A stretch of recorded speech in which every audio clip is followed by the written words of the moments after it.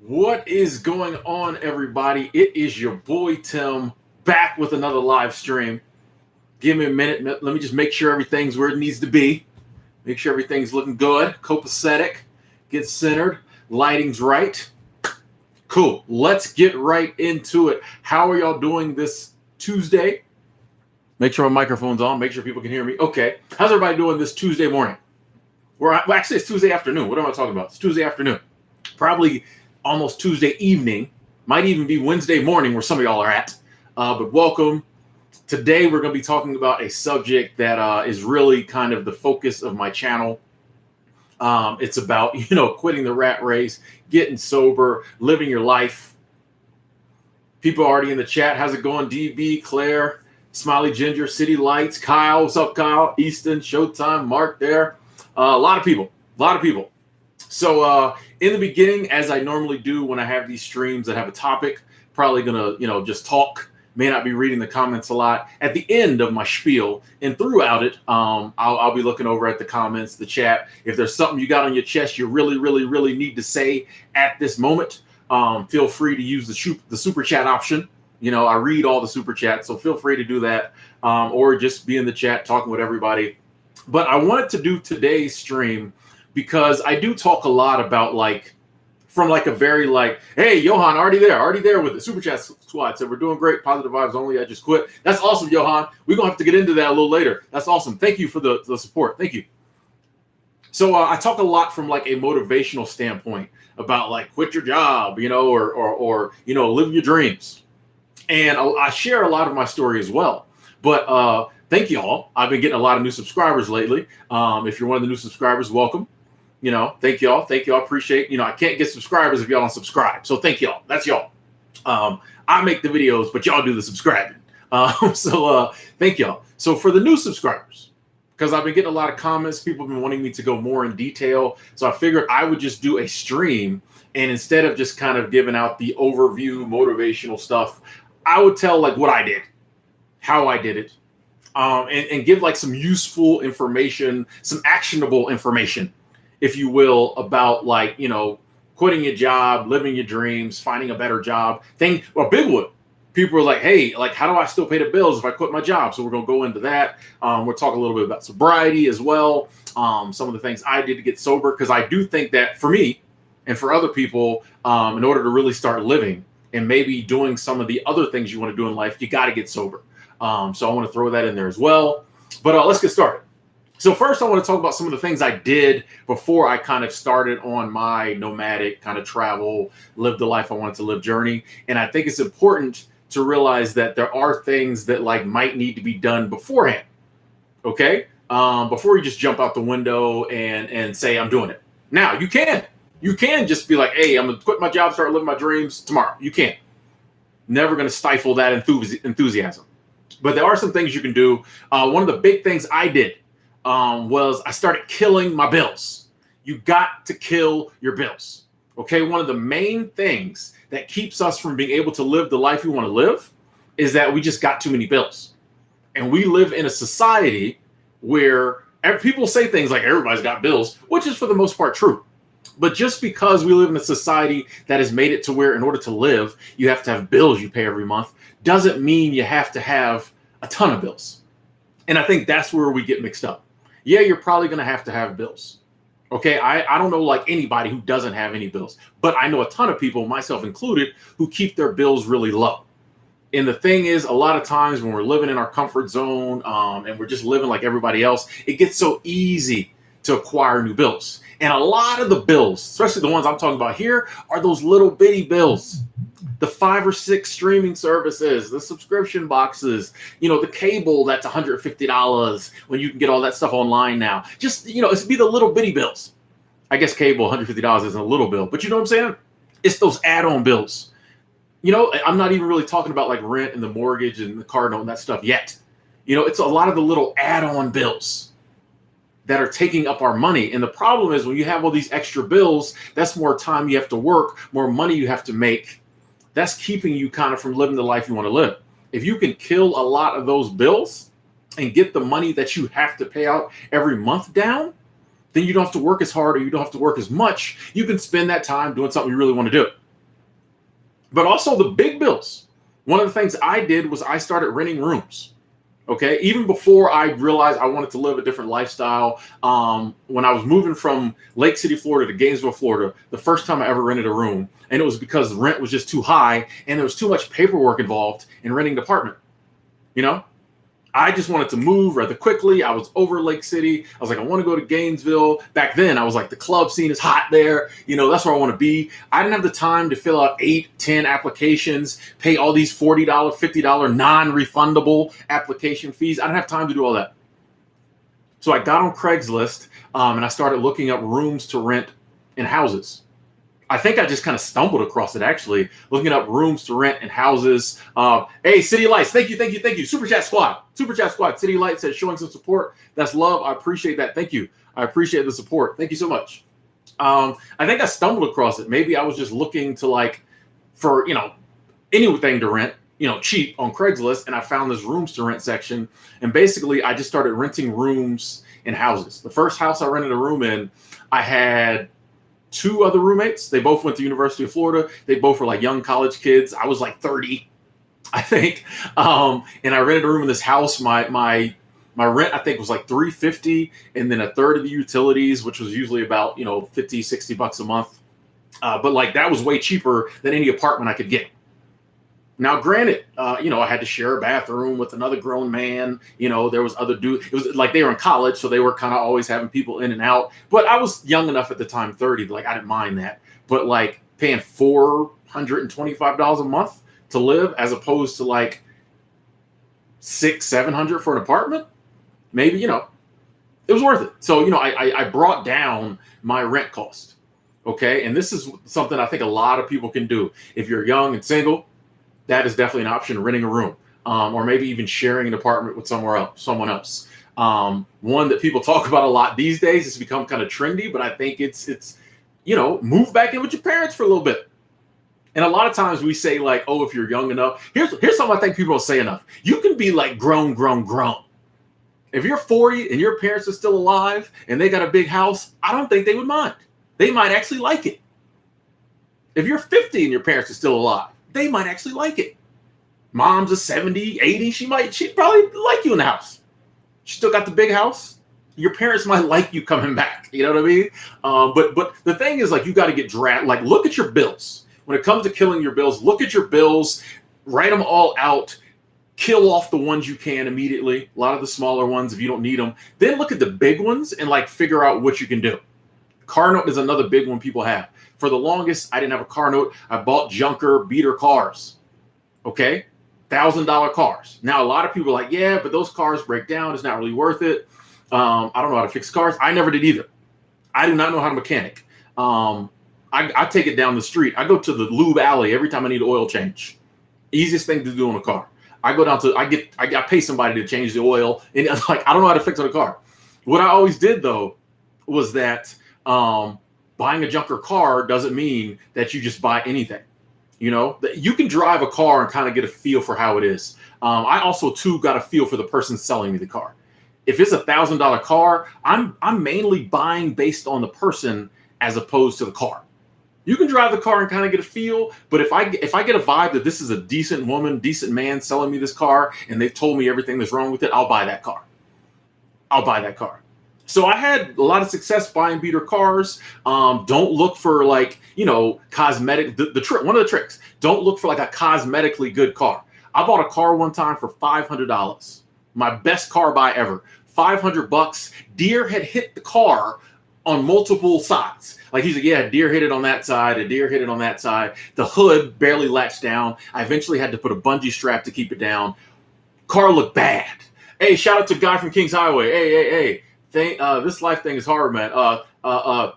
Life can be hard, but one of the things we do on this channel is we try to overcome that.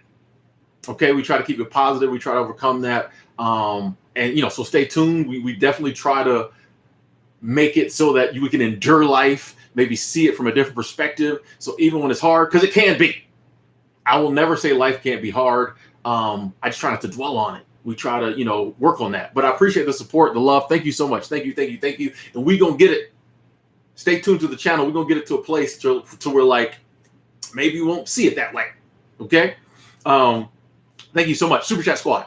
So yeah, don't look for like the most cosmetically sound car. Nothing better than a car that's got some hail damage or it got hit by something, but still runs good. The car ran good. I bought it for $500. I drove it for 2.5 years, and I sold it for $250.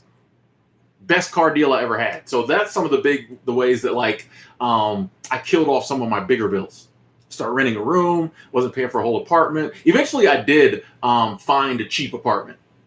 I had a boss that got me the hookup at an apartment complex where we mowed the grass. I was in lawn care. I could not have I wouldn't have even been able to pass the credit check, the application process if he hadn't hooked me up. He talked to the lady. She got me in there, got me a really cheap apartment. So that's something too. You can look for hookups, but if you can't find something cheap, renting a room is a move. Another move these days, people are living in their vehicles. I know it sounds extreme. A lot of people are doing it. If you got a minivan or some type of van, or you got an RV, one of the things people are doing to kill down some of the bills, instead of having rent and car note, just have one together. Living in your vehicle, something a lot of people are doing, is getting more popular. There's lots of resources online to tell you how to do it. But there are ways to kill down those bills so you don't have to work so much. Hey, Olive Hill Sopari. Thank you. Super Chat Squad says, Tim, we're the authors of our own dreams. I totally agree with that. I 1000% agree with you, Olive Hill. Thank you for the support, Super Chat Squad. We definitely are. And that is one thing that, like, I feel like that's something that a mindset that before you can start living free, you have to understand that it's like up to you or me to decide whether we want to live free. If you just sit back and wait for life to hand you a free life, you're never going to get it. You just sit back and wait. Because, before I was like this, a lot of people are. We think that, like, our circumstances dictate our life. No, you dictate the direction you want to go in your life, and then you just navigate the circumstances. It's like a ship. You know what I mean? You don't get in a ship or a boat and just up the anchor and just sit back. No, you're like, all right, I want to go so-and-so. The weather, the seas, the water does what it wants to do. You just navigate and get to where you need to go. Put up the sail, you row, you turn the motor on. You know what I mean? That's how it is in life. You don't just sit back and let life take you where it wants to take you. I mean, you can if you want to, but like if you've got things you want to do, if you've got dreams you want to go after, you have to do the navigating. Okay? A lot of things we're talking about today is ways to navigate so that you can overcome. A lot of the people say, oh, I got bills, I can't do it, I got these bills. Another big one is like debt. When I first started kind of living the life I wanted to live, living a freer life, I had no debt. I have some debt now. I have a car note. But that was because in the times we're living in now, I thought it was wiser to have money in the bank and finance a car than put all that money into, buying a car straight up. Because I wanted to get a kind of I've drove beaters for a long time, and living in Montana where it's snowy and icy and wintry for 7 months out the year, I just thought it was time to get like a nicer car. I just feel safer driving a newer car. And instead of throwing $7,000, it still was a used car, trust. But instead of throwing $7,000 out my savings at a car, I thought it would be cheaper to like finance the car, keep that money in the bank because we're going through interesting times. But one of the things, along with bills, and I guess debt is a form of bills, one of the things that keeps people having to stay chained to a job they don't like is debt. And once again, people would be like, everybody got debt. Debt's good for the economy. The economy can take care of itself. We trying to take care of each other. Yes, a lot of people have debt. But if you can work on paying it down. And one of the things I will say, I'm not going to say pay off all your debt, then start doing what you want to do. If you can just get your debt somewhere manageable, where it's not taking up so much of your income every month, I think that's cool. You know what I mean? Sometimes, we got massive student loan debt, all this other stuff. It's hard to pay it all off. You don't want to postpone your dreams for 10, 15 years until you pay off all your debt. If you can just get it down manageable and get rid of some of the debt that's easier to pay off, just so you're not putting out that much money every month. If you can get your bills down, you can get your debt down, that is huge. That is huge.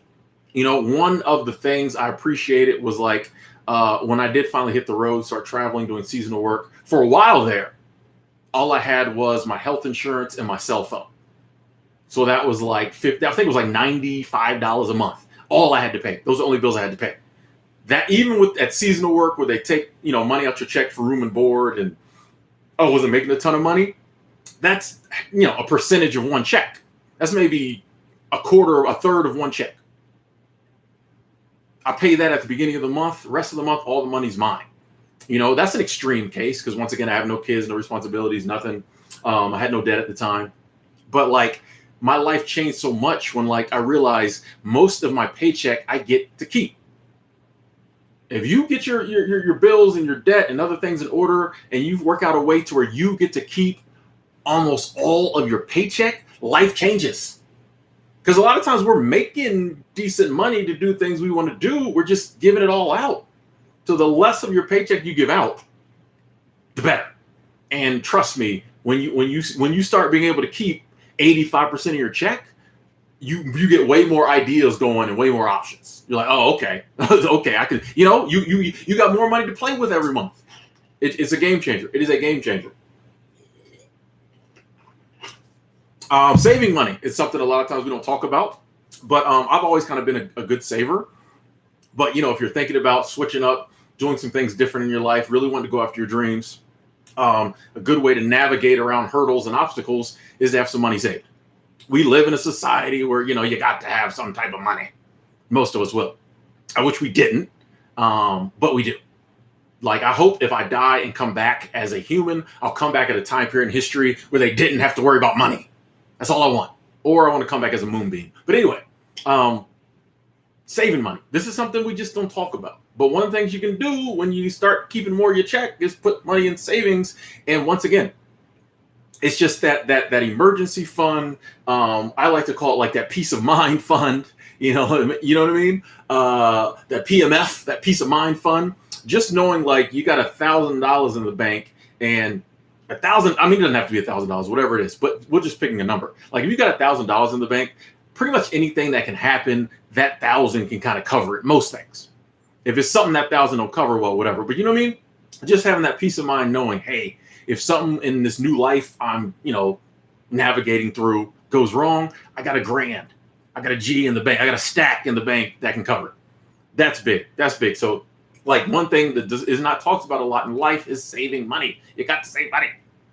Got to save money. Damien, thank you. Damien, I appreciate that. Super Chat Squad coming through with the Euros. International Super Chat Squad. Thank you so much. I appreciate the love and support. Thank you so much. It's like saving money is important. And it doesn't have to be large amounts of money. You can save $10 a week. That adds up. I think a lot of times people are like, we think if I don't have big money to save, I'm not going to save it. It's just $5 a week. And now they got all these apps that you can put your money in and save it. And then, and a lot of times it'll invest it. There's so many different things you can do. I'll say as well, investing is something you can do. We won't touch too much on that because people start getting real, sensitive. You start talking about investing, but that's something else you can do that maybe can provide you some money, as you're living your life down the road. Now, I want to talk about something that's really a big part of this. So many people in my past video was like, Tim, okay, I'm wanting to, to quit my job and hit the road. I want to quit my job and chase after my dreams. But how am I gonna pay these bills? The kids still need diapers. You know what I mean? Like I still need clothes on my back. I still need food on my stomach. Everything you're saying sounds good, Timothy. But how am I going to pay the bills? So what we're going to talk about now is ways to make money. I'll talk about some of the things, some of the ones I did, currently doing, things like that. But there are so many. It's never been a better time in history to make money without a real job. Okay, and I bring this up to say side hustling is something you can get started doing before you even take that jump and start doing whatever you want to do and living the life you want to live now. You can have a side hustle going and you can be building it while you're still staying here, working the job, doing whatever. And the side hustle can build up to where when the day comes around that you're ready to go, it's making you some decent money. So I think everybody who wants one should have a side hustle. And I think there's a side hustle out there for everyone. I think there is. Katie, thank you. I appreciate that. That's love. Super Chat Squad. Katie says, people at 9-to-5 jobs work to be paid. People at seasonal jobs work to have fun. Simple decision. Exactly. And we're going to definitely break down seasonal work. I've been having a lot of questions about it. So I'm definitely going to break down a little bit more about seasonal work. Katie knows about it. I can honestly say seasonal work, some of the funnest work I ever had. There were so many days I went to work and it did not feel like work. You know what I mean? Oh, guys from Kings Highway back with another one. Thank you. Super chat train. Choo choo. So screw it. Another super chat. Your words have been helpful. I've been stressed out. Actually cut back on smoking lately by using a reprogramming mindset. That is awesome. That is awesome. I love to hear when people are cutting back. Yeah, and we're gonna get into that reprogramming mindset. When I get to the sobriety stuff, remind me to bring that up. I think it's powerful. And it's good to hear you using that. Thank you so much for the support. Thank you. So let's get to these side hustles, okay? I want to talk about a side hustle that I've done it a little bit, but honestly, I could do it a lot more. Y'all know me. A lot of times I just like researching something and figuring it out. One of the easiest, most basic side hustles. It still works to this day, folks. Honestly, I think like the resellers over the past year, well, I just told you what it was. But the people who do this side hustle made so much money 2020, 2021, is reselling. You can literally go to the store, go to the clearance aisle, or go to like, a place like TJ Maxx, Ross, Marshalls, places like that have discounted items. You can literally go to the store, buy stuff, come home, put it on eBay or Upsell, or there's a billion. You can put it on Facebook Marketplace if you want to just sell it locally. Craigslist is still around. So many places where you can buy stuff and sell it for more than you pay for it. I mean, there's nothing else to say. Like it's like the easiest hustle. Now, there is a learning curve finding out what will sell. The good thing about going somewhere like TJ Maxx or Marshalls or places that have like name brand stuff discounted. For example, this is a polo shirt. Everybody, in Western civilization knows what a polo shirt is. I got this at the TJ Maxx for like $16. I promise you I could sell this on eBay for like 30 probably. $24.99, plus $7 shipping. It's only going to cost $3 to ship this because it's light. So I'd make some money in the shipping too. I promise you I could sell this on eBay all day long. So one of the good things about places like that, there's highly recognizable name brands. You can go in the store with your phone and like when you see a shirt like this, you just type it in eBay, men's large polo V-neck. And it will come up, the listings come up, you go to completed sales, and it will show you over the past how many months or so, how many of these shirts sold and what they sold for. If it's an item that a lot of people aren't buying, don't buy it. If it's something that a lot of people are buying and they're paying X amount over what it costs, and you think you can make some money, buy it. There's people who go to the Dollar Tree and buy stuff, resell it. I did this. This is something I did back when I lived in Florida. I'd go to the Dollar Tree and I would buy Spider-Man puzzles for $1, right? I would put them on eBay for $5, right? People would buy them like hotcakes. And it cost me like $1.40 something. They were super light. So this was a few years ago, so shipping might be different. It cost me, actually no, I put them on there for $4.99 plus like $2 shipping. So the shipping, yeah, it was $4.99 plus whatever shipping. So the shipping was covered. So basically I was making $4 per puzzle.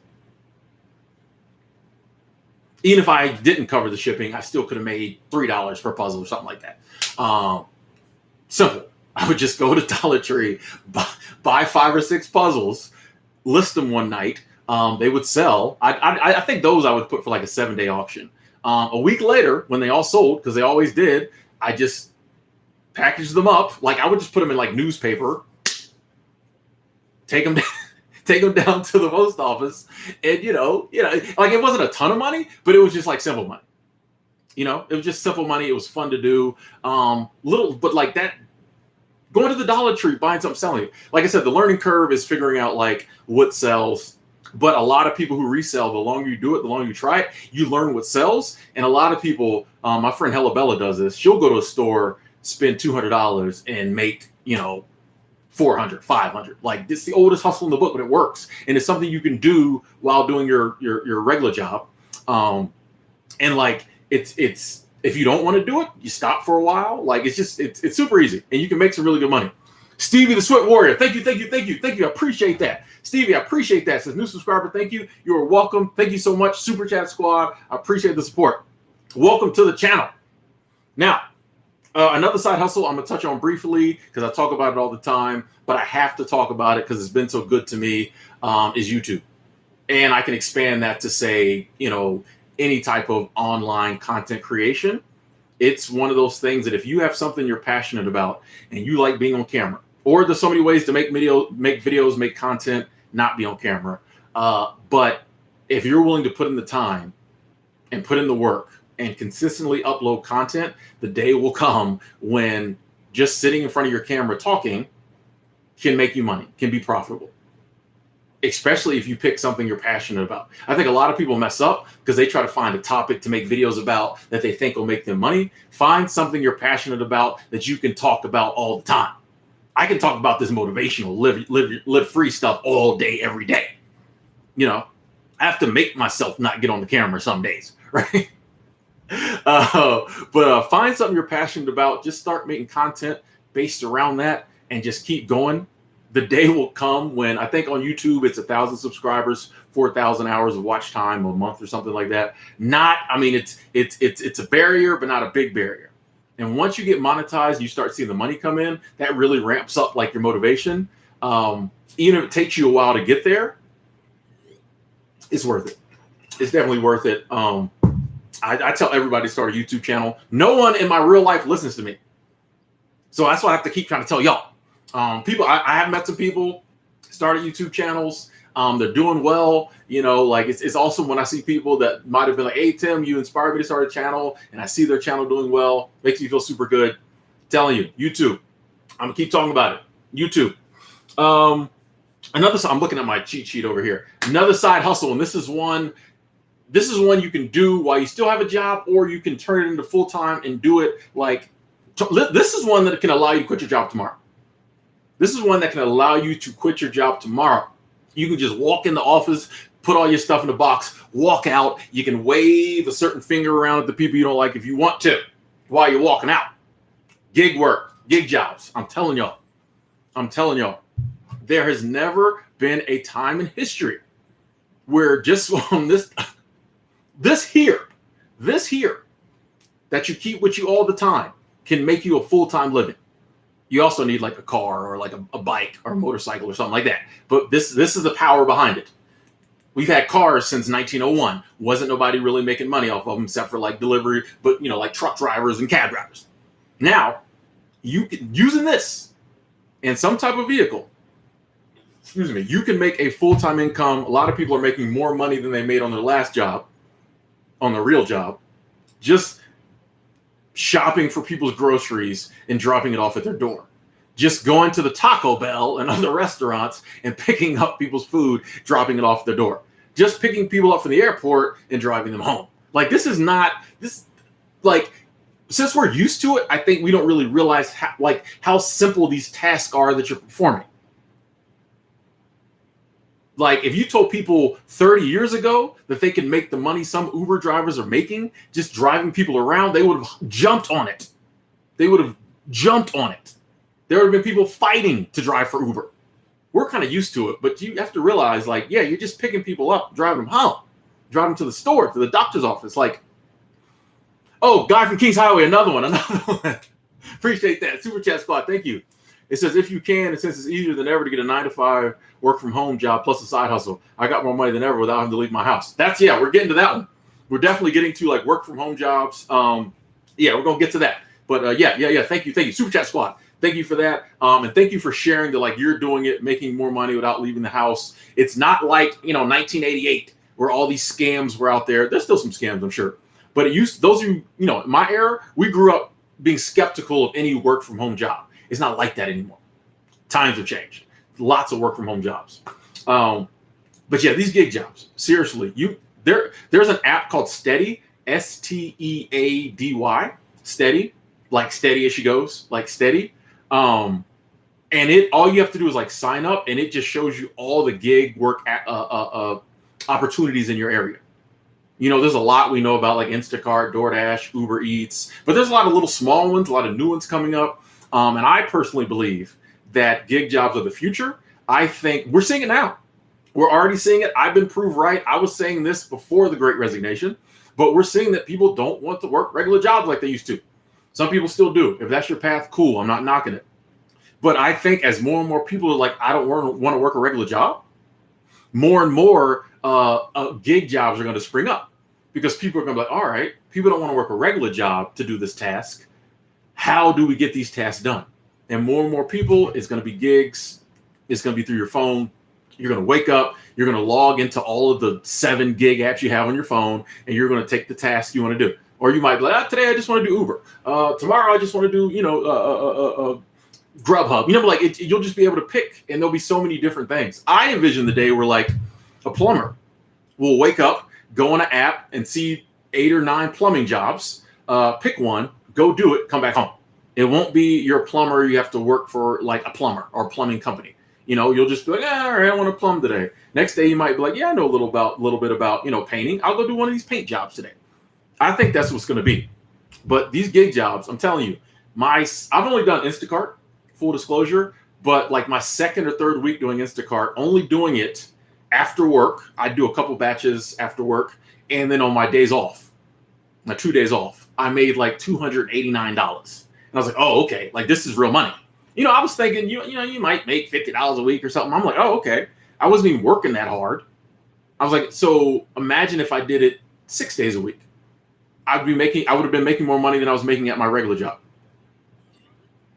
And at the time, keep in mind, back then I had a 2-hour commute every day to work, So I was like, man, I could do this Instacart full time if I wanted, cut out that commute. And that 2 hours, I still be driving. That 2 hours I could put to Instacart and be making money.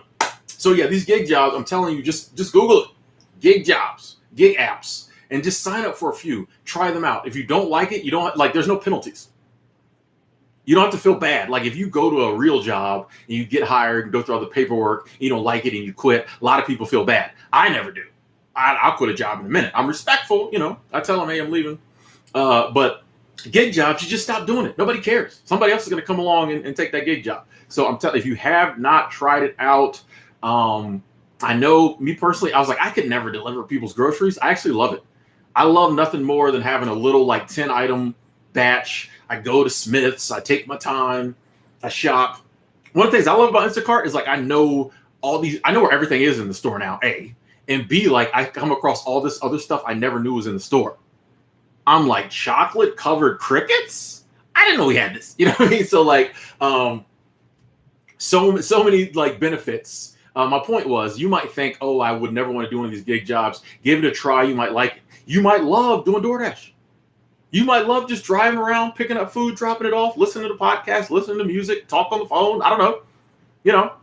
You might love it. So try it out. Hey, Ashley, thank you. It says, sweet. I appreciate you, Tim. Hey, I appreciate you too. Super Chat Squad. Thank you so much. I'm going to take a breath. Get a swig of water. Okay. We're going to move on.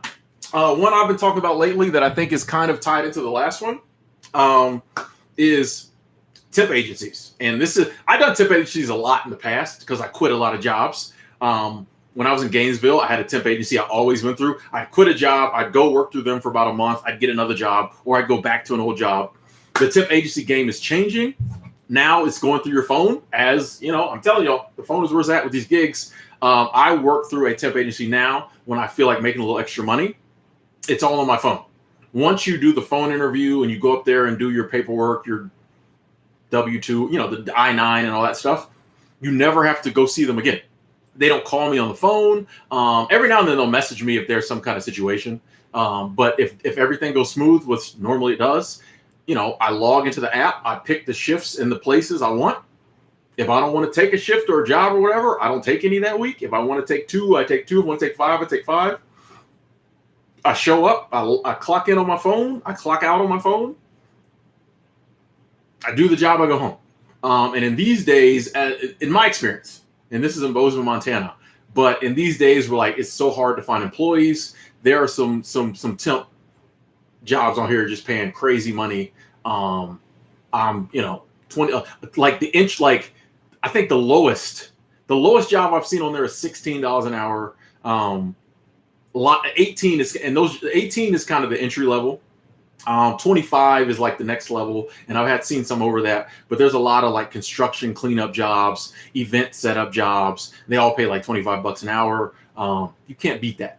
You can't beat that. Now, I'm not sure that's everywhere. That's in Bozeman, but the app I use is called GigWorks, GIGWORX, and it's a great way. Like knowing I have that gives me peace of mind, because even though I'm trying to really do my internet stuff and do more traveling and stuff like that, if I know I have an expense coming up, like in end of September, I have to have like an $800 procedure done on my teeth. I got to get my gums scraped and cleaned, and I don't know, $400 2 weeks in a row, right? So in the beginning of September, I'll probably 1 week work all week just to get some money up to pay for that. You know what I mean? So like that gives me peace of mind that like, okay, even though like YouTube pays the bills, things like that, and thank y'all for that. I know like, hey, if I got an expense come up, I can work for a week or 2 weeks, take care of it. Also, too, if I'm like, hey, I want to go on a trip, I can work through the temp agency or Instacart, other gig jobs, take care of that. You know, save up some money, stack up some money. That way I don't have to spend all my like regular income. So it's definitely a game changer. You know, a lot of these are things that you could be doing with your regular job. You know, I work with some people at GigWorks. They have a regular job or they're in school, and then like on their days off, they gig work. But some people, yeah, if someone wants to work 7 days a week, I know people work their regular job, and then on the weekends they work through the temp agency or whatever days they have off, make even extra money. So like game changing things going on. And even though the GigWorks one I think is only in Montana, I Googled it and there's other ones across the country. Definitely look into it. Game changer. Now we're going to talk about what we touched on earlier, online stuff. There are so many work from home jobs out there. Now you may have to sift through a few to find one that works for you. One of the things I've done, getting back to the title of this stream, one of the things I've done, we got YouTube, of course, but Hub Pages, it's still around. There should be a link in the description box all the way near the bottom. I think it says write articles online. I've been writing articles online for Hub Pages for 7-8 years. Been getting paid for them for 7-8 years. Well, at least 7. Maybe like the first 6 months or so. I don't know. You don't make, like, I didn't make a lot of money in the beginning, but over time, it didn't take long. I started getting a check. So I've been getting a check from them 7 years. It's like a $50 minimum payout. So once you make over $50 a month for your articles, you get a check every month, excuse me. You write articles. Now you have to know how to write articles, and you kind of need to know a little bit about search engine optimization so that your articles get, you know, ranked on Google. That's how people find them. But you basically write articles. There's ads on those articles. Well, you know, you get 60% of the ad revenue. Hub Pages gets, I think you get 7. It's 60-40. You get 60. Hub Pages gets 40. Super simple. But there's so many other things. One I also done is transcribing work. You can just Google online transcription jobs. A bunch will pop up. I used a company called Rev, R-E-V. I did a review on them earlier, a couple years ago, I think. Basically, you sign up, and there's tons of transcription companies out there. But basically, you know, like the subtitles you see in videos, someone has to actually do that. I mean, it's gotten to the point now where, like on YouTube, I think the subtitles are auto-generated, right? But a lot of small people with smaller, you know, projects or smaller videos, a human has to do it. So basically, you listen to an audio file or you watch a video and you type in what's being said. You subtitle it, and they'll pay you to do this. You can do this sitting in your bathrobe in your PJs. They don't care. Super simple. Now, once again, all this stuff, there is kind of a learning curve to it, because it sounds very simple and it is super easy, but it's super simple but not super easy. Let me say that. It's a lot harder than you think to transcribe now, if you're like an English major, you'll fly through it. But for someone like me, little stuff like where do I put a dash, where do I put an apostrophe? Also, like if you get a harder one, say it's a video from a psychiatrist and she's using these big words, you have to figure out what the words are. And here's the thing. It's hard to figure out how to spell a word when you don't know how to spell a word. Like if I know how to spell a word, it's easy to type it. But if, you know, a psychiatrist says Ranadannan syndrome, I don't know how to spell Ranadannan. I don't even know what it means. So you have to, in order to find out what it means, you have to Google close enough use a lot of Google. So you have to like Google close enough to where Google understands what you're trying to say and it replaces it with the real spelling. So it's kind of fun.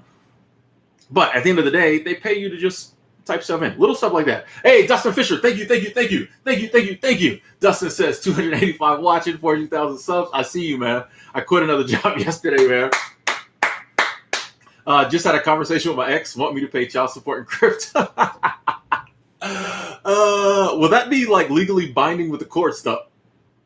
Will that be legally binding with the court? I think that's awesome. I think that is awesome. Hey, and I appreciate the love. Super Chat Squad, I appreciate the love. Yeah, we making moves over here, Dustin. We making moves. It's love. It's love. That's intriguing. Let me know if you end up paying child support in crypto. Because I can see the courts being like, nah, you got to give her cash. You need USD. Anyway, thank you so much, Dustin. But yeah, there are tons of online things. Oh, back to back. Super Chat Squad train. Choo choo. Brian coming through. Says, hi, Tim. Love your content. I got a divorce and was forced to sell my home and most of stuff. Best thing I ever did. Living a minimalist lifestyle in a basement apartment and doing handyman work for cash. Dude, Brian, thank you for sharing that. Thank you so much. Sorry about the divorce. But it is crazy. This goes back to like navigating what we were saying earlier about navigating through life. Something big happens, causes you to have to pivot, do some other things. And instead of just being like down, woe is me, you flipped it and like, it's the best thing ever happened. Living in a basement apartment, which is awesome, right? Doing handyman work for cash, chilling, chilling. You don't have the weight of all that other stuff, all those possessions and, probably was paying a mortgage, all this stuff. You just, you just have to do your little handyman jobs, get enough money, pay the rent and eat. It's so like, this is what life's supposed to be.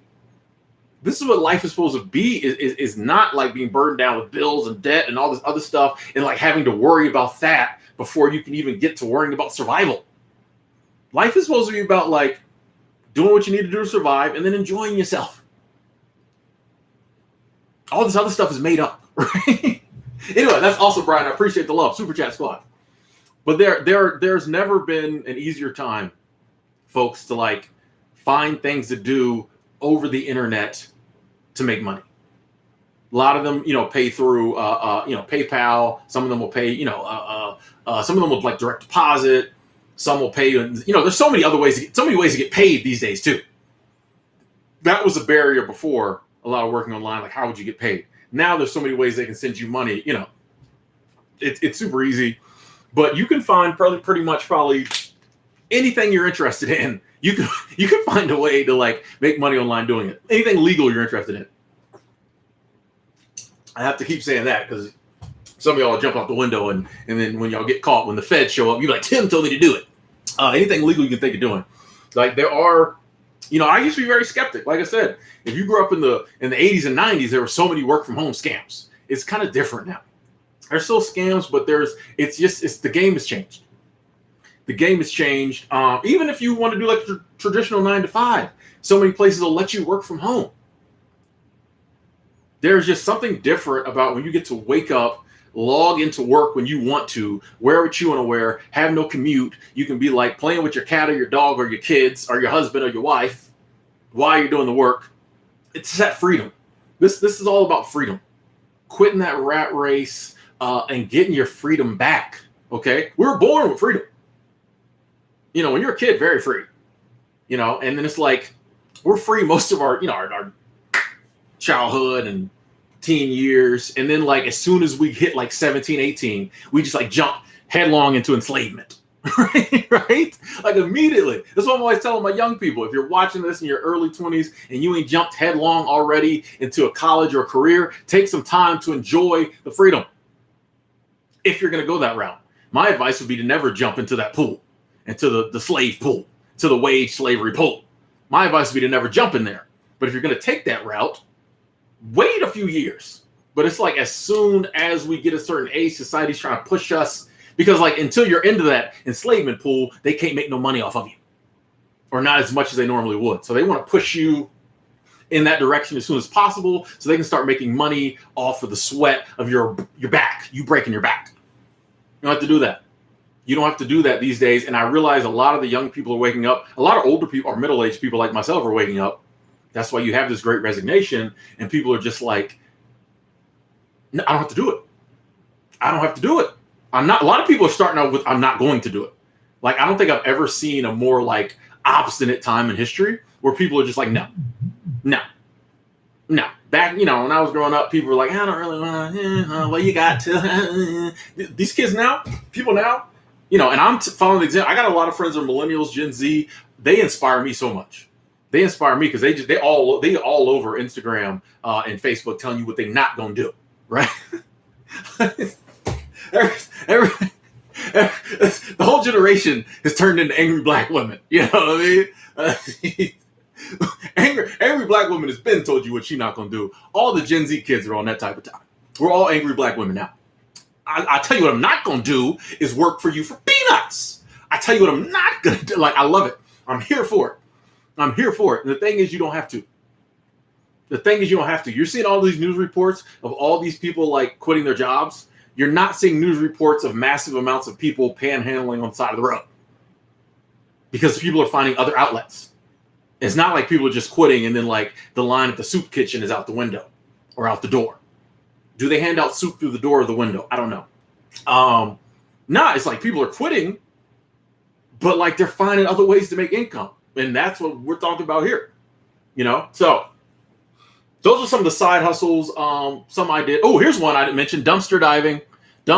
This goes into reselling. I got to touch on dumpster diving. Some of y'all know this story. A lot of y'all may not know. There was a time when I was probably bringing in plus or minus $600 a month.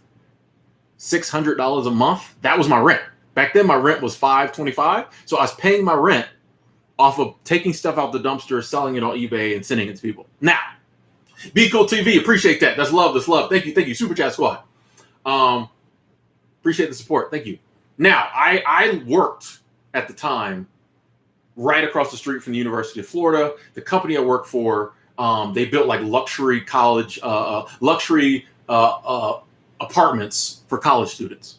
So the stuff I was pulling out the dumpster was pretty high-end stuff. But basically, at the turn of the school year, it wasn't every month. Like, there were certain months, there wasn't as much good stuff thrown away. But like when the school year was ending or the semesters were ending, when people were moving, rich college kids don't like to move stuff. They're not trying to pack all this excess stuff in their Audi, right? They're not trying to mess up the seats of the Beamer. So they just throw the stuff in the trash. And then when they get to their new apartment, they buy more. Mommy sends them money to buy more. So I would just go to the dumpster, take this stuff out, take it home, sell it on eBay. Dumpster diving is great because you have like no overhead except your eBay fees. So if you can find a good dumpster, sometimes there's retail establishments, that throw a bunch of stuff away. Pull it out the dumpster, you get it for free, you sell it. So, seriously, I was paying the rent. Some months I was paying the rent. And I gave away and threw away so much stuff. Like, honestly, what pushed me into minimalism was that my apartment was just so full of free stuff that it was affecting me. I would come home and it was just like, instead of being able to I couldn't even relax on the couch because there was stuff on the couch. Like my whole living room was full of stuff. And so I ended up throwing away a lot of it, but eBay was paying my rent. So there's so many ways to do it. And I do want to touch on minimalism real quick. That is one of the things that also helped me to start living free was and Brian mentioned this earlier, I got rid of like all the excess stuff in my life I didn't need. You don't realize how much things you have in your life that you don't need that are just taking up space are doing more than take up space. Not only are they taking up space like physically, they're also taking up space up here mentally, which is worse. It kind of sucks to have stuff all over your house, but you don't realize that like each possession you have on some level, you have to think about it. And a lot on some stuff, you have to do more than think about it.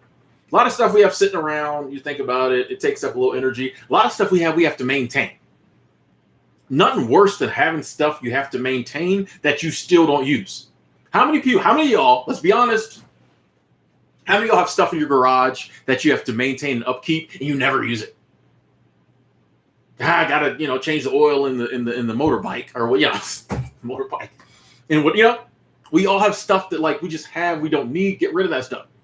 That's something I really did that really changed the trajectory of my life. If I'm looking at my life and when it turned off to here, right here, this is minimalism. My life was going like this, then it veered off. Minimalism was the the thing that made it veer off. Because I got rid of all this excess stuff. I felt so free when I came home. I felt so light when I came home. I wasn't, because here's the thing too. A lot of times we have possessions that not only may cost us money with upkeep or things like that, but we can have a possession that costs us money. And then because we have it, we're going to spend money or spend more money.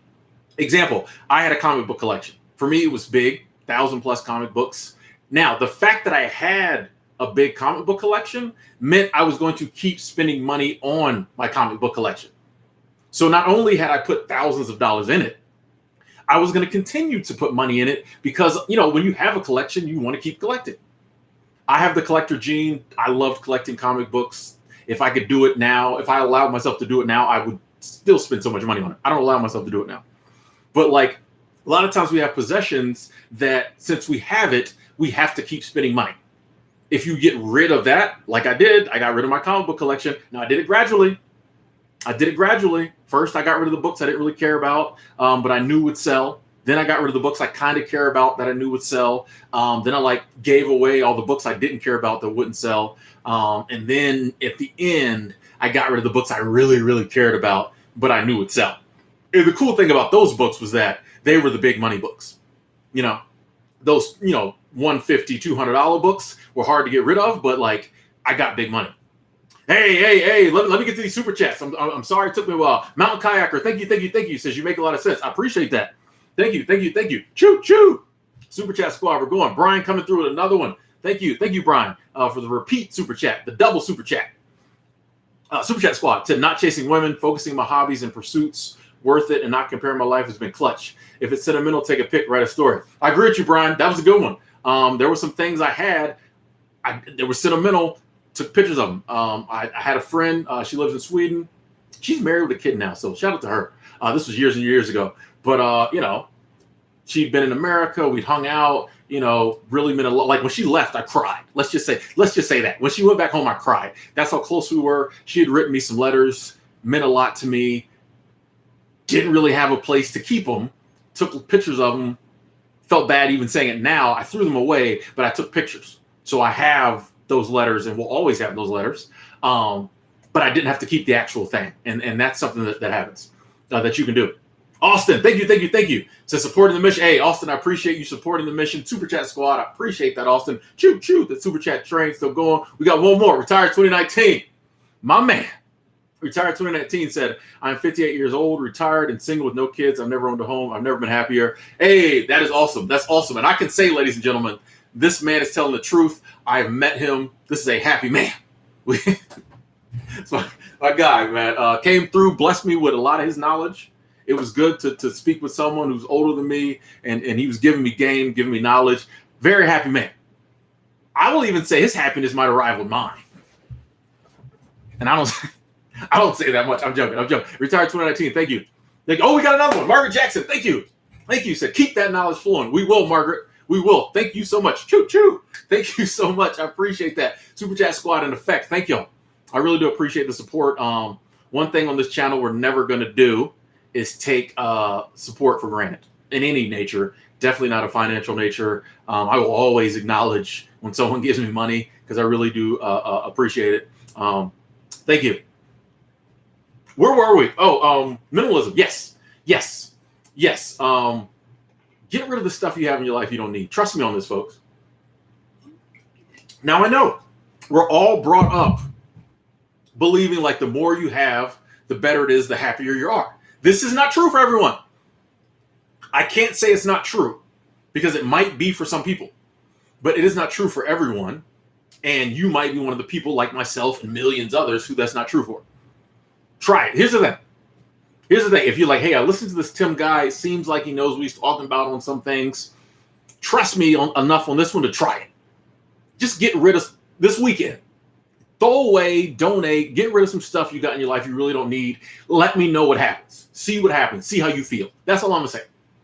Go to that closet you got a ton of stuff in. Get rid of some stuff. Go to that junk drawer. Clean it out. Go to the garage. Get rid of some stuff. I don't care if you got to get rid of like some of your husband's stuff. Nah, get rid of your own stuff. I don't need your wife mad at me because you threw away her porcelain egg collection.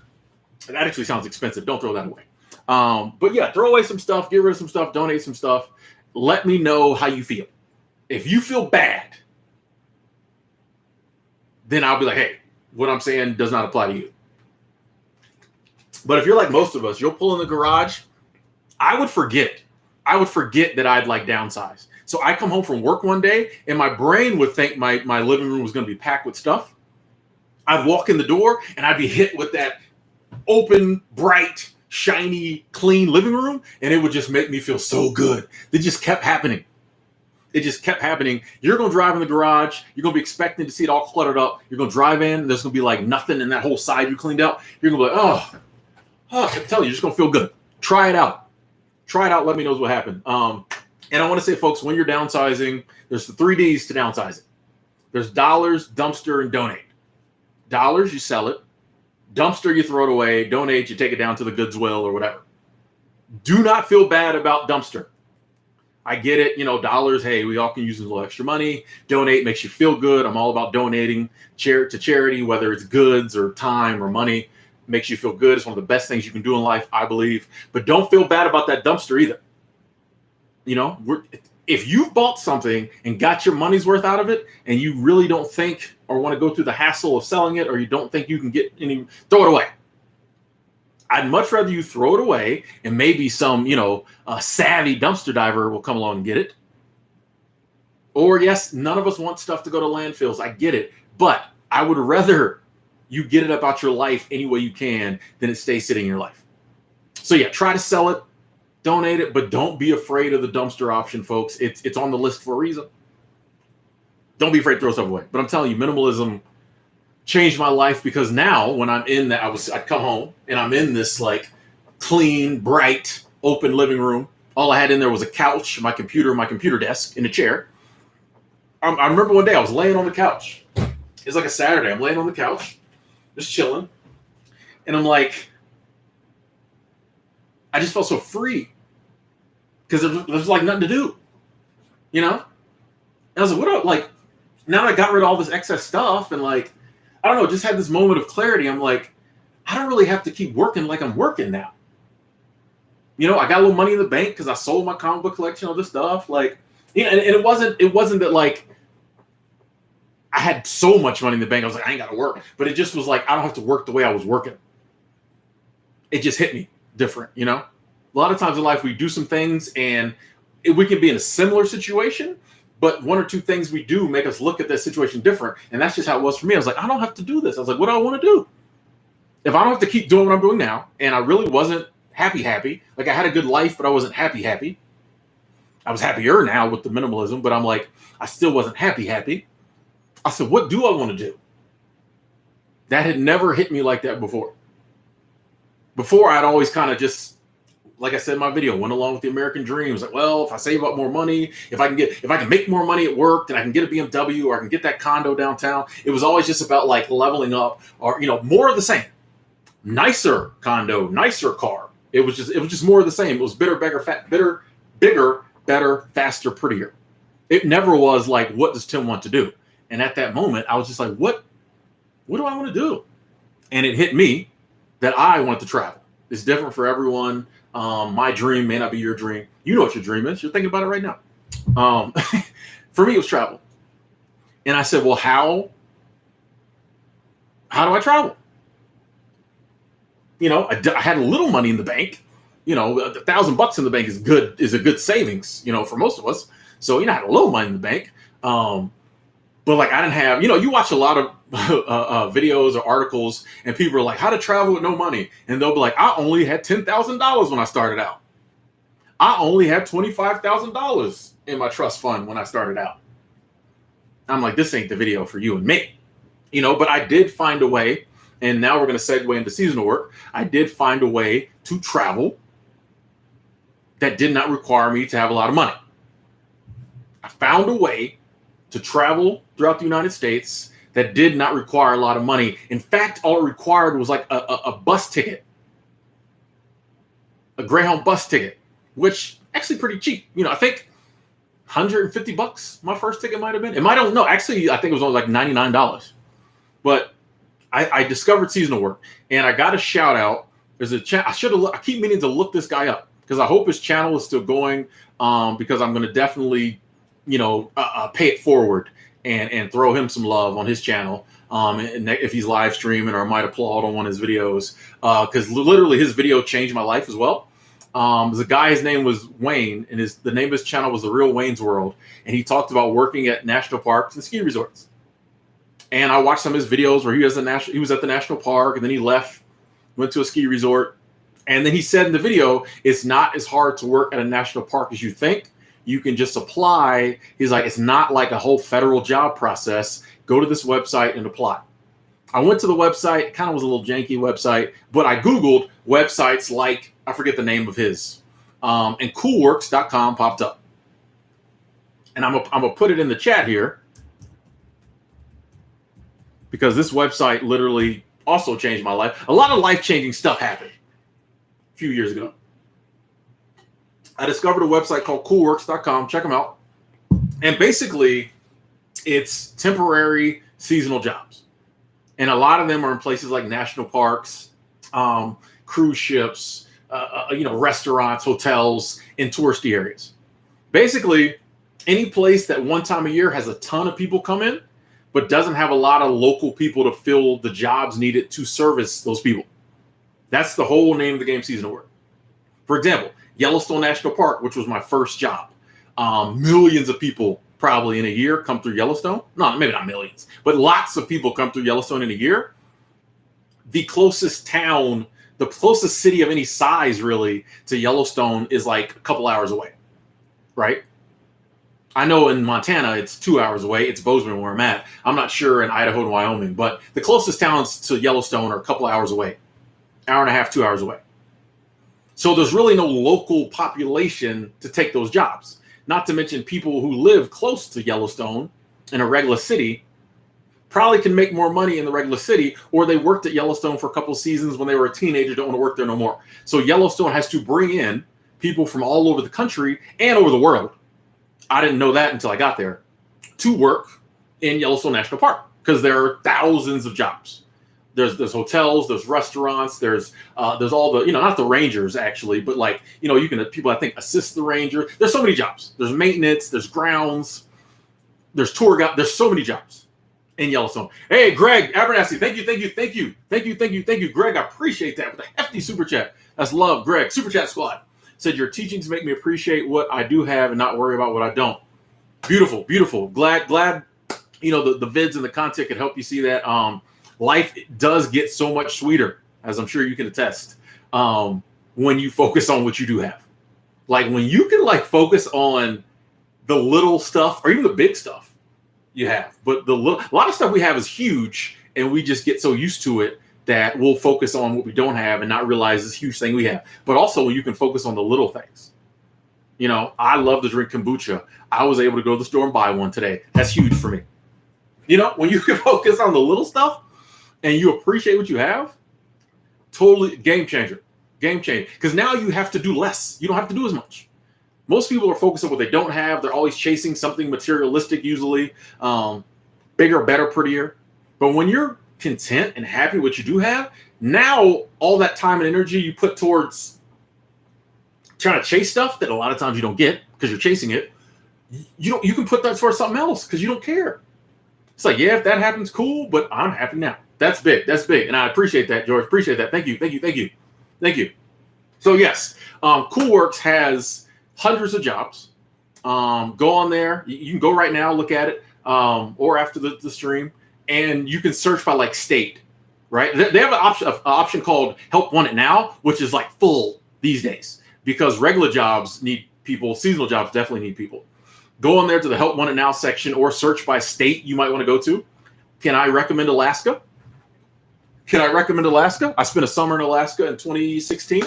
One of the best summers in my life.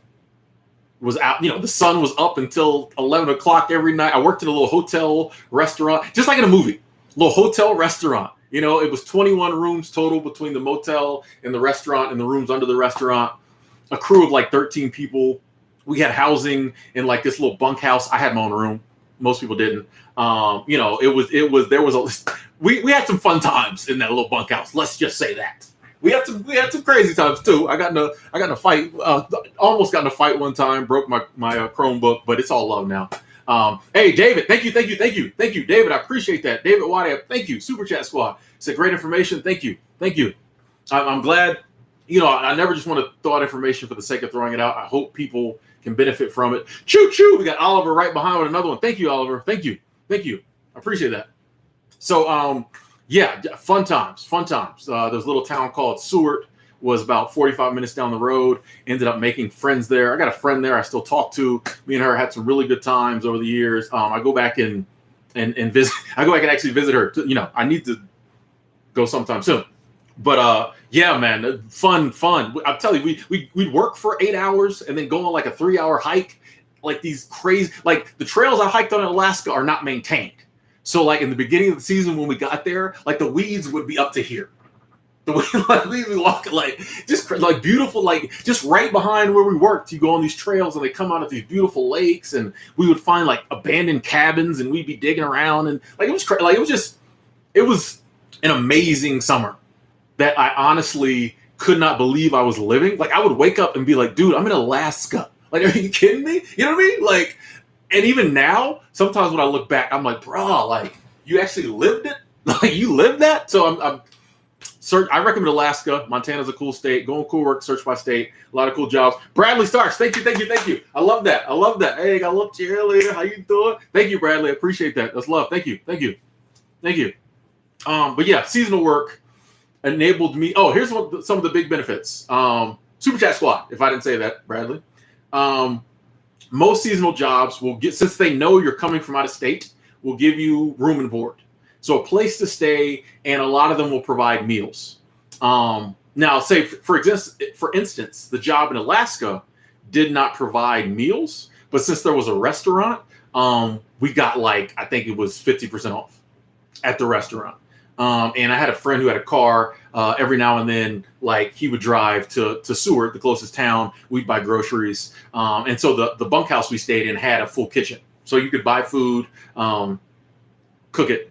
I just ate in the restaurant a lot. Once a week, I finagled it so I could go with the chef when he went on the food run in Anchorage, which was like an hour and a half away. So sometimes I would buy food then. But the housing and but when I worked in Yellowstone, for example, though, you got housing and 3 meals a day in the employee dining room. I think it was like $12 a day. They just take it out your check. You don't miss it because they take it out your check. Now, your checks ain't gonna be that big, but you don't do it for the money. A lot of people ask me like, hey, can I save up, so much money seasonal work? I'm like, or they're like, hey, can I make this? I'm like, if you're really worried about the money, seasonal work might not be for you. Now, I have made good money at seasonal jobs. We'll talk about those. But the beautiful part is you can just show up. Like my first job to get to Yellowstone, I took the Greyhound to Belgrade, Montana. They sent a bus to pick us up. They also picked up people in Bozeman. They bussed us, to Yellowstone, like right to our housing after we checked in and all that. That all I needed was the money to get there. I had a place to stay. Now you do have a roommate. Had a roommate in the same room. It was kind of an ensuite room, so there was a bathroom and then 2 rooms. So 4 grown men shared a bathroom. Just full disclosure. But like most of the time, I wasn't in the room anyway because like I was either working or, dude, you're in the middle of Yellowstone National Park. You get off work, you can just start walking and end up somewhere awesome. Had a lot of fun at Yellowstone too. Every seasonal job I've went to had a lot of fun, but Yellowstone had an employee pub, and back then I was still drinking. We ain't got to the sobriety yet.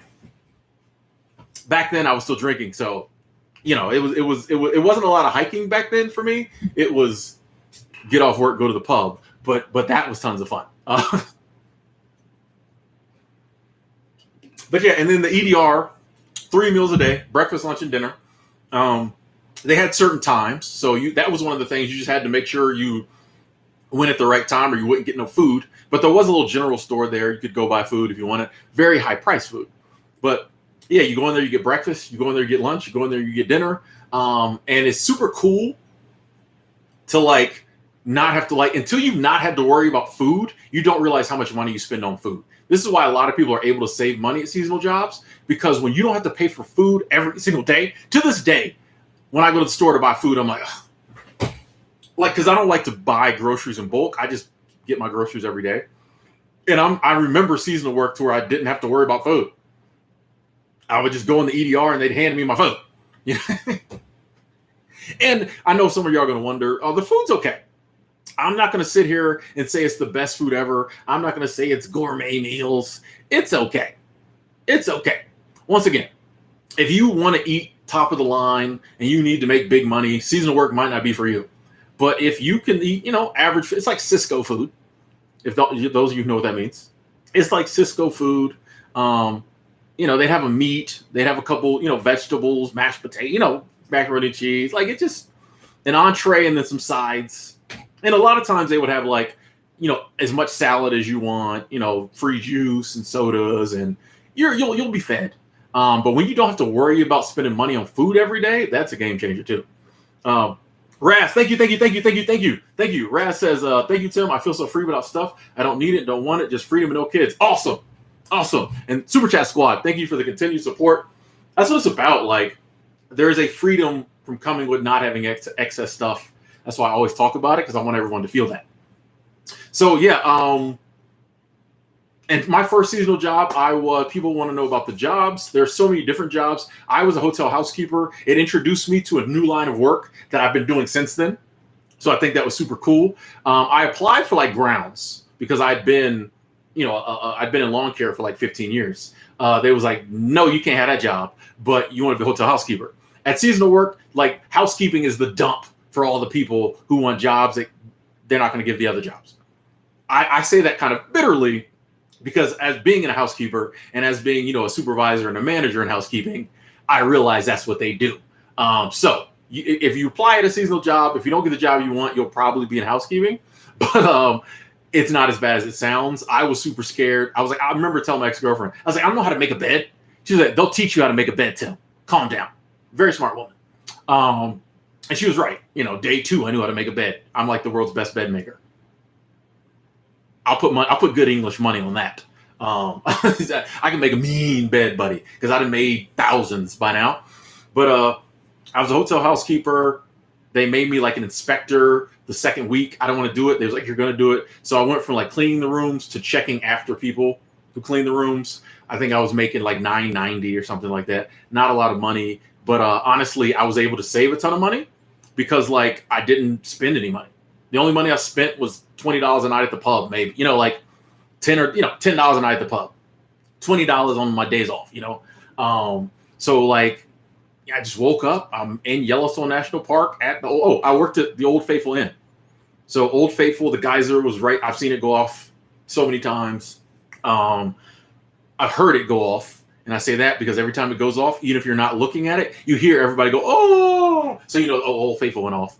I've been asked a million times, when does Old Faithful go off again? There's a chart, lady. There's a chart. I don't have it on me. But I'd wake up, walk to work. The housing was like a 5-minute walk if there was no bison in the way. It blew my mind that like there were bison roaming freely all over Yellowstone. I've been caught in a couple bison traffic jams. The bison just walk across the street, and sometimes they stop. 50 bison crossing the street. Sometimes they stop, and you can't move them. So you just sit there. Sometimes for 30 minutes to an hour or longer until the bison decide to move. Hey, Guzzler, what's up? I appreciate that. Super Chat Squad. Not gonna say the whole name. We'll just say Guzzler, but I appreciate the love. Thank you. Says you're an inspiration to me, and I see you almost caught me. I can't even. We gonna keep this stream clean, but thank you, Super Chat Squad. Y'all trying to catch me. I almost read that. Anyway, so yeah, it was just tons of fun. I've also worked at Glacier National Park. Same deal. Hotel housekeeper. I worked at St. Mary's Resort. Right, like the park entrance was right here, and our hotel was like right here. So we would just walk into the park, I didn't have a car there. I could walk into the park. I had friends who had cars. We'd drive into the park. We'd do hikes. We'd hang out. There was a karaoke bar. We'd go all the time. Like, just, yeah, it's just seasonal work and the ability to go so many cool places. And don't think that housekeeping is the only jobs there are. There's tons of different jobs. I will say this. Servers make the most money. Typically, servers make the most money. If you can serve and you go to like a seasonal job, you'll make more money than pretty much anyone there. Always. Because there's a lot of places like Alaska. I think Montana is one too. I come from Florida where the servers make like $3 an hour plus tips. In places like Alaska and a lot of states out this way, servers have to make minimum wage and then they get their tips. So yeah, servers make a lot of money, especially when people are on vacation, they tip a lot. If you don't mind being a server, you can make some good money seasonal job. I've also worked seasonal jobs like the ski resort I worked at recently. Housekeepers there made piecework. So you got paid by the room. So I'm a good housekeeper. I'm fast. I made a lot of piecework. There was a lot of little stuff around the resort you could clean for piecework. I was all about that life. If there was money to be made, I'd clean it. And I'd work 6 days a week when they let me, when we were super busy. I was getting OT every week. I was staying as long as I could every day. I was making bank. Like, other than when I worked on the Alaska, the North Dakota, oil rigs years and years and years ago, and I was only there for like a month. The ski resort I worked at was the most money I'd ever made. Like I've cleared $1,000 checks in a week. You know what I mean? That was big for me. Like I don't usually make money like that. So to get a check from cleaning hotel rooms, that was over $1,000 for a week. It's good money. Good money. Now, I had to work hard for that. I'm not saying those results are typical. Not saying that was every check, but to be at a seasonal job and clear over $1,000 in 1 week is like, okay. And once again, at the resort, they pay for your housing they provided housing. They didn't provide meals, but like my housing was $10 a day. So it was like $300. That all that came out that check. You know what I mean? So definitely, if you're someone who wants to travel, if you're someone who enjoys travel, okay, seasonal work, and you don't have a ton of money, or if you do, but you don't want to spend it all, trust me, I know hotels are expensive. Hotels are expensive when you're traveling normal, but I've been able to spend months. Like in Alaska, I spent a whole summer, and I left with more money than I came with. You know what I mean? Like, that's huge. I spent a whole summer in Alaska. Anybody's been to Alaska knows it's super expensive to eat and stuff like that. I spent a whole summer in Alaska, and I got to experience, Alaska. Another cool thing is a lot of times you can get discounts on a lot of the attractions that tourists go to, because those people, they knew in Alaska as a housekeeper, I'm going to interact with a lot of people just coming to Alaska. And they're always going to ask me, what's there something to do around here? So there was a lot of attractions that they gave us. We could either go free or we could get a super discount, because now I could tell people. For instance, there was like a wildlife cruise that took you out to like Fox Island. You got a free a buffet lunch with like prime rib. You went past glaciers, and then like you went out and saw whales, and other wildlife. It was probably like a 4-hour cruise, but it's expensive. We got to do it, I think, for like $25. I think it's usually like $150 a person or something. We got to do it for like 25. But that was something every time, someone came and asked me, I'm like, oh, you got to go on that wildlife cruise.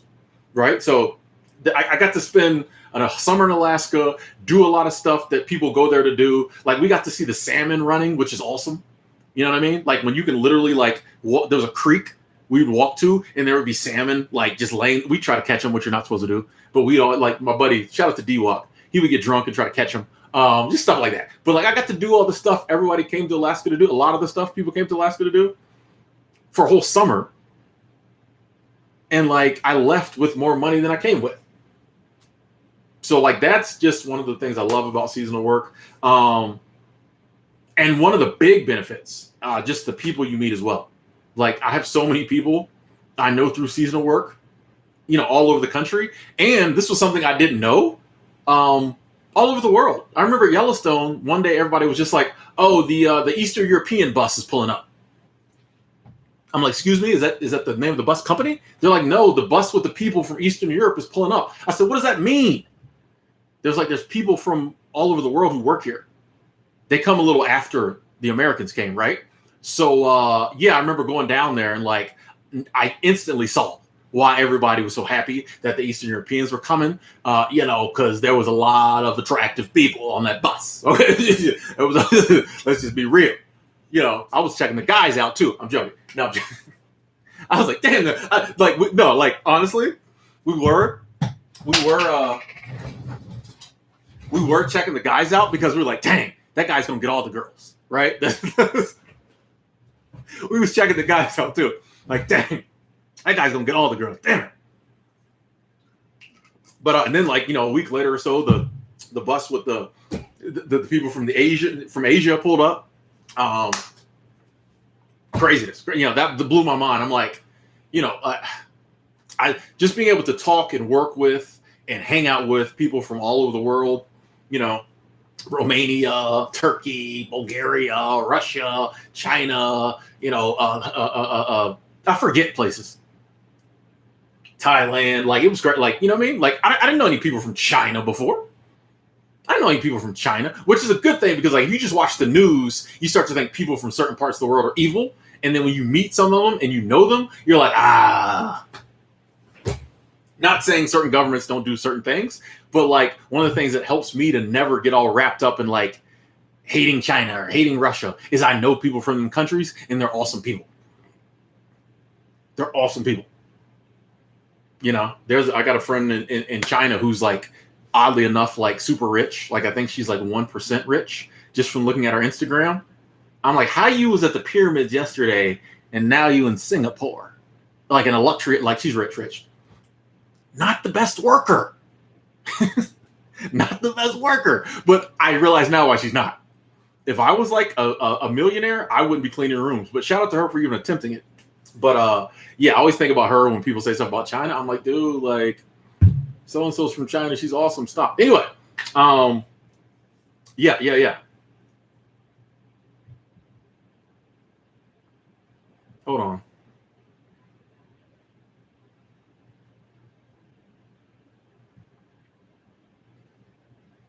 Okay, go. I thought there was some tension in the comments. I'm about to get somebody. And yeah, give me a. See, actually, there might be about to. Hold on, we're going to have to do this. All right, just a little warning shot. Let people know. Keep it cool. But yeah, seasonal work, and this is why I keep going on about it. It did so much for me. It's changed my life so much, and I wanted to now to touch a little bit on the sobriety. Someone messaged me this morning and was asking me kind of what are some of the things I did to help me stay sober. One of my seasonal jobs at the YMCA of the Rockies, they're definitely hiring on Coolworks. Just search YMCA, they'll pop up. They didn't allow alcohol on campus. So I started getting sober my first time where I went a year and a half sober. I started at home, but I ended up going to the YMCA of the Rockies. And one of the things that really helped me out is that there's no drugs or alcohol on campus. They enforce it. If they find empty beer cans in your room, you're gone. Now, there's still some, it's here's the thing, dude, it borders on Rocky Mountain National Park. If you want to get high or get drunk, just walk into the park and do it. Not saying I condone that, but you don't, but anyway, it really helped me because there was no alcohol sold on the grounds. At that time, I didn't have a car, so I would have had to take a cab 15 minutes, and the cab was super expensive. I think it was $15. What? No, it was $30. It was super expensive. The cab was $30 one way or something for a 15-minute drive. I would have had to take a cab, go into town to get drunk. So it really helped me.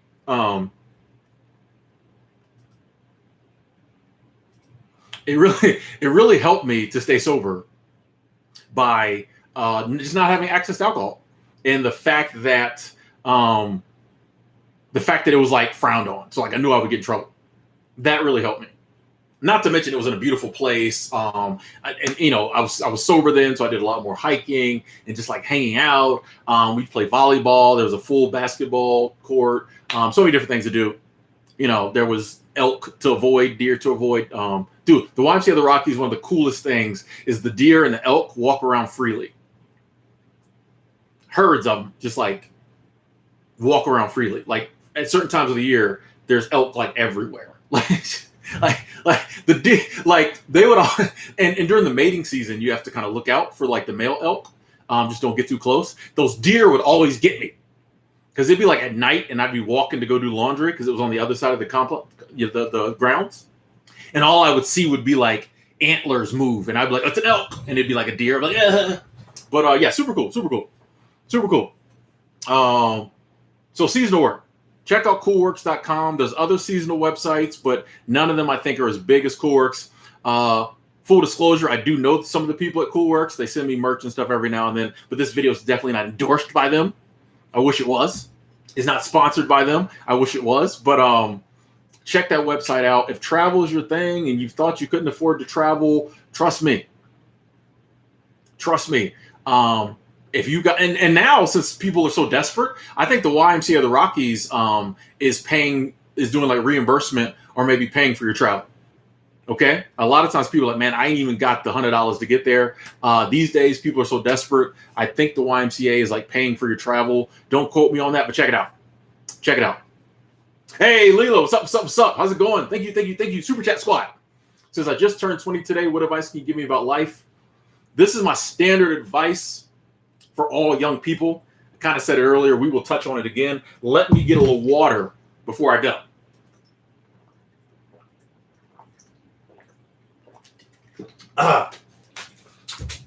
My advice is do not feel like you immediately need to have your life figured out.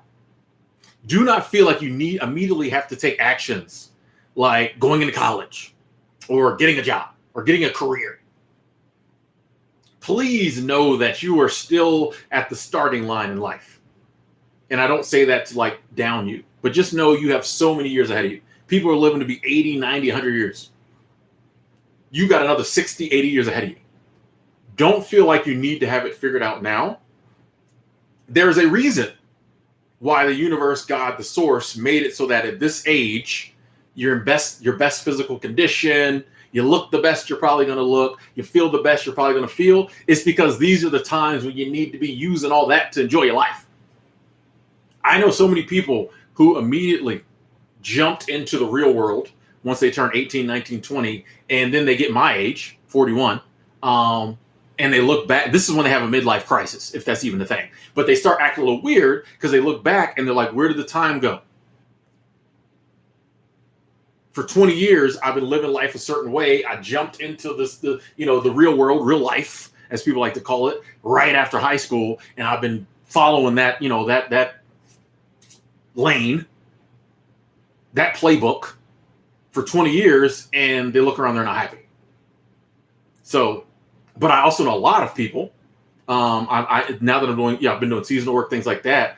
I meet people who did the opposite. And I'm meeting people doing the opposite, and they seem so much happier. Like I know a lot of 20-year-olds, 24-year-olds, 26-year-olds who are just living their dreams, living their life. And they're like, yeah, down the road, I might do all that other stuff. But right now, I'm just doing what I want to do. So my advice to you would be to like figure out, or think about, you don't have to figure out, excuse me, you do not have to figure out. Just think about, what do I think I want to do right now? All that other stuff can wait. That serious, stuff can wait. What do you want? What makes you happy? What do you want to do right now? And find a way to do that. It might turn out that you end up doing that the rest of your life, or you might do it for 3-4 years. But you know what? Now I'm ready to get serious. 24 now, big girl now. And then you get serious. But like, I just hate to see. I got friends who think this way, who think that like I'm 21. I need to have it figured out. I need to get a career. I need to get serious. Trust me, there's a lot of people who did that, and it didn't work out the way they thought it was going to work out. And they also squandered some of the best years of their life trying it that way. The cool thing is if you spend your 20s or your early 20s just doing things that you won't probably have the opportunity maybe to do later, no matter what happens later in life, you can look back on that and get joy from that. Some of the things I was blessed to do in my 30s, I look back on now and I'm so happy. Like it can take a not so good day and make it a great day when I tell stories like I just told about Alaska. I can take a day where I'm just like, kind of bummed out today. And I'd be like, dude, remember that summer in 2016? Like, come on. So I definitely recommend like just doing things that make you happy right now. While you have the freedom, the opportunity, your body's good, you're looking good, you know what I mean? You feel good, you smell good, all that good stuff. The stuff that you probably take for granted.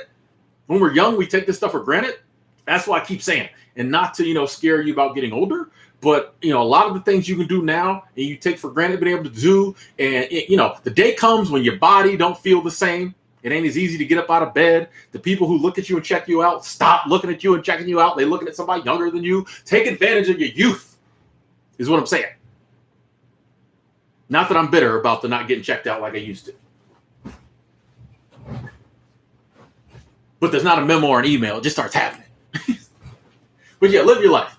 Hey, Evan Essence. Thank you. I appreciate that. Thank you. Ivan, excuse me. I said Evan. I'm sorry. Ivan, thank you so much. Let me read your comment. Definitely read your comment. It says, yo, Timothy, I'm 78 days sober. Let's clap that up for Ivan. That's awesome. Have a trip to Mexico planned and wondering if you have advice on being sober. I booked yoga classes and a fitness boot camp, but it's going to be hard being on the beach. Yeah, Ivan, there are some places where, especially like vacation. You're right about that. Vacation is one of those times when it's just part of the thing that people say, oh, you got to drink. Okay. I had the same conversation with a gentleman a couple months back. What I would say is it's cool that you're thinking about it and you book yoga classes, fitness. It can tell like you're trying to find ways to not drink. I would do as much as I can, kind of like you've done. And then I just wouldn't worry about it too much. And I know you're like, what kind of answer is that? But here's the thing. You're not going to be able to not drink until you're on that beach and you need to not drink. You know what I mean? I just wouldn't get too worked up and too worried about it beforehand and it, strain you and stress you and like put you in a mind frame where like you're not where you need to be mentally. You're 78 days sober. Obviously, you got the skills to quit. You got something going on that's allowing you to go, what is that, going on 3 months? Going on 3 months sober? Obviously, you figure something out. Just know that while there may be some temptation, especially when you're down on the beach, just know that whatever it is you have within you that has helped you go 78 days will still be with you. It'll still be with you. So I wouldn't worry too much about it. I would just keep doing what you're doing. And like I said, it's cool that you're lining some things up. But just know that when you get there, you're going to have that same strength that's helping you now with you on that beach. And the thing is, too, here's the thing that happens sometimes, too, when you're trying to get sober. Sometimes the challenge, sometimes even in life and so many different things, will rise to the occasion on a challenge. You might get to that beach and be like, you know what? I'm definitely not drinking because if I cannot drink on this beach, I know I got this thing beat. It might become like a challenge you want. You know what I mean? You might be like, you know what? I'm going down to this beach. I'm going to hang out. Everybody else is drinking. I'm not going to do it because I'm going to prove this to myself. I got this. You know, whatever it is that's keeping you sober now might kick in double, So I just wouldn't spend too much time worrying about it. Hold on. Sorry about this. Sorry. I don't like having to time out people and that, but we got to keep it. Let's keep it civil in the chat, please, people. But yeah, I go to Mexico, enjoy your trip, enjoy the time leading up to it, that excitement about going, and just know that you and your mind and whatever it is, the strength you got now is going to be with you on that beach, and it'll be able to keep you from drinking. Definitely. It'll be hard. It might be harder, but you might get there and not even be as hard as you're thinking it's going to be. You might get slightly triggered and be like, psh. So I would contemplate on that. But thank you so much, Super Chat Squad. Thank you so much, Ivan. Enjoy your trip in Mexico, man. Enjoy your trip in Mexico. When you get back, let us know what happened. Have fun.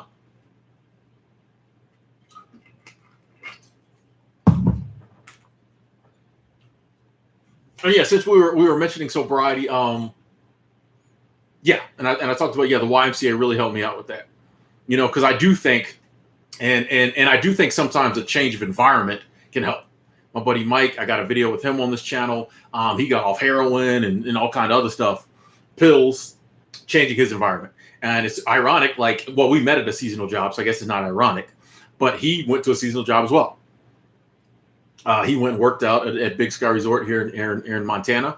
And even though all those, well, it's not really a ton of heroin up there, but I mean, even though there is still access to that stuff, just him being in a different environment allowed him to quit, because where he was at before, everybody was on that type of time.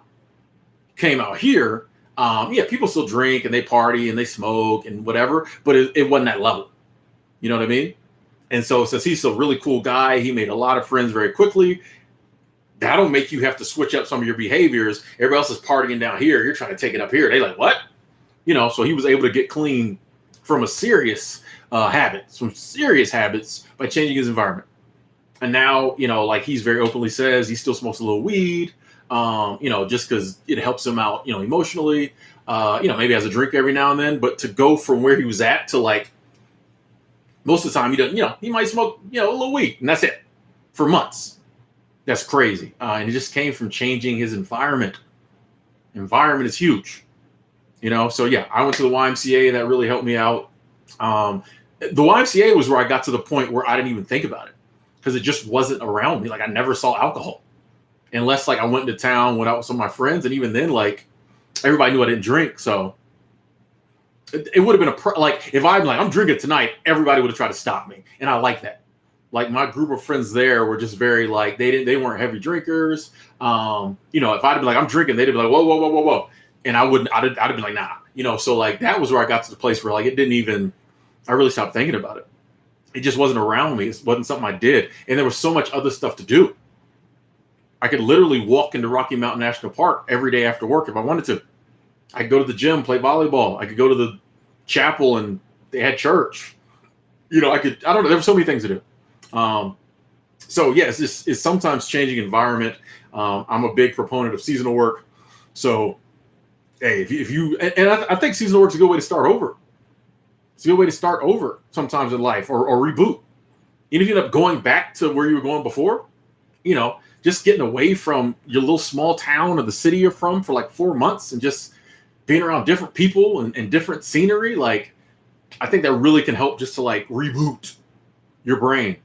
And it allows you to see the world as bigger than like Tacoma or wherever you're from. Every time I mention the city, people get mad at me. Tim, why are you talking about Tacoma? Tacoma's actually pretty cool city. But yeah, just get away from where you're from for a little bit. Definitely can help your mentals. Walk the world. Thank you. Michael checking in from the Philippines. I appreciate that. Thank you. With the Filipino pesos. Thank you, Michael. Thank you. I appreciate that. International Super Chat Squad. International Super Chat Squad in the building. Thank you, Michael. Thank you.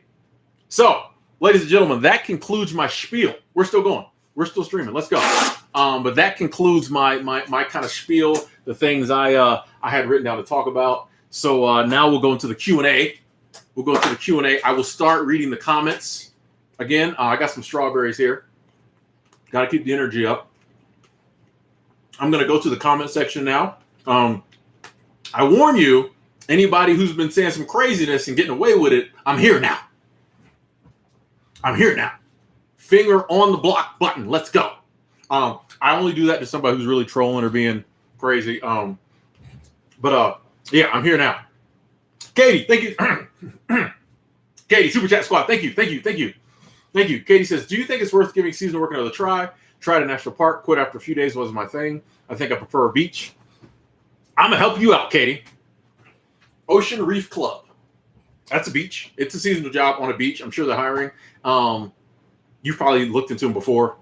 I definitely think, well, I mean, I don't like, that's kind of one of those things like, what about the last job did you not like? Because if it's something that's going to be at the next job, I don't want to be like, yeah, try it again. And then you go and it's the same thing. And you're like, why did I do this? So I think it depends on why you didn't like the other job. But I will say different seasonal jobs have different vibes. But I honestly think, yeah, it's going to be you trying it again and seeing if you like the next one before you'll really know. You know, I do know some people who've tried seasonal work. Yeah, same thing. They left, never went back, never did it again. I think it just kind of comes down to the person, you know. So I would say, just off the top, I would say try it again. But that's me. I'm looking at it from the lens of someone who really loves seasonal work and like got so much out of it. For you, it might have been the wrong location, or you just might, I don't know. I would say try it again, see what happens. But I mean, this time, realizing that maybe you won't like it, I guess you can kind of go into it with that exit strategy already lined up in case you don't like it. But I would say try it again. And there are some on beaches.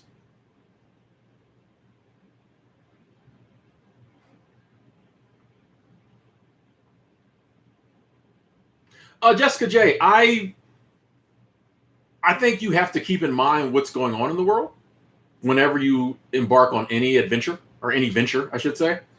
So, like, none of us know what's going to happen in the world. I would definitely factor that in, a lot of that stuff you mentioned in, before you went to a seasonal job. But I'm also the type of person who's like, I'm not going to let anything stop me if something I want to do. So, yeah, I mean, factor everything in before you go to a seasonal job. But, like, if you decide it's what you want to do, I say go for it. Alan, that's awesome. It's over for 2 weeks. That's awesome. That's awesome. Renegade said, how do you survive working seasonal work? Could you be more specific, Renegade? Like, and what, like, yeah, could you be more specific?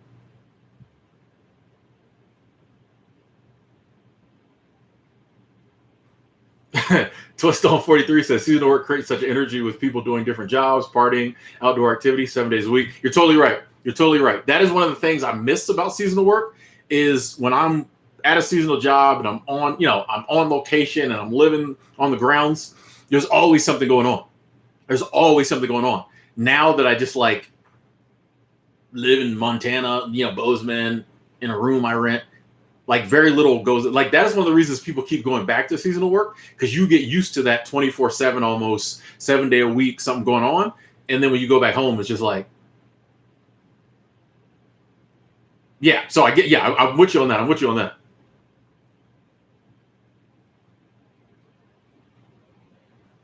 Oh, the Canadian border's reopening today? Nice. Nice. I saw something saying it was. That's cool. That's cool, Marquis. I won't say I'm stoked because I got no plans of going to Canada, but that's cool. Coda said, setting up weddings for 16.50 an hour changed my life. Hey, yeah. I mean, yeah. Something like that. Always need some help, good money. Yeah, exactly.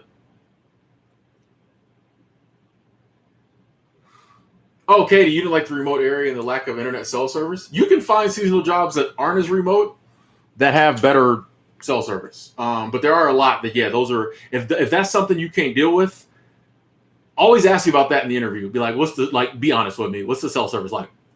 Because that is something you do have to deal with a lot. Yeah. Sorry, I'm eating on camera, folks. Got to keep the energy up. TDI. Honestly, these days, they just look for a pulse. I'm going to be real with you. Everybody's hurting for workers. These days, can you show up? Do you have a pulse? Can you legally work in the U.S.? They just need bodies, really. Like, I'm just being honest. Like, yeah.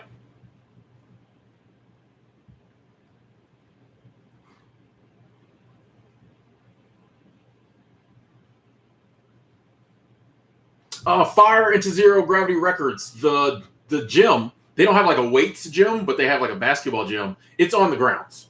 So it's a 4-minute walk across the grounds to the gym. Like, it's on the grounds. Like, you literally, yeah. It's actually, the gym is in the same building as like the housekeeping office. So for us housekeepers, we were like always right by the gym. And there's a roller skating rink there too. So it's the full court basketball. There's a roller skating rink, and like the housekeeping office is in back. I think they're paying $12.35 an hour for housekeepers now, I think. Renegade, good question. When a seasonal job is over, I would typically travel. So that was one of the cool things that, like, I started saving more money at seasonal work. I got used to travel. So that's when I started traveling internationally. So between my jobs, I would either go back home to Florida and hang out in the beginning, and then I started going. Once I went down to Mexico, one time I went to the Philippines, one time I went to Thailand. So I started traveling between jobs. And the cool thing is, you can set up when your next job starts. So if I wanted a month between jobs, I would set it up that way. I'd find a job that started a month after this one, or I might just be like, hey, I want to show up at this time. Sometimes they're pretty flexible with your start date. If I wanted 2 months, I could find a job that started 2 months afterwards. So yeah, I started, I figure out how much time I wanted between jobs, kind of look at my money, whatever. And then I would just travel between jobs. TT, yes, you can. There are some seasonal jobs that are, for example, that are year round. For example, at Big Sky Resort, you could work the off season. Not everybody, but if you're a good worker, you could work the off season. So, and I did that sometimes. So you'd work the season, the summer season. There'd be an off season where you like deep clean the rooms, and then you'd work the winter season. And a lot of seasonal jobs have positions that are year round. So if you get there and you like it, and you're a good worker, they might offer you like a year-round position, because like somebody has to be there year-round to maintain stuff. And there's a lot of like deep cleaning and maintenance work can only be done when no one's there. So most places have year-round work if you want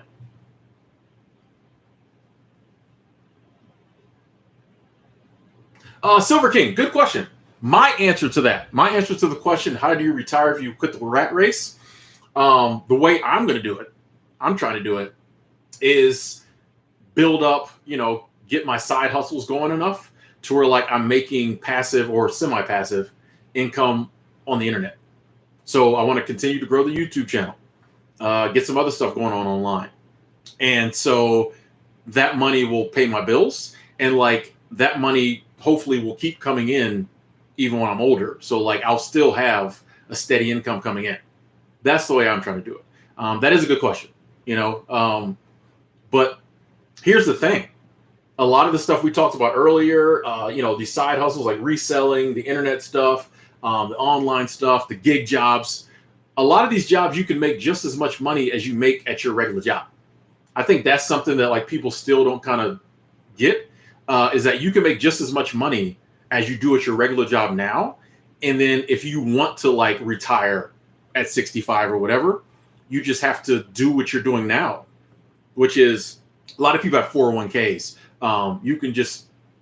You could be working through Instacart and DoorDash and all that, if that's the route you choose, and put money aside and invest it like they do with your 401k.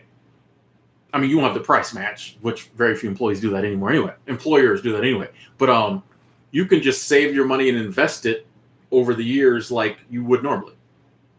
Like it's weird to me that employers have conned us into thinking that, because there's no, like if there was retirement and pensions like it was back in the day, okay, I get it. But very few people have a pension anymore. But employers have still conned us into thinking that we have to go through them to be set for retirement. All they do with the 401k is just take some of your money and invest it. That's why you can lose it. You know what I mean? Like you can take that. That's why I never had a 401k. I think once I did.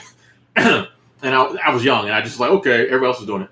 But like, you can just take that money yourself and invest it. So like the idea that you have to go through a company for retirement, that would make sense if there were companies that offered retirement and pensions, but most people don't have retirements and pensions like that. They just have 401k. You can do that yourself. But for me, I do a little investing, but mainly I'm just trying to set up income streams that come in every month. 65, 70, I can still do them. That's how I'm trying to do it.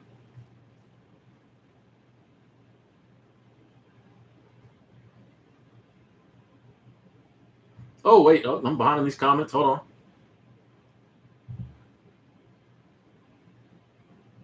on. Angela, yes, the smoke is clearing out. Thank you.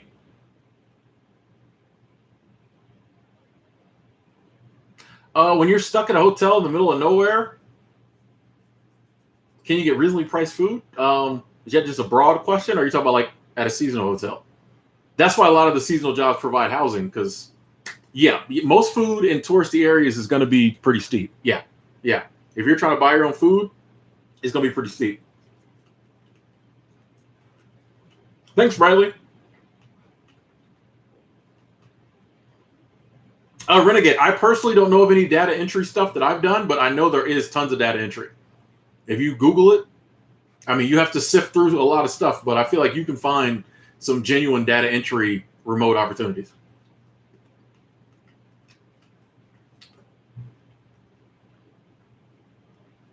Hey, take shelter. That's awesome. That's awesome. Let's go. Darlene, yes, I enjoyed Thailand. I want to go back. I was planning on going back last year, but the world went crazy. But yeah,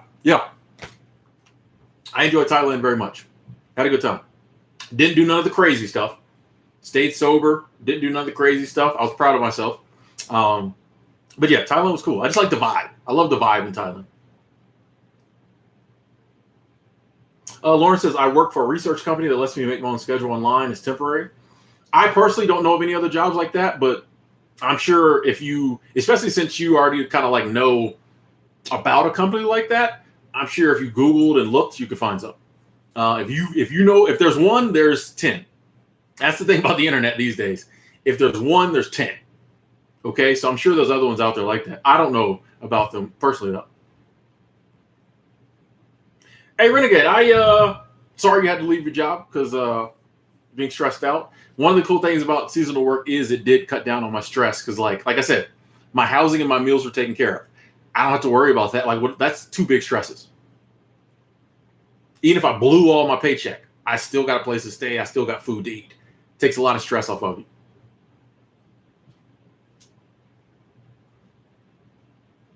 Hey, Tyler, that is awesome. Tyler, that is awesome. That is awesome. Glad to hear you're doing gig work, living in your van. It seems like you've got it figured out. Trying to see what any advice I'd give. I mean, it seems like you got it figured out. You know, I mean, I would. It's kind of broad to say any advice. Are there any specific areas maybe you'd want me to touch on? Yeah.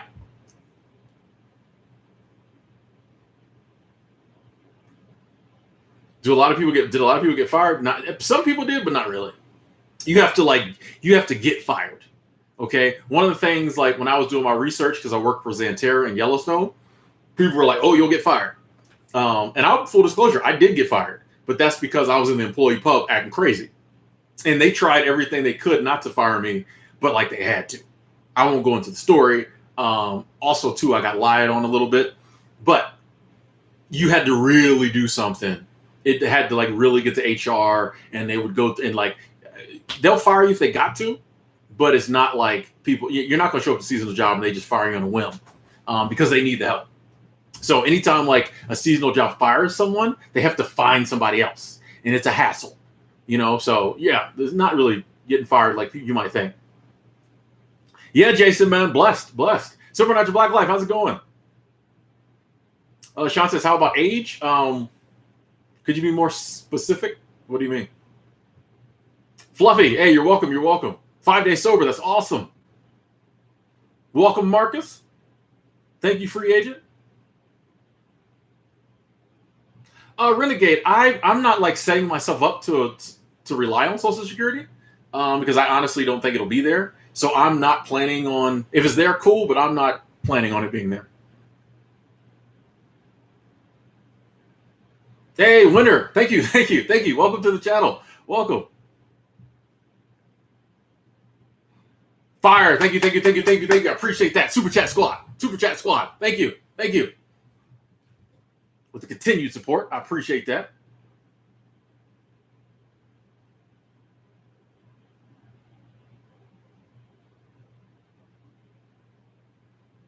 Sorry if I'm missing people's comments. The chat is a lot of people in here trying to get around to everybody. Dim, you're welcome. You Resort from Montana contact you for an interview. Nice. I'm sure you'll get the job.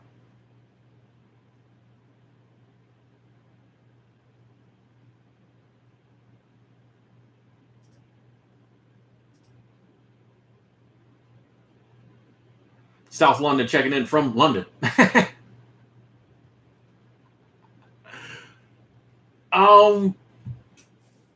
You renegade. Usually for me, if a job's a bad fit, I quit pretty quickly.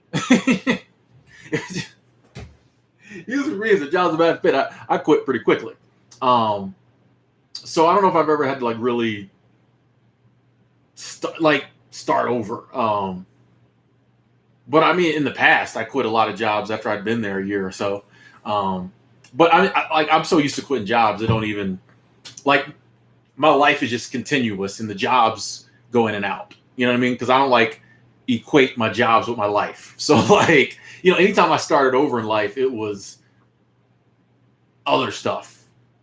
I never really had like a career that like defined me. You know what I mean? So like, anytime I started over, it was maybe there's a new job involved, but the start over was bigger. If that makes any sense.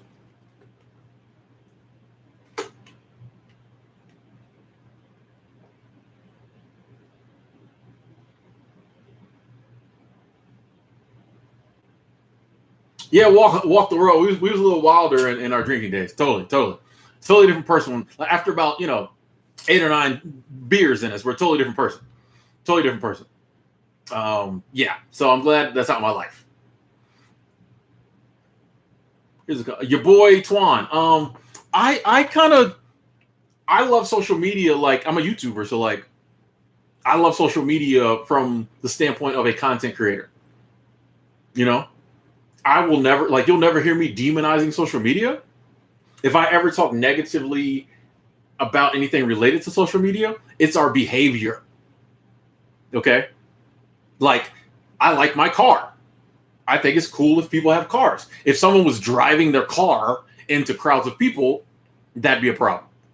The thing with social media, too, social media is like that. It's just a vehicle. It's a vehicle. I enjoy using social media to keep up, to put my content out there, keep up with my friends. Now, when people use social media negatively, it's a problem. But what I see a lot of people doing is like demonizing social media. Social media, like Facebook is just a website. If nobody used it, it would just sit there. Facebook's not bad. You know what I mean? Some of the practices might be a little weird. Social media is not bad. A lot of times people use it in a negative manner. So I'm like, hey, if you're on social media and you're using it properly, cool. I use it properly, so I like it. People use it negatively, I block them from my channel or from my, my feed. But like, I don't. Social media is like it's just humans interacting. Social media isn't real. It's just a place. It's I mean, like that'd be like saying, how do you view speech? Like how do you view words? You know what I mean? Like it's if I use words positively, it's good. If I use my words negatively, it's good. Negatively is bad. Excuse me. So social media to me is just an outlet that we decide how we're going to use it. Yellowstone was cool. Renegade Yellowstone was cool. I flew when I worked at Yellowstone for the first 3 years or so. I did seasonal work. I didn't have a car, so I took the bus. Back then, my money wasn't as my money's a little better now, so I fly. But I used to take the bus. I didn't took the Greyhound bus from Florida to Bozeman many a time. That's like a 3-day trip. I do not recommend it. I do not recommend a 3-day trip on the Greyhound. But you honestly don't need a car. A lot of people ask that, so that's a good question. You honestly don't need a car because you'll run into lots of people with cars. And, people at a seasonal job with a car are always looking for people to ride with them when they go into town or they go somewhere. So, yeah, like if you don't want to go, because like going without a car makes you even more free. You ain't got to worry about parking the car and driving it. So I used to always go just take the bus, or when I started flying, and I never like had a problem. Like there really wasn't a ton of places I wanted to drive when I was in Yellowstone or in Glacier, so it's not a problem. Mark, I'm if you go to Coolworks, I don't have a CDL, so I'm not sure, but I'm sure there are jobs for people with CDL. Actually, I know there are. There's a lot of like, especially in the wintertime and even the summertime, there's a lot of like shuttle jobs.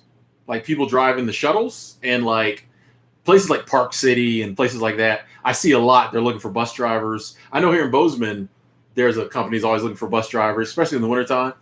But buses and shuttles and things like that where you might need a CDL, they have a lot of those. I've seen it on Coolworks a lot. Gus, I'm glad that video can open your eyes.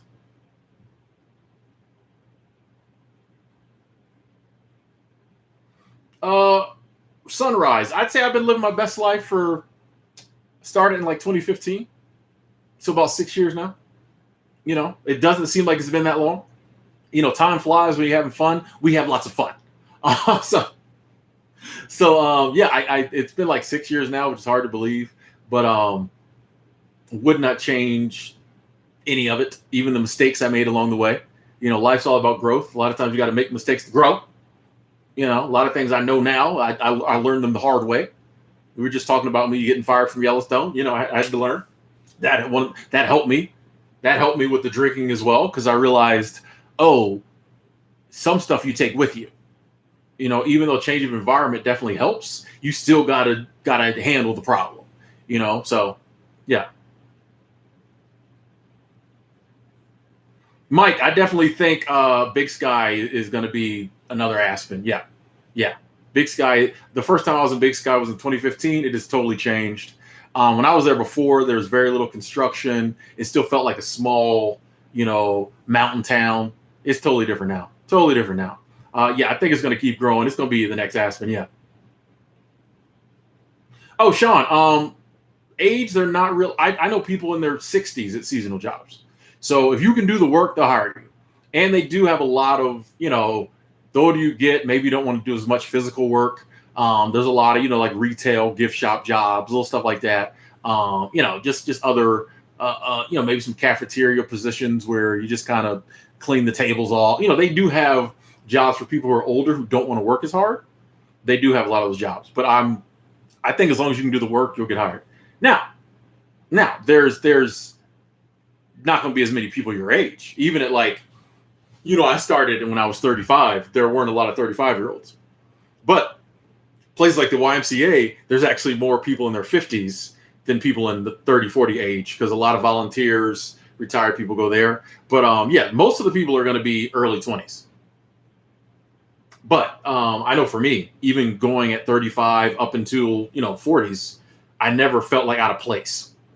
Just because everybody was pretty much younger than me. Because there always were some people older than me too. But I learned to get along with young people. But yeah, they don't really. I've never seen any age discrimination. If anything, if someone showed up,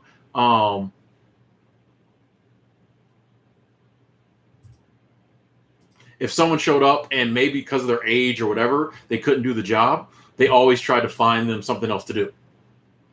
I've never seen them fire somebody because they couldn't do the job because of their age or whatever. Wait, I'm way behind on these comments. Sorry, folks.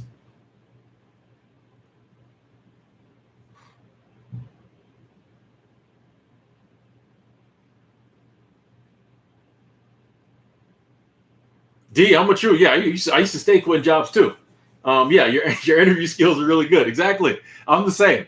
D does it. I'm the same. I can go into an interview, no prep, not scared at all. I've been so many interviews, man. It don't even.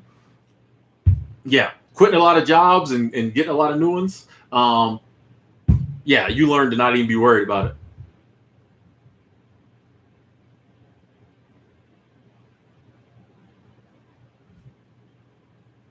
Walk the world. Even if it is true that, and I don't think people sat around and were like, "Ooh, we'll get them addicted." But if they did, that doesn't mean I have to use it that way.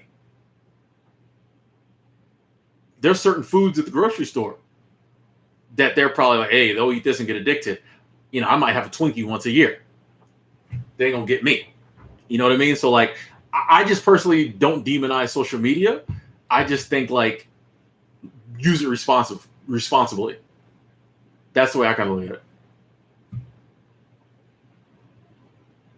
Hey, Kaz, welcome to the channel. Welcome to the journey. Isaac checking for New Zealand. How you doing? Michael, no, the Wi-Fi never worked. The Wi-Fi doesn't work on Greyhound. The Wi-Fi don't work on Greyhound. Mad Genome, I don't know. I do think there'll have to be some changes. I don't think our infrastructure will collapse, but I think there's going to have to be some changes. And I think, the only constant in its change The people who yell and scream that the people not working or killing the economy, it's called the free market. It's just funny to me that, when the free market was working for a certain group of people, it was cool. We loved the free market. But now that another class of people is like, hey, we don't want to work and is shaking things up, suddenly the free market doesn't need to be as free. We got to come up with something to get these people back to work. It's going to do what it's going to do. I don't think the infrastructure will collapse. I just think there's going to be a lot of shakeups, a lot of changes,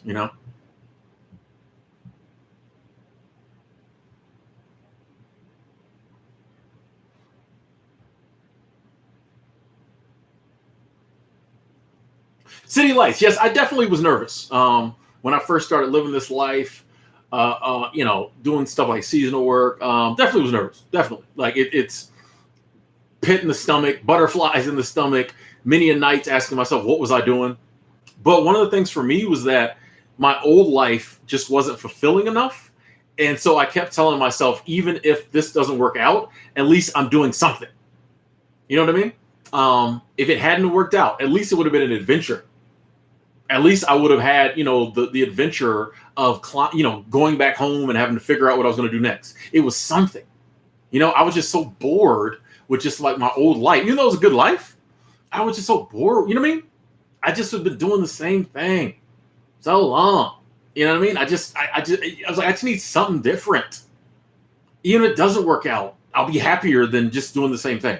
So yeah, I was scared. I was nervous, but like, I'm so happy that Tim back then manned up and did it, because so worth it. But I mean, you're going to be nervous. You're going to be scared. One of the keys in life that launches you into a different like stratosphere in life is once you realize that like you're going to be scared. In order to do the things you really want to do in life, you're going to be scared. And once you get to the point where you're like, yeah, I'm scared, but I'm not going to let it stop me.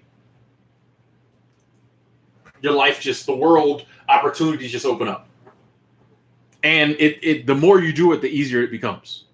Because now you have stuff to look back on.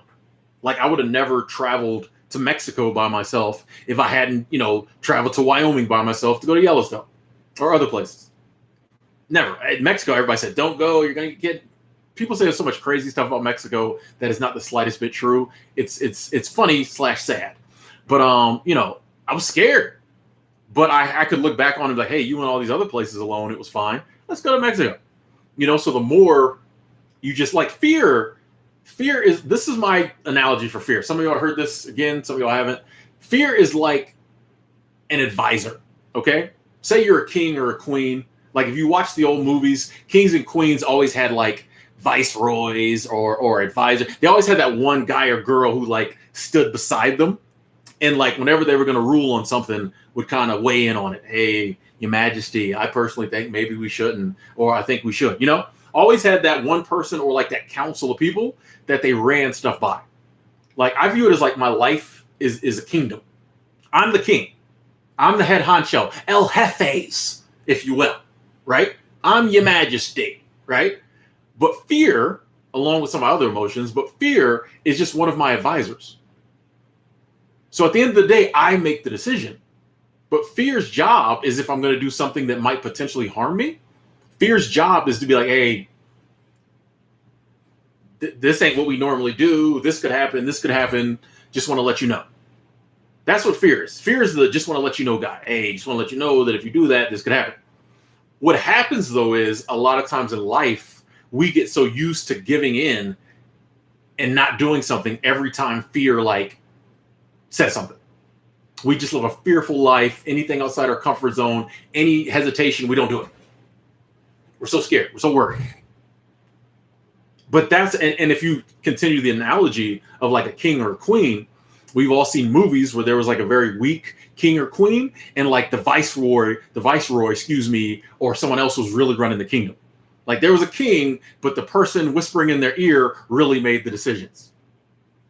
That's what fear can do to a lot of us is we're in control. It's our life, but fear is really making the decisions because every time it says, we're like, okay.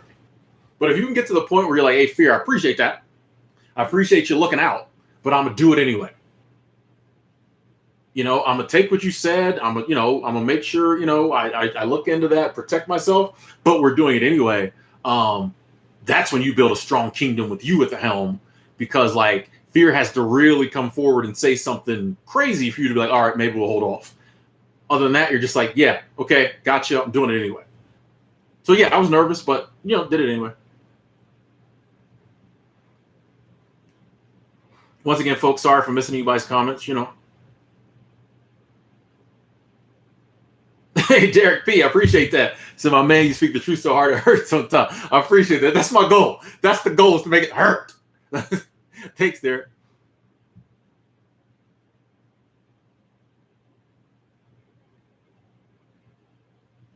Renegade. One of the things I avoid negative energy is that I just don't hang out with like people who put off negative energy. My social circle is very small, and if someone's putting off negative energy, I still love them because I love everybody. I just don't kick it with them. I can love you from afar. I can love you without hanging out with you. So that's how I avoid negative energy. And for me, I don't have a hope of being successful with a career. I don't want a career. And I think that's, some people do, which is perfectly fine. One of my best friends on this planet wants a career, very driven for a career. I think it's wonderful. That's her dream. My dream, I never wanted a career. It doesn't make sense to me. I'm not put on this planet to I didn't want these days. Before I thought I did, but I personally, my self-worth isn't tied up in a job. I don't have a dream job. I don't have a dream career. I just want to travel the world, meet people, have fun. That's successful to me. So I'm not going to have a career. So I don't lose hope not having one because I don't want one. Olive Hill. I've seen some couples live the seasonal work lifestyle and stay committed. I've seen some couples break up. So I think it's just like the real world. I think if you're a committed couple and you got your house in order, it's not that hard. But if there are some kinks in the foundation, something like seasonal work can really make them show up, because you spend a lot of time around a lot of attractive, cool people, and you work with them, you eat with them, you hang out with them, you all live in the same building.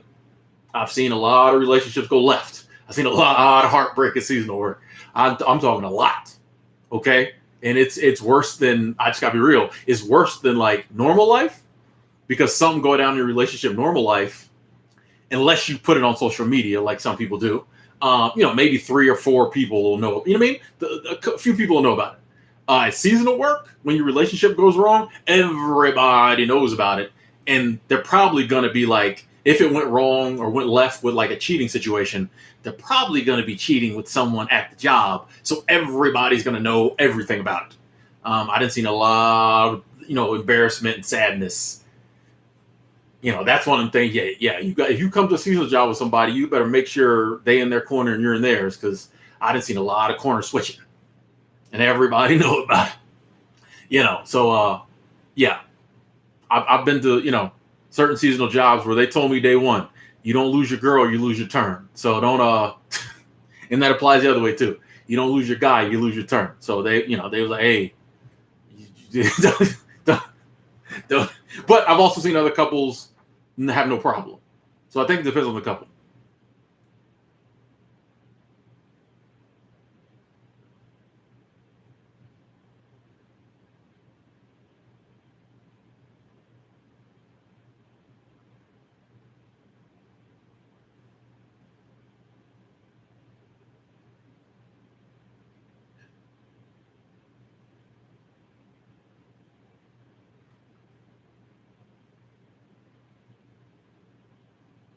Hey, fasting bastard. I mean, never too late to switch up. Never too late to switch up.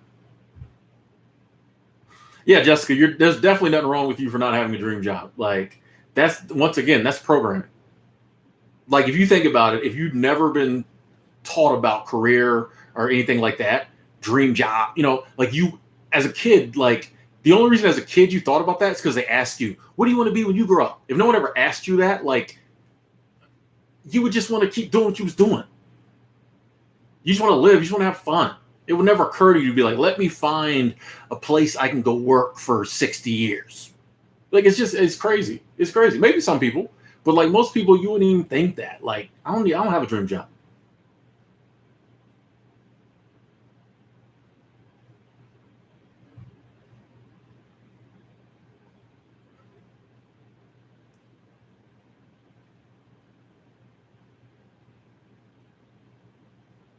Johnson just got off the temp job. What up, Johnson Bry?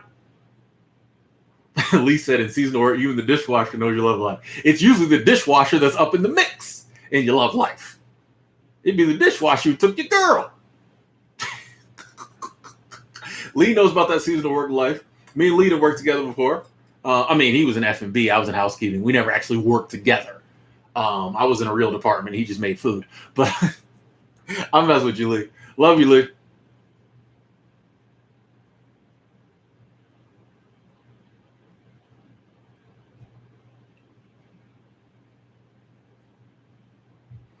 Hey, Sunny side up. Yeah. You probably definitely could sell that and work for yourself. You know, like there's one of the beauties of the internet is it allows us to be able to market services very cheaply.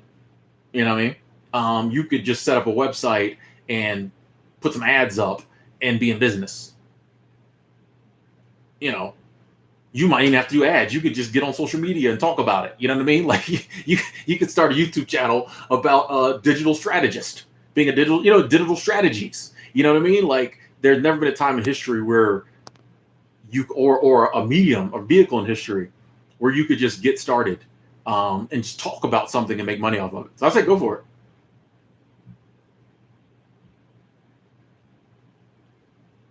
Walk the world. That's the big question. I don't think we're meant to be monogamous or polygamous. Like, what is that the word?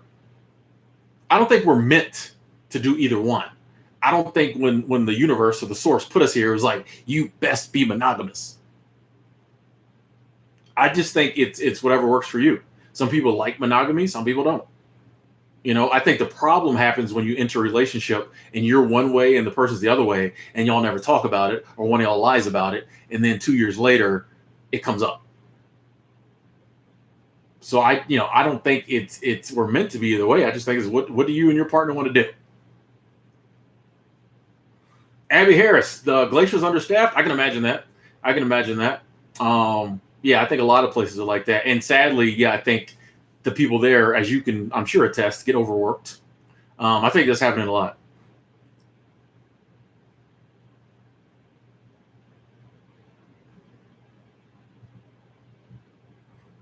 Oh, Olive, y'all been together 20 years. You got no problem. Kevin checking in. How's it going, Kevin? Yeah, man, we got a lot of people today.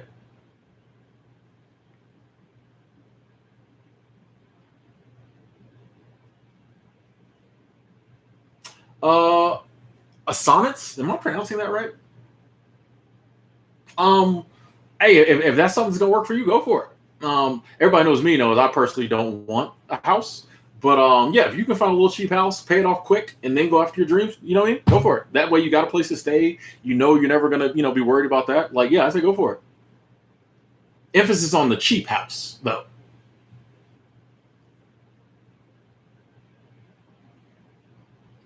I mean, Renegade. One of the big things, like, I think you have to reshape your thinking. So, like most people, like honestly, like if you take life back to like survival, all work is doing is just like giving you money to survive. If I get enough money to survive, it doesn't matter if I do it at one job for 40 years or I do it at 30 jobs over that 40 years.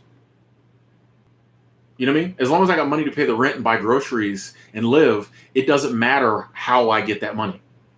And I think so often we have this mindset of I have to stay at a job and like I can make the same money or have jumping around jobs. You know, save money, quit a job, live on the savings till you get another one. So like it's as long as you have the money to survive, you can survive. It doesn't matter how you get it. So like I know early on, I got that mindset. So it was just a matter of just making sure I had the money to survive. There was a couple times, pre-seasonal work life where I quit some jobs and I was a little low, or I ended up having to go to a not so good job for a while. My money was a little low, I'll admit. But for the most part, I just always saved money.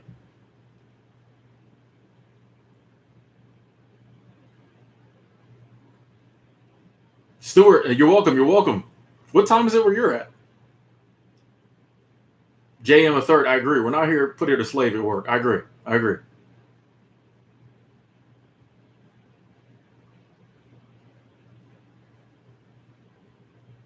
Derek said the cooks are the real MVP. Uh,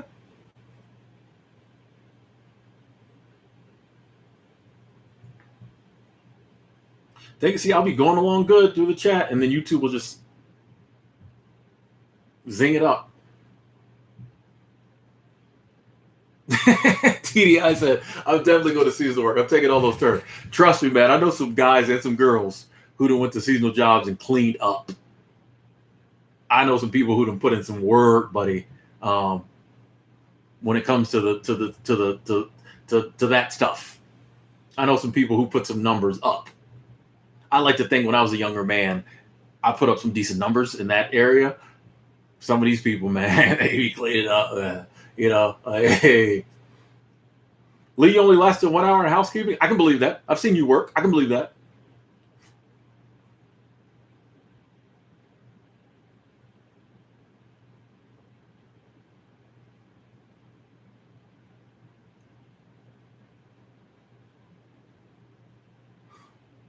Isla, yeah. That sockeye salmon run. You can make some serious money.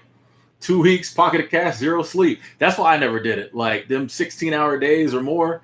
I wish I discovered the seafood processing jobs in Alaska when I was younger. At 22 to about 28, I was a bad mamma jamma at work. Trust. I'm the man now, but if I could have done it back then. I was 30 something before I discovered seasonal work. I mean, yeah. So when I discovered the seafood processing, I was too old. I didn't put my body through too much. But yeah, I've talked to a lot of people who did it, and they're same thing. You don't get much sleep, but you make a lot of money.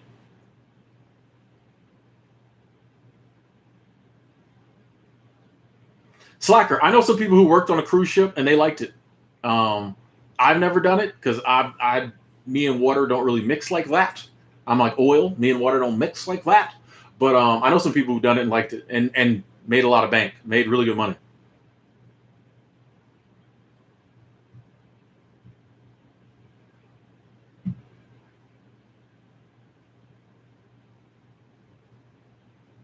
D does it.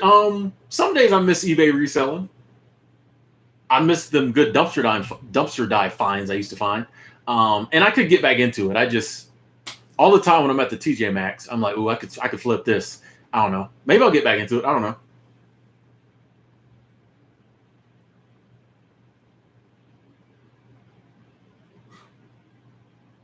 Yes, Daniel, you have to make money to save money. That is true.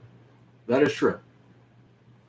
Um, Eco Loki, and we kind of touched on this before, but I get asked this a lot.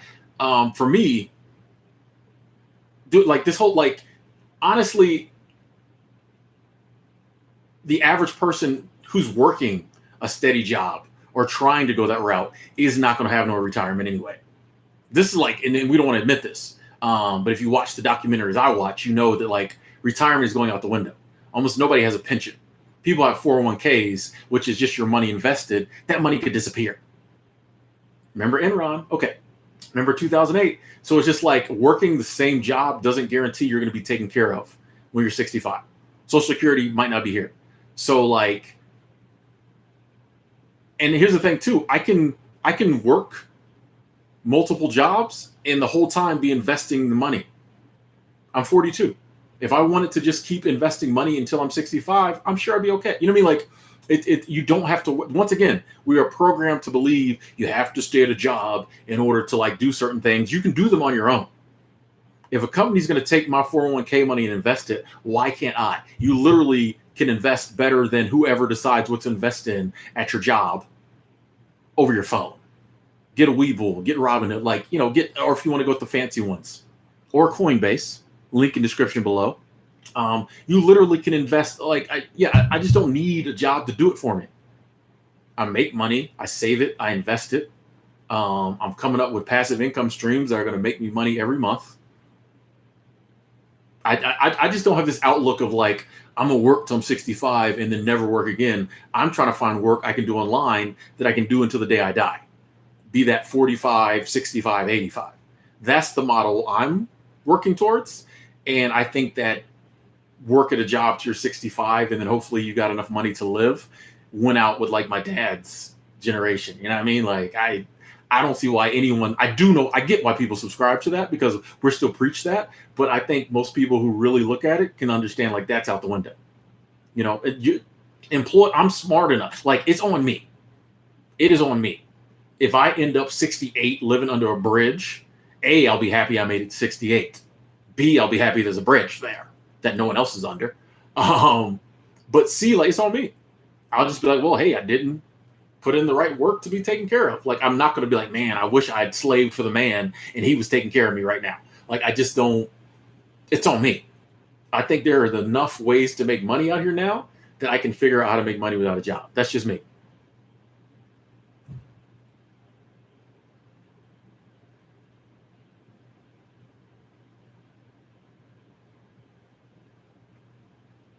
Hey, Charm, that's awesome. That's awesome. That's awesome. I hope hubby goes ahead and retires. That is awesome. Hey, these videos have been doing some powerful work. I appreciate y'all letting me know. That's awesome. Bruce, that's Bruce, that's nice too. Says stumbling your videos. Now I'm changing jobs, moving to a new state in 6 days. Bruce, let's go. Let's go. That's awesome. That's awesome. Glad my videos can help. The host. This goes back to me having a very small circle. Like, it helps. Excuse me. It helps that a lot of my friends are in the early 20s, so they ain't worried about Social Security. I interact with very few people. I think the oldest person I interact with, like my oldest friend is Mike, and he's 30. Like, I don't, people stop.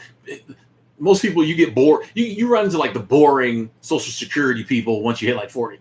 So, A, none of my friends really talk about that. And B, like, I would just be like, that's not the way I'm gonna do it. Like, I would spend very little time trying to convince somebody. I would just be like, that's not the way I'm gonna do it. Or I would go to my major one is that like, well, I'll just be broke living under underpass when I turn 65. Like, I'm not scared. I'm not worried about it. I don't understand this concept of living your whole life worried about what's going to happen when you turn 65. I might not make 65. By the time I get that old, I might not want to make 65. Like, man, 62 is good enough. I'm about you. You know what I mean? So like, this whole ideal of living your whole life and doing things you don't want to do so that like, I'll be okay when I'm 60. Come on. Like, look at the world around you. The world is changing so quickly. All this stuff we believe in right now, or we're worried about right now, 5 years from now might be obsolete. So like, I just live my life. I'm doing what I think is right. When I get 65, I'll worry about being 65. That's kind of what I would tell somebody.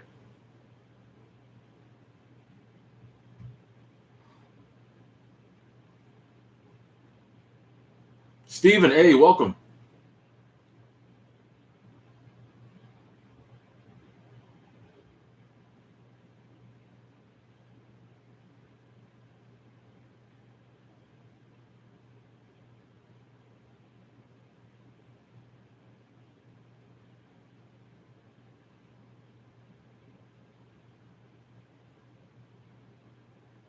Braska, I definitely agree that I think more Americans need to travel outside of America. I mean, a little hard to do that now, but when travel comes back, people feel safe doing it. I definitely think more Americans need to travel outside of America. Honestly, I think that's one thing that really shaped my thinking as well too. Going to other countries, I've only been to 3, but even those was enough to see like most of the world doesn't have the worries we have, or the bar for success is not set nearly as high in other parts of the world. People just trying to like enjoy themselves and put food on the table, have a place to stay, and then we in America have those things, but that's not enough. you have to do it at a certain level. So I will say, going to the Philippines and seeing a mom sitting on the side of the road with like 8 kids panhandling, you know what I mean? Just little, I mean, you see stuff like that in America too, but like, it's different. You know what I mean? Just like, it just in general, the vibe in other places is different. And it's a lot more about like, hey, let's make the money we need to make to live. And then the rest of the time, we're going to spend time with family, enjoy ourselves. It made me realize that like, yeah, our views in America are so different. Like, even when you're comfortable in America, people are like, yeah, but you need to make more money to show people you're successful. You got a car, but you need to drive a Mercedes. Like, it's crazy. Yeah, I definitely think more Americans need to travel outside the country. Tony, the app I use is called GigWorks, GIGWORX, GIGWORX, and I think it's only Montana. It'll say on the website, but I think it's only Montana. But I know there's other ones in other places. So if you Google like temp job app or something like that, temp agency app or something like that, it'll bring, especially if you like Google temp agency app and then like New Jersey or wherever you're at, it'll bring up the local ones. Folks, hang on 2 seconds. I got to handle some business. I'll be right back.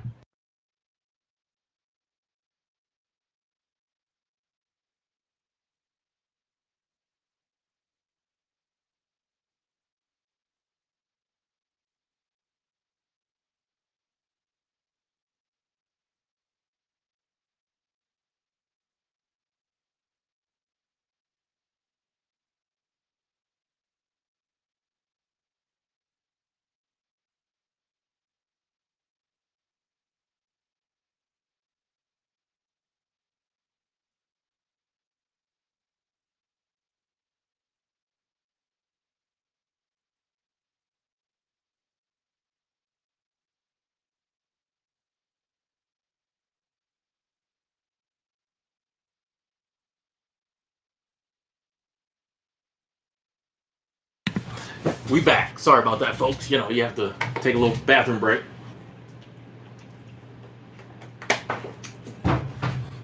That is a good point. Humans are the only animals that pay to live. It's crazy. Why did we start doing that?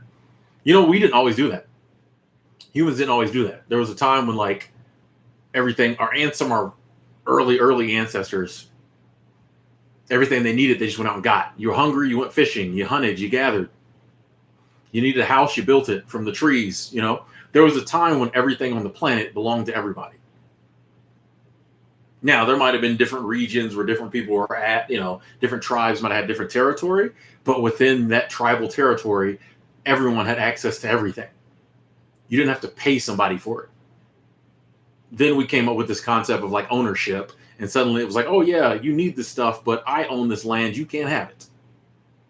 It makes no sense. Like we totally could live like the animals and everybody just share everything and everybody would be like happier.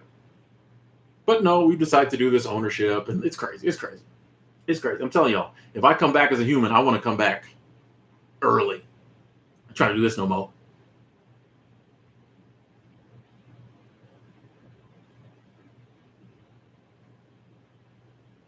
Hey, the watch. Appreciate that. Appreciate that. Checking it from London. Glad the videos could help.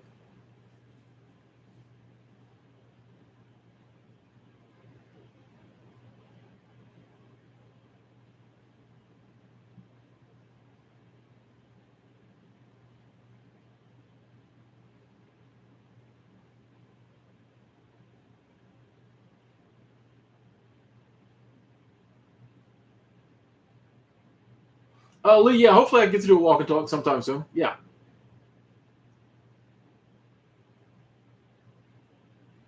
Renegade, I totally, 1,000% think the Native Americans and other, all of our ancestors lived like that at one point in time, had a better life. Yeah, better way of life. I totally agree. People disagree with me. And I think it might be subjective. A lot of people who like technology would probably rather be alive now. I would much rather be alive back then. So much of the world today seems unreal to me. Like my mindset is so like survival and enjoy yourself. All this extra stuff means nothing to me. I'll use it. I'll use the internet. I'll use my cell phone. but it means nothing. Like, it's not real to me. I would much rather be at a time where we didn't have the internet or cell phones. That's just me. I just think I have that. I have an old soul. You know what I mean? Like, this doesn't seem real to me. This time period.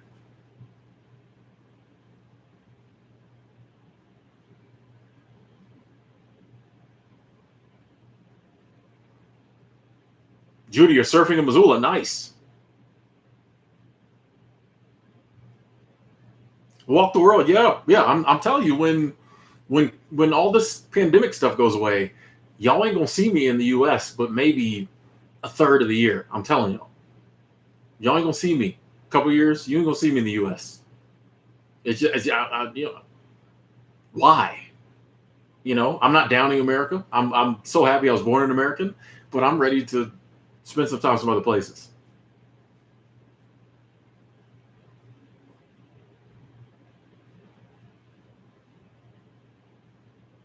Yeah, some people think these are the best times. I personally don't. Like I said, I think it's subjective.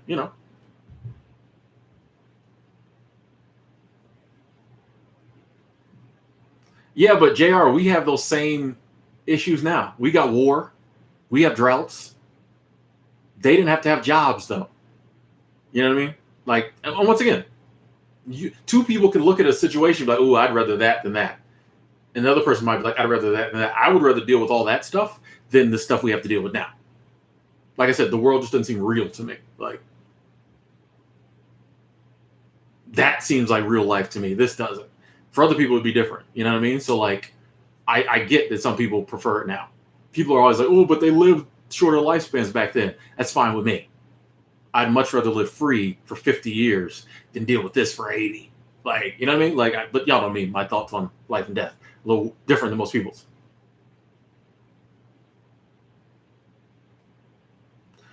State of Where'd the comment go?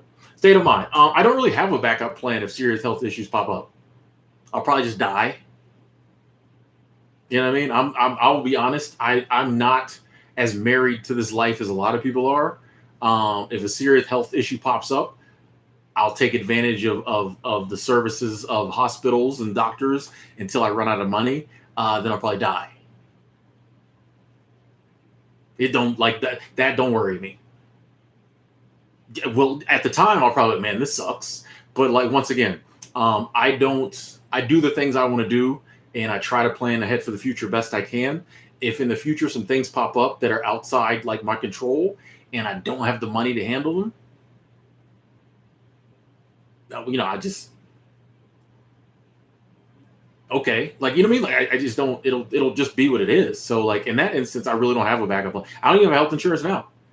I could have it. I'm probably gonna get it soon. Um, but like, I don't even have it now. Like, whatever. Like, once again, my thoughts about like life and death and this existence are a lot different than a lot of people's. So for most people, the ultimate thing is to like live in this life as long as possible. I have to do everything so that I live this life as long as possible, as comfortable as possible. My views are like, I'm just here experiencing what it's like to be a human, what it's like, excuse me, to be a human. When that experience is over, for whatever reason, I'll just move on to my next experience. If that means I die of heart failure at 46, it don't, it's going to suck while my heart's failing.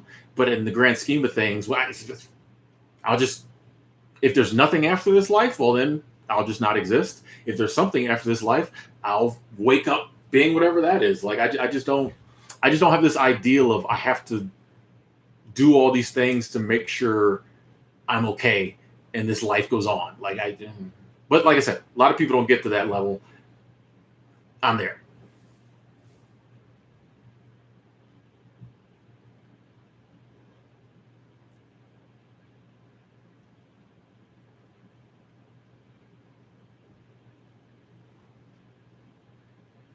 I'm just reading some comments, folks.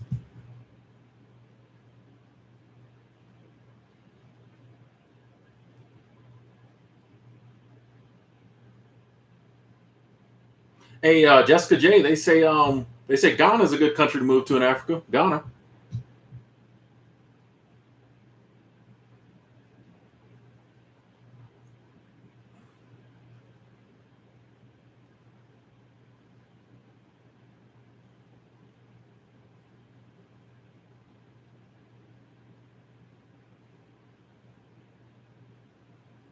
Sorry, I'm going through the comments, folks, trying to find one to talk about.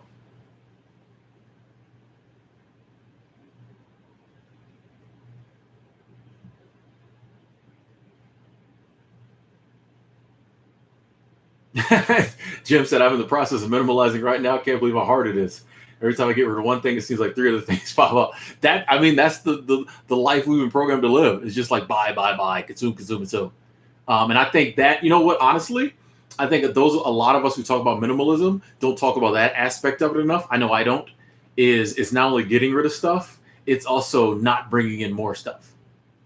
You know, and I think that might honestly be harder. You know, because it's breaking that cycle of we've been taught our whole life that having more is better. So we naturally, not even thinking about it, just want to buy more. You know what I mean? Just want to, consume more. We think that's right. You know, if you get a big check and you got a lot of money left over, you can go out and buy some stuff. You're like, yeah, that feels good. That feels right. But like, you have to reprogram your mind and be like, oh, I don't have to buy more stuff if I don't need it. I can just, save this money, invest this money, donate this money. You know what I mean? But yeah, it's hard to do.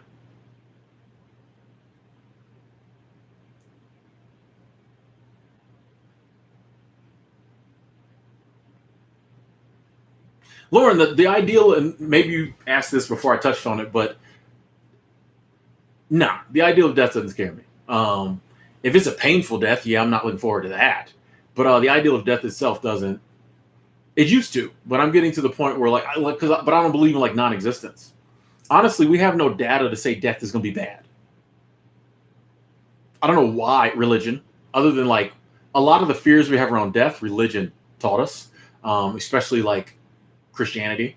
Not a knock if you're a Christian, but for me, why should I fear death? There's nothing other than like it's painful sometimes. I don't want, that sucks. But like the actual dying and being dead, like there's no data to say it's bad. So no.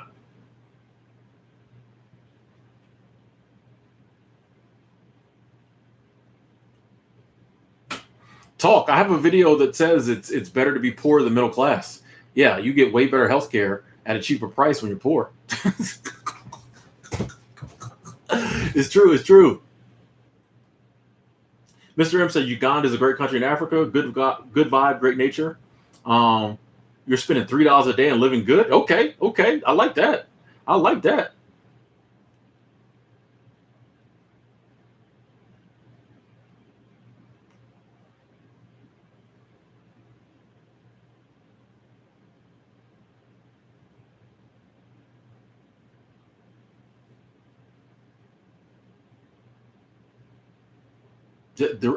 Once again, like when I'm scrolling through the comments, all of a sudden YouTube will just throw all the comments up. It always does that. That's why sometimes I'll be reading them, but then it like goes away.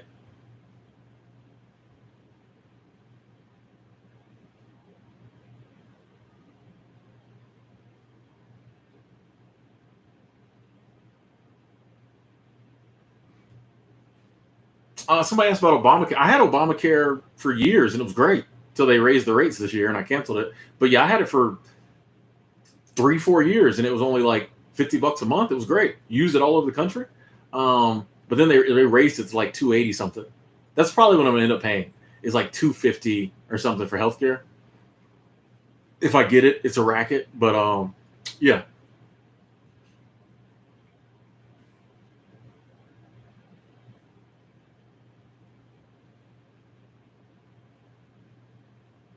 I mean, if I have a stroke and don't die and have to live on a machine, I almost would much rather not have the money for the machine. You know what I mean? Like stuff like once again, I spend very little time worrying about like what could happen in the future. There are a billion things that could happen to me that would be like horrible. I'd be like, man, this sucks. Just so many things that'll suck whether you have healthcare or not. So like I just don't think of like I don't know. Like I don't when it happens, it happens. Like I think the universe is abundant. I think I'm a very positive person. I think I bring a lot of positivity in my life. If something like that is in store for me in the future, I'll deal with it then. I'm not going to go through my everyday worrying about it Because where does that stop? That's why you have some people who are just super worried, super stressed. Because once you start that wheel of worrying about arbitrary sickness, like it never stops because there's always something else to worry about. I don't even start the wheel. What's going to happen is going to happen. I'm just blessed that like I've been able to live the life I've been living, and I'm still living it.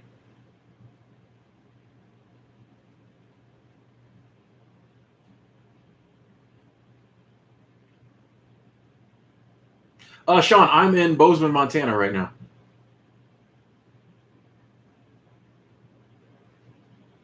What's up, Green Smog?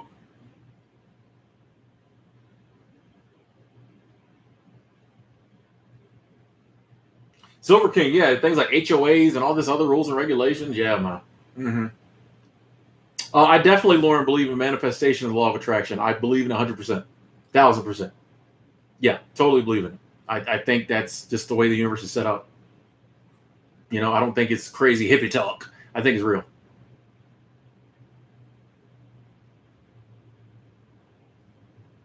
Yeah, Stephen, young people are using the free market the way they want to use it.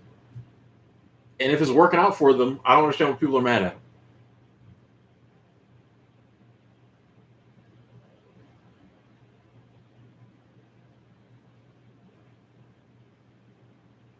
Mark, I don't think I ever will totally settle down in one place.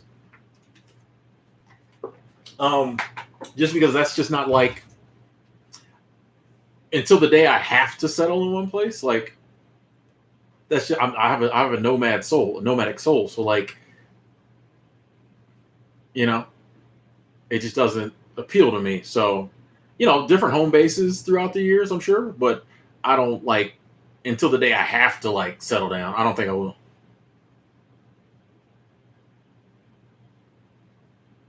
Jim, Montana is awesome. I definitely the people I know from Michigan. I definitely think have always said Montana was better. A lot of them went back for whatever reasons, but again, I know a lot of people from like Flint. A lot of people in seasonal work from Flint. I don't know who put up the seasonal work flyers in Flint, but they did a good job. A lot of people in Flint for doing seasonal work, but yeah, they always liked it. A lot of them stayed. Shout out to like my friend Riley, people like that. She's still in Big Sky. That's the homie Rye Rizzle. Yeah, I think I'm biased, but I think Montana's better than Michigan.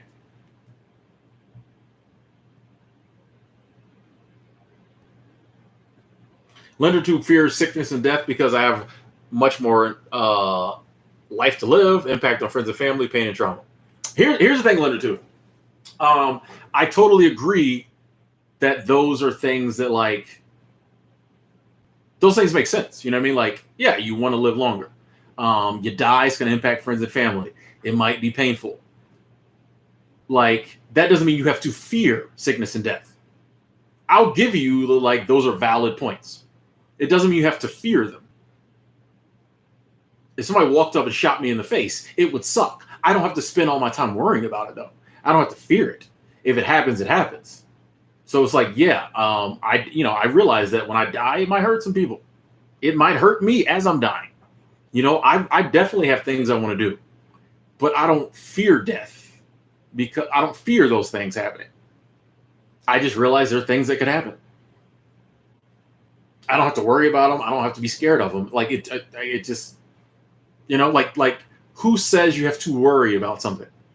Like, let's just think about it. Let's take a second. There are things that can happen, and if they happen, it might not be your best day, but who says you have to worry about it? Society has taught us, oh, if there's something bad, and as a human, you can think that it might happen, you need to worry about it. Worrying solves nothing. Who says I have to worry about it? I just don't. It's like I'll deal with it when it happens. We've been taught to worry, but worrying doesn't like, if you fear sickness and death because of those reasons, you're going to be scared and fearful of sickness and death your whole life because those reasons are never going to go away. I take the other point of view and I just accept those things are probably going to happen. And when they happen, I'll deal with them. Like, I ain't scared of it. You know what I mean? Like, no, like, I decide what I'm scared of, what I fear. I'm just not going to fear a lot of this stuff.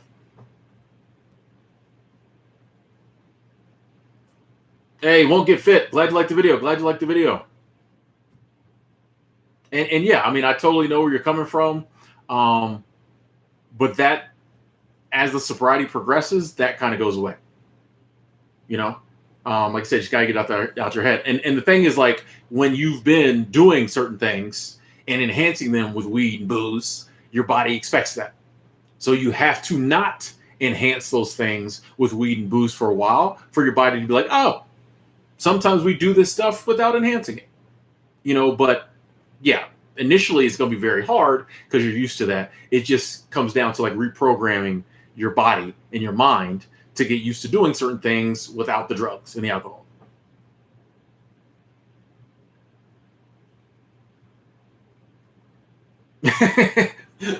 What the world, that's funny. Yeah, man, it is crazy that like you'd have never thought 20 years ago people would be glamorizing, like living in the vehicle. Um, but I think it shows the times we're living in. 20 years ago, you didn't need to. I mean? We're living in a time where a lot of people are like, you know what? I'm looking into that. That seems cool. Um, but yeah, it's crazy.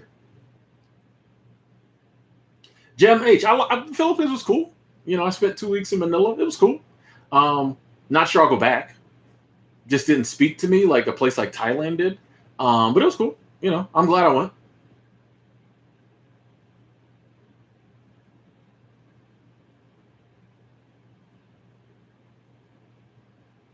Renegade, I think government jobs might be more secure. Yeah.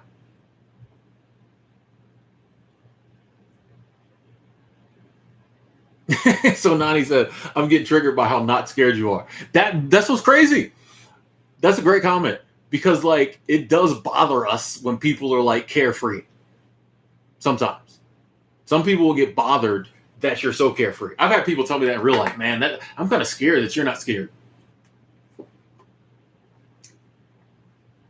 It's weird. It's funny. I'm not coming at you, but like it's true. Like, no, I'm good.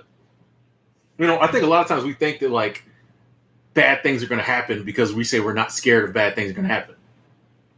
And if that is true, I'm cool with that too. I'm good, man. I'm good. Princess Select Amanda says, I don't fear death at all. We're all here to have a physical experience, but we're all spirit that lives on eternally. That's why I'm not tripping. Yep, exactly. I'm not going to read that last sentence because I'm avoiding saying that word because, yeah. But yeah, that's what I'm saying. Like I'm just experiencing life as a human. When it's time for that experience to be over, I move on. Like I don't know.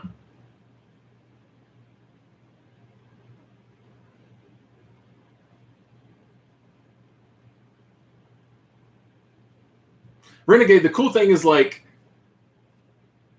you can, just like you were programmed to be very fearful, you can reprogram yourself to not be as fearful. It takes time, and it really takes. That's one thing. It takes action. Like if you're ever going to reprogram yourself to not be as fearful and simultaneously build up your self-esteem, it takes action. And so you have to start pushing the fear to the back and like just doing. And as you do that, you get less fearful, and also it builds your self-esteem because you're like, oh snap, I decided to do this, I did it, it worked out, cool. Let me try something new. But like you have to take some action, and you will be very scared and very afraid in some of the first actions. But over time, you can reprogram yourself to not be as fearful, which is a good thing.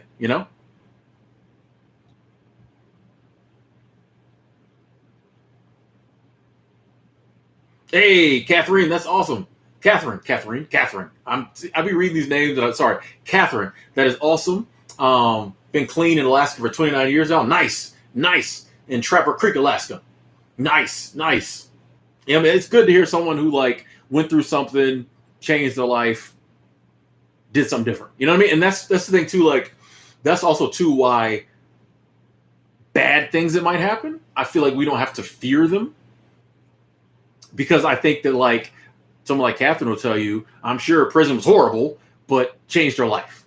So she'd probably tell you like, hey, one of the best things that happened, or one of the better things that happened to me was that, because now my life afterwards has been so awesome. So that's why I look at, like, even when I look ahead and like, oh, maybe this might happen to me, I'm like, hey, it'll probably change my life for the better, or I'll learn something from it. You know what I mean? Things just happen. We interpret how we view them. So like when you realize, hey, even if bad stuff happens to me, I'll probably view it as good, or I can view it as good. You know, something good might come out of it. You don't have to be afraid of it.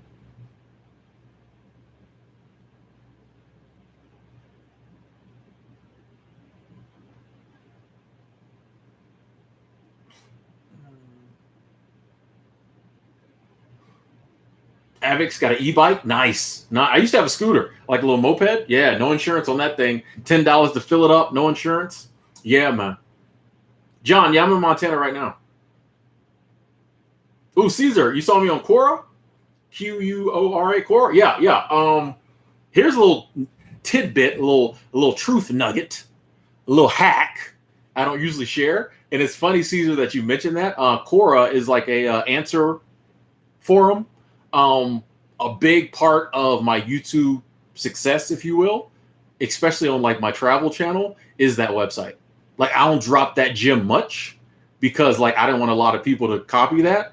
But my travel channel would not have blown up like it did if I didn't go on. I used to go on there every day, not every day, but pretty regular, and just like answer Greyhound bus questions. And it's one of the few websites where you can post videos. A lot of other forums and stuff, you can't post videos like that. On Quora, you can. Maybe you could. I don't know if you still can. A big part of my success, especially on that channel, is that website. I mean, I don't think I've ever said that before. Because yeah, I would just do a video and then I would go answer 10 questions that related to that video about like Greyhound or something, and I would paste the video. Anytime someone reads my answer, they're probably going to click on the video. Use that how you wish.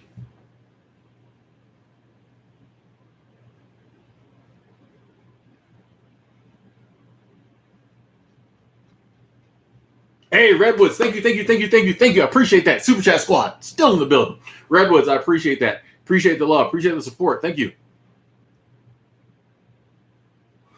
Redwoods, you've been sober since March 2020 after receiving a diabetes diagnosis. Life has changed for the better. Awesome. You're a bottle of wine a night person. Sobriety equals freedom. I totally agree. That is awesome. Sorry to hear about the diabetes, but once again, kind of goes over what we were talking about earlier. You took something that most people view as a negative, and something positive came from it. And honestly, sometimes I think like that's why certain things are allowed to happen to us. I don't think as a human I can ever fully know why there's bad in the world or why there's suffering in the world. But sometimes I do think there is something to like the source, God, whatever, sees it from a higher perspective and is like, oh yeah, suffering sucks, but it's necessary in order sometimes to like make humans do things they need to do. So overall, it might be better, I think. I don't know.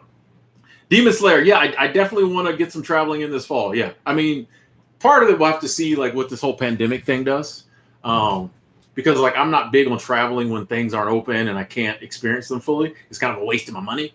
But yeah, I'm trying to do some traveling this fall if I can do it normally.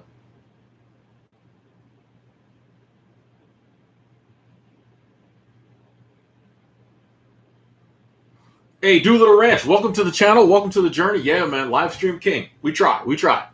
I don't go live every day. I try to, 2-3 times a week. Today's Tuesday, so I could see Thursday maybe going live again. So I'm trying to schedule more of them, but it's kind of, but 2-3 times a week usually. Marcus says we're light in a meat suit. See you later, Daniel. Hey, Katie Joe, thank you. Appreciate that. Super Chat Squad says, God bless you for telling your story here. Thank you for that. You'll help others. Definitely trying. And so I really, it means so much to be the feedback when someone says that like the videos helped. Because I mean, I'll share this with y'all. I grew up in a very religious household, and I've since I got kicked out of that religion, honestly. But anyone who grew up in a religious household can attest that like when you grow up in a very religious household, there's a part of you that feels like you should still be living that way. and I was a Jehovah's Witness. So like one of the big things about that religion is the ministry, and I think that's awesome. Everybody knows like there's no other organization on this earth that everybody makes jokes about them knocking on the door on Saturday. Like everybody knows when it comes to ministry, the witnesses be out there, and I used to be out there every Saturday morning, son. Boom, you know. So I will admit that one of the things that like I feel like I struggled with for years was like I felt like I wasn't doing any type of ministry because I grew up in a household where like you ministered regular, and I bring that up to say that like until recently, I feel like I had that struggle. Now I see what my ministry is. Okay.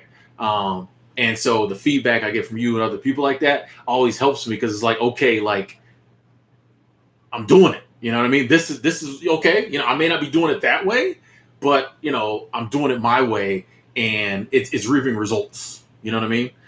For someone to say, hey, you're changing people's lives, you're helping, that's huge. And I think it heals a part of me that struggled with it because yeah, honestly, for all my 20s and half my 30s, I wasn't doing any type of ministry, any type of helping. I was helping myself to drinks. I was helping myself to skanks if they were willing, you know. So shout out to the skanks. Yeah, that's it really means a lot to me. So thank you for that. Thank you. Super Chat Squad. I think we got another one. Choo choo.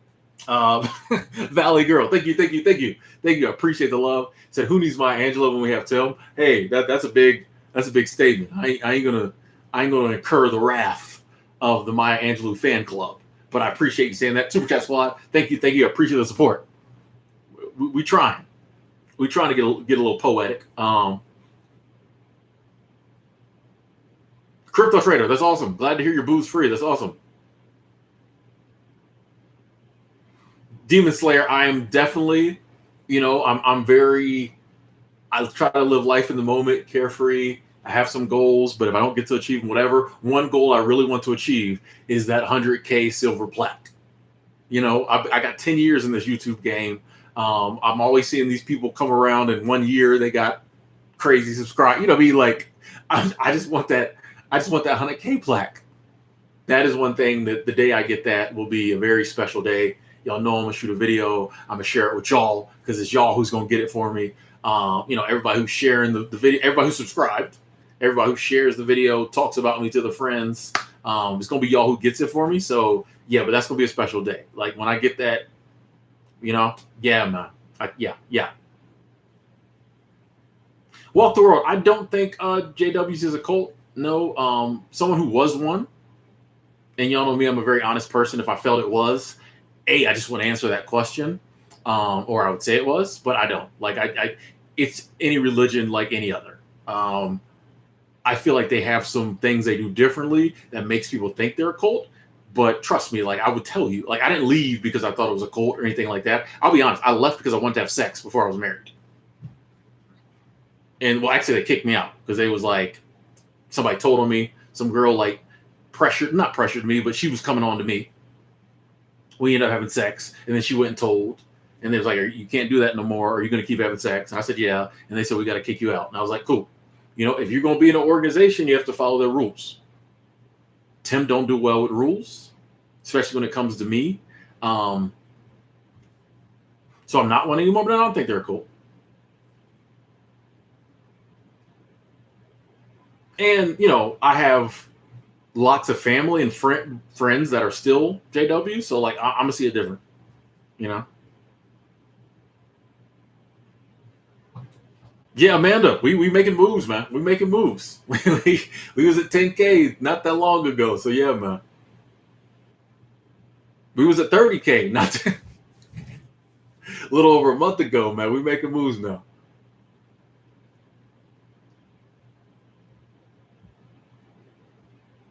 Kevin, yeah, man. Good to see you. Yeah, the channel's, you know, blessed. Channel's doing well.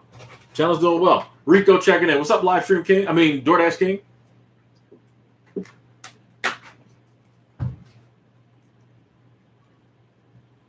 I take inspiration from, you know, something like Alan Watts. Everybody knows I love Alan Watts. Gary Vaynerchuk. On YouTube, my boy No Can't Fant. I get a lot of inspiration from him. My girl Blair Browning from the Free Perspective.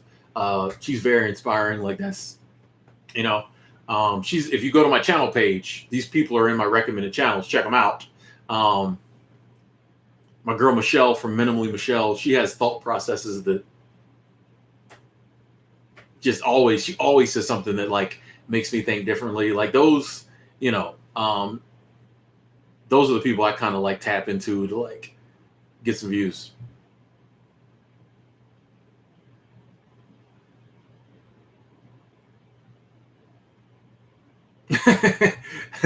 Tai Chi 20 sign said, go to school, get a degree, slave the rest of your life for a company that doesn't care about you. Exactly. You know, there was a time when that model kind of worked. I feel like my dad's generation, it worked. You know, I think that was the last one it really worked for. You know, because I think the companies kind of cared a little more back then. Companies stopped caring about like the 80s. You know, it doesn't work.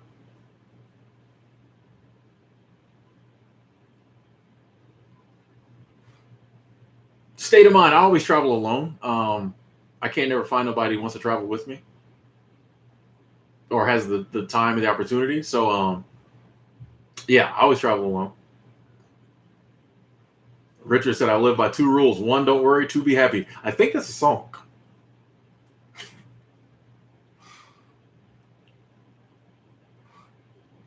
Simulation, welcome to the channel. Malik, I don't really watch it. I mean, I'll watch the Super Bowl if I know somebody's having a Super Bowl party that I'm gonna go to. So yeah, I'll usually bet somebody and then watch the Super Bowl just to, you know. But I like if I'm not going to a Super Bowl party, I won't watch it. Like it doesn't. I'm not a big sports person. Lazy Asian, what's up? What's up? What's up? Good to see you. How you been?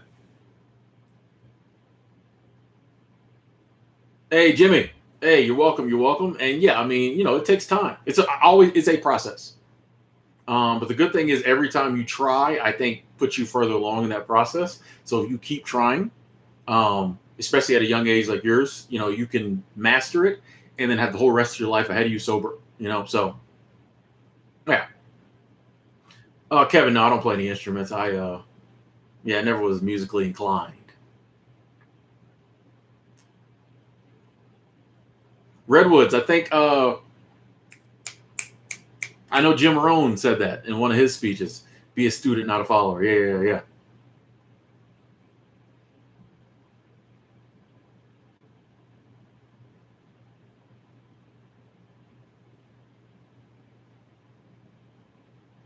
Oh, Big Ross said companies didn't even care back then. Okay, but the economy and the population was different. Okay. The last Super Bowl party I went to, I can't even remember. I'm sure it was one of the seasonal job. We probably all got together.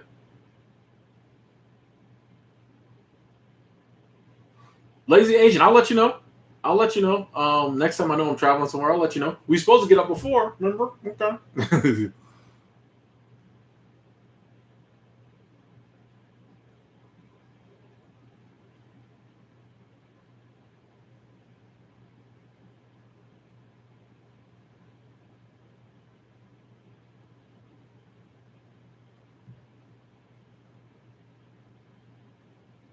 If I had to create a product, I'd probably like write a book.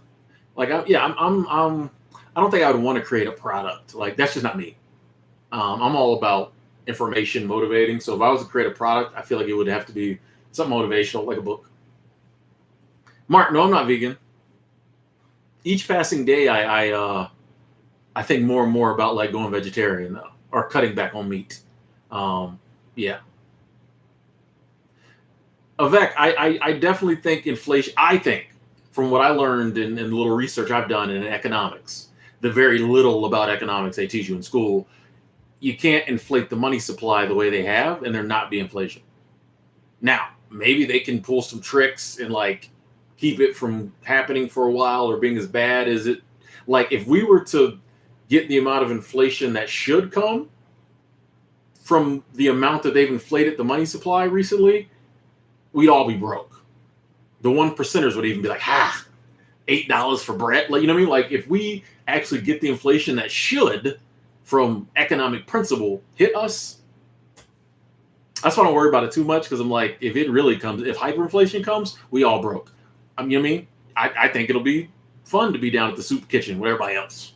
You know, everybody gonna be broke. That's why I don't worry about it. You know, I look back at the old documentaries from the Great Depression. A lot of people sitting around talking. Nobody worked. I'm always like, hey, this guy's, chilling. I'm obviously being funny, but part of me does think like, yeah, if inflation comes, we just have to deal with it. Hey, lazy Asian, yeah, definitely. We'll meet up. We'll meet up. I'm just messing with you. Yeah, we'll meet up this fall. Yeah, hopefully things will be kind of calmed down.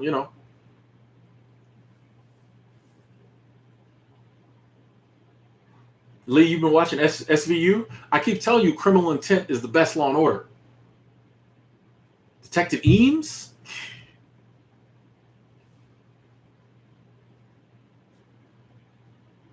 Yeah, seek meekness. I think the average person doesn't realize because, like, we live in a day and age where, like, you hear them throw out trillion and billion so much, dude. But like, if you look at the charts of how much money they created in the past couple of years, it's mind blowing. How much, like, it's they've never, like, there's a reason they never did it before in history, and now, if you really want to get nervous, go look at Weimar Germany, Zimbabwe, Venezuela, when they did the same things. What happened? In Germany, they was friggin' using money to heat the house. Wasn't worth anything. They was using Deutschmarks or whatever to heat the house. You know what I mean? Hey, it's cold in here, Mom. Take some of that money and put it in the fire. Heat the house up. It ain't buying nothing. But let's keep it positive. I don't want to scare nobody, but like, maybe they can do some things to stave it all. Here's the thing. I feel bad when I say it because I'm like, hey, they've been kicking the can down the road this time. So long. Maybe they can kick it down the road some more. But then I'm like, well, people 30 years from now will just get hit with the inflation. So I don't know. I don't know what's going to happen. Hey, Catherine, thank you. That sounds fun, making goat cheese. That's something, man. I got to get up there to Trapper Creek. Hey, yep, I'm dead serious. Hey, when I'm in Alaska, I'll be in Alaska. So I might take you up on that. That sounds fun. And thank you once again.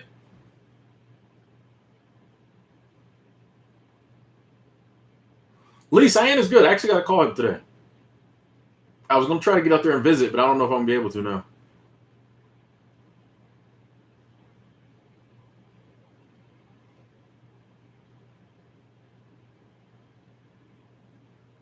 Jimmy, yes, I own some crypto. I got some Bitcoin. I got some Doge. I got a pretty hefty position in Doge. I'm in the red currently because I bought too high. Got some Ethereum. That's mainly for like games and stuff. I think blockchain gaming is going to be the future, so I'm trying to get into that. And then there's a bunch of like little random cryptos on Coinbase that I like. I'll look at and I think it's cool, and I'll buy like $10 of it. So I got a bunch of those. But mainly, yeah, just Bitcoin, Ethereum, and Doge.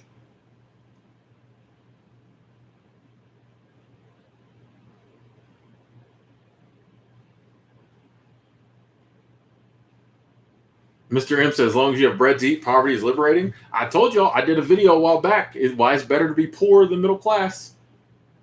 You're poor, they can't take nothing from you. They got to give you stuff. You're middle class, they just take. Jessica J, you like the original Law and Order? I mean, I don't know, man. I'm Gordon Eames, or I think Detective Eames she's one of the hottest television characters to me, like ever. And Gordon is just, I just love, like, yeah, I love Criminal Intent.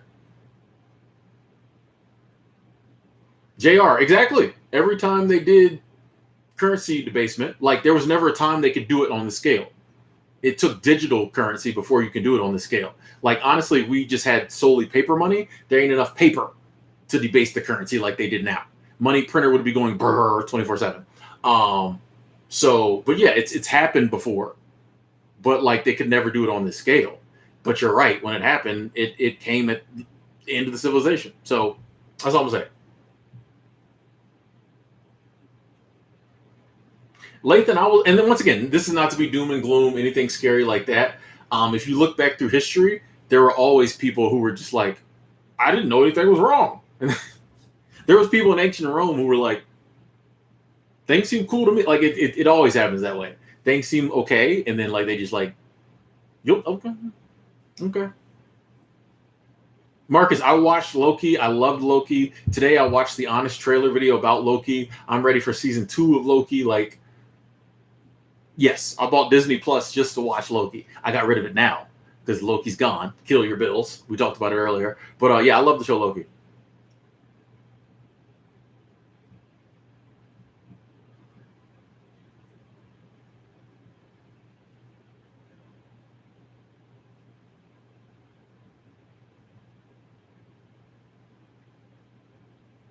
Nah, Cyan's not in Fort Collins. He's in California. Bernadine. Currently I'm just doing like my internet stuff. I do a little gig work on the side, a couple temp jobs through this app I got on my phone, but mainly just my internet stuff. It's like YouTube, do a little article writing.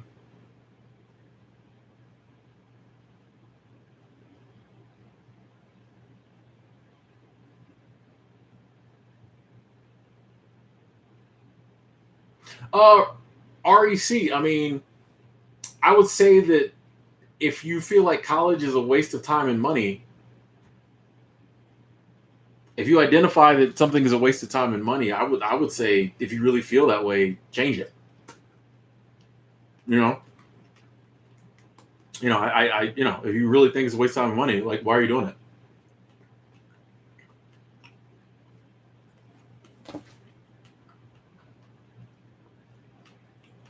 Monica, glad I could give you a laugh, get you to comment.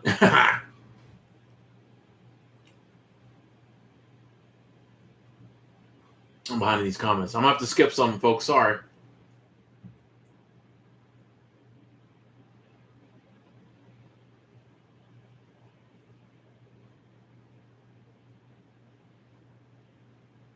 Oh, okay, I see what you're saying, Lathan. I got you. I got you.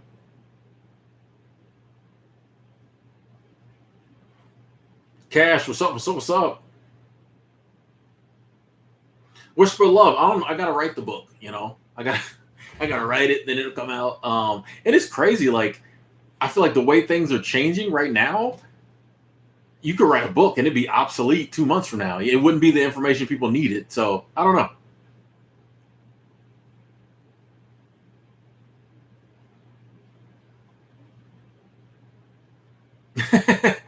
Arcus said Timothy War plus minimalism equals King the Conqueror. I'll take that.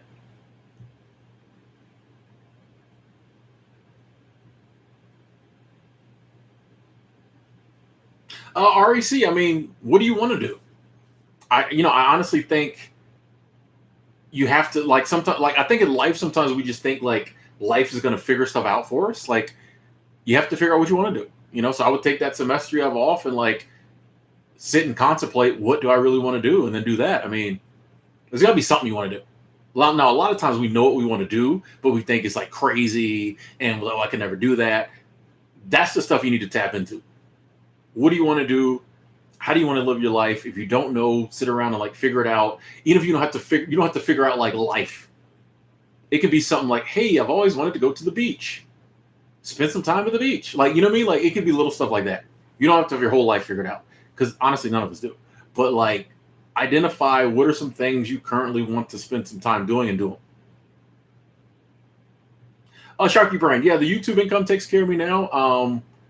I did a video. I'm probably done with like consistently doing seasonal work, but I could see, going somewhere for like a month, somewhere down the line, I could see me going back to the YMCA for a month, 1 year, or just to hang out with my friends. But yeah, I'm done with it consistently. Yeah.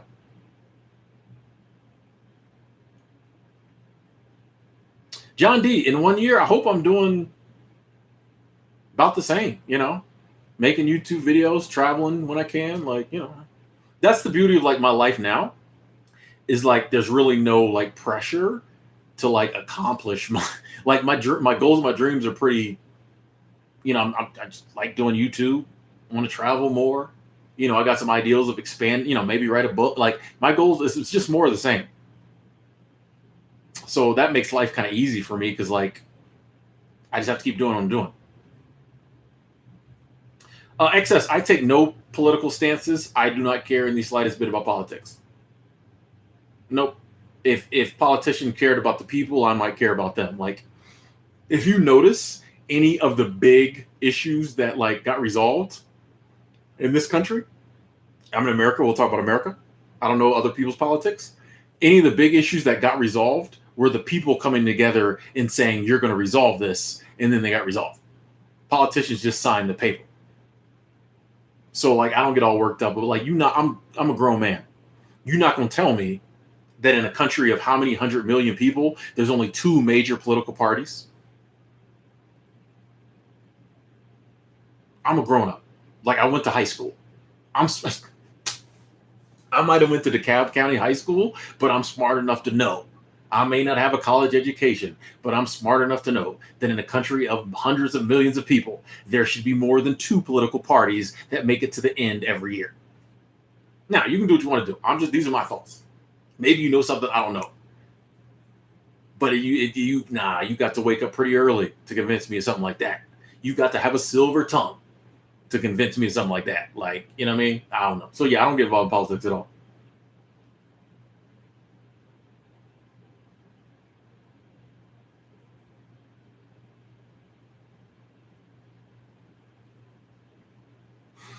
Christian, we talked a lot earlier in the stream about ways to like get out. You know, I mean, the first step is just like leaving, quitting. But we talked a lot about ways to make money to replace the income you're making at your corporate job. Because at the end of the day, that's what it is. Mainly like money, benefits, and retirement are the three reasons people stay at a job. But definitely when it comes to the money, um, I think and even the other two as well. But there are so many things now to replace that income. Because yeah, like no one would work at a job they hated if it wasn't for the money. So it's just a matter of finding ways to replace that money. And we talked about like 7 or 8 things at the beginning of the stream that are ways you can get out, and make the same. Well, depending on how much money you make. I think you can make comparable money.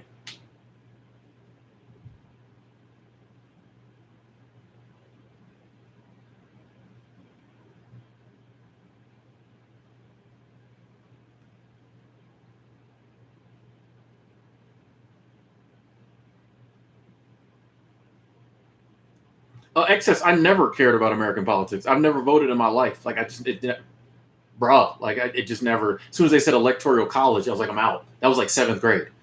I was like, I'm out. Like one thing I will say about myself, I've always been a free thinker.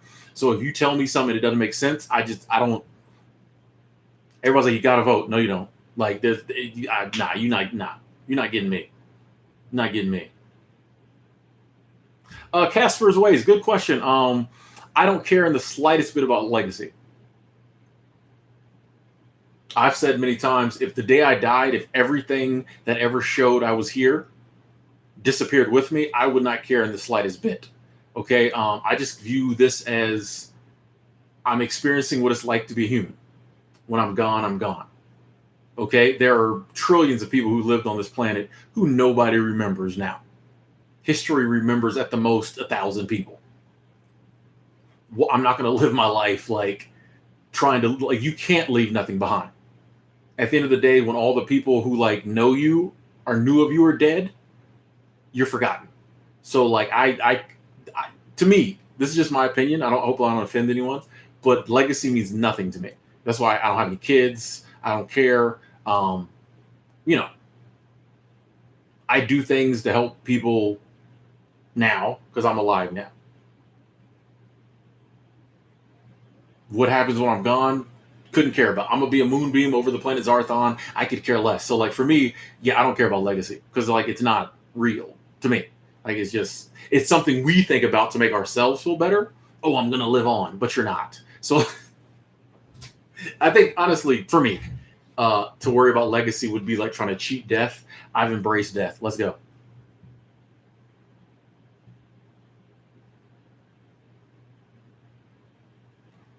Malik, nah, I didn't really get along with too many people in my high school. Like I didn't like high school, so nah, I don't go to high school reunions.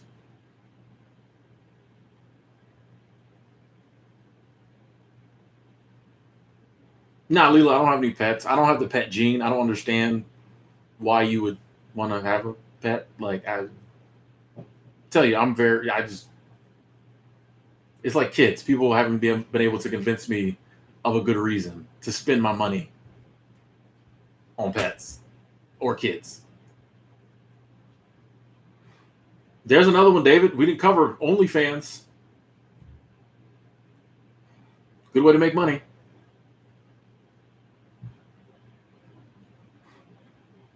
Monica, with when it comes to like remote work from home jobs, I have pretty much the same answer.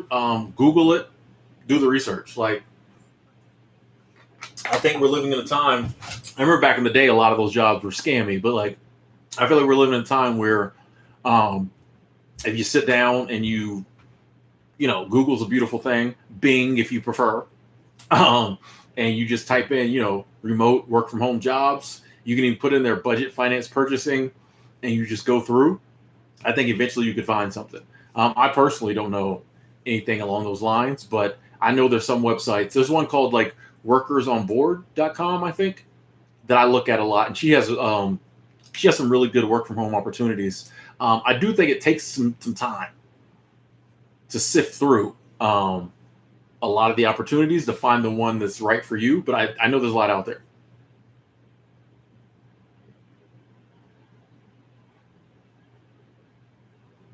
John D, I'm thinking I'm gonna have to do TikTok. Here's the thing, like TikTok isn't just kids dancing. There's a lot of people who do a lot of different content. So like as a content creator, I am gonna have to do TikTok, beef up my Instagram, beef up my Facebook. Like it's coming. It's coming. It's coming.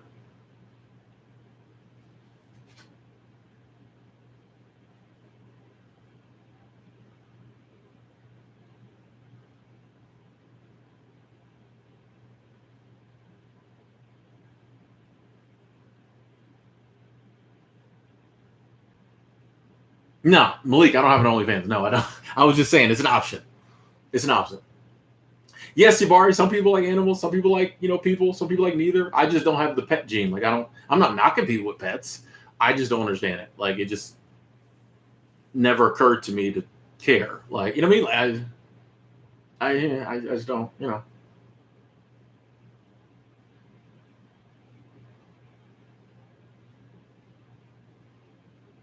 Folks, hang on 2 seconds. I'm gonna be right back.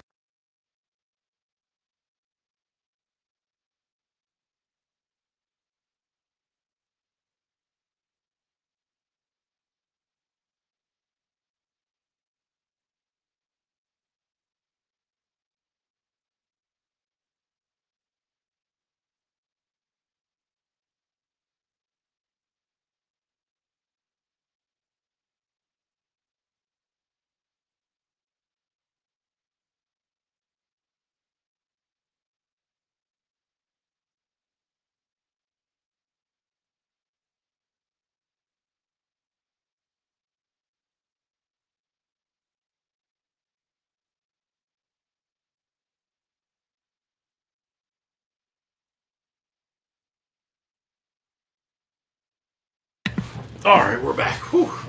Ah, killing this water.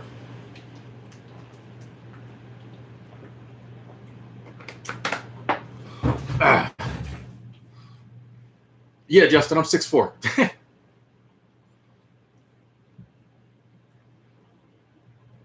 Oh, now we're talking about plants. Okay, I tried a plant. I killed it.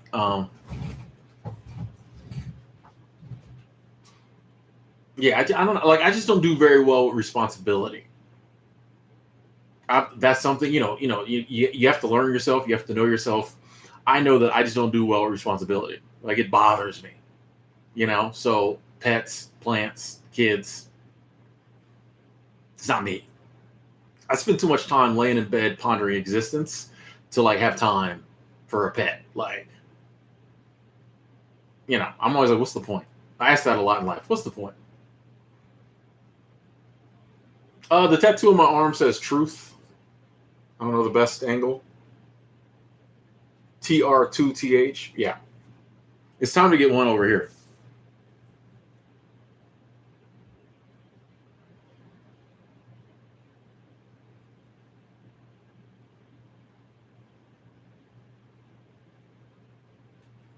What's one thing I know now that I wish I knew back then? I wish when I was younger, I looked at myself the way I look at myself now.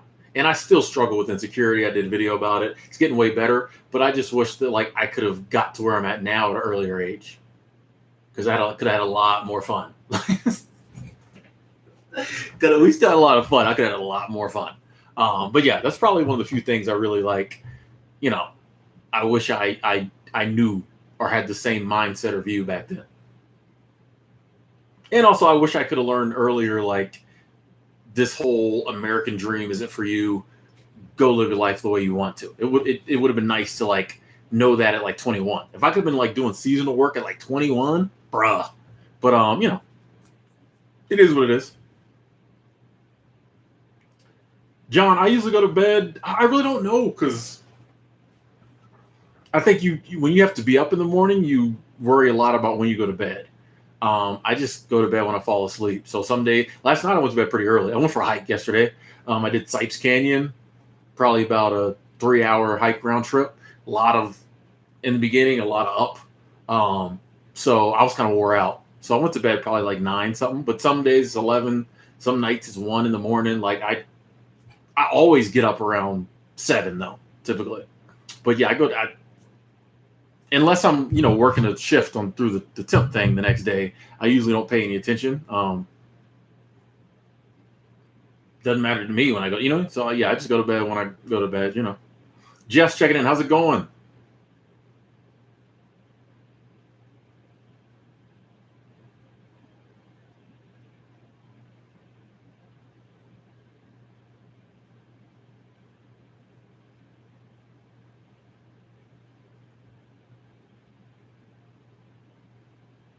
Shy. I think a lot of Shy Vlogs. I think a lot of people are here from the sobriety. I don't think anybody here is really get rich quick. Um, I don't. I don't feel like we have a crowd that's get rich quick at all on here. I know a lot of people came for the sobriety content, which is awesome.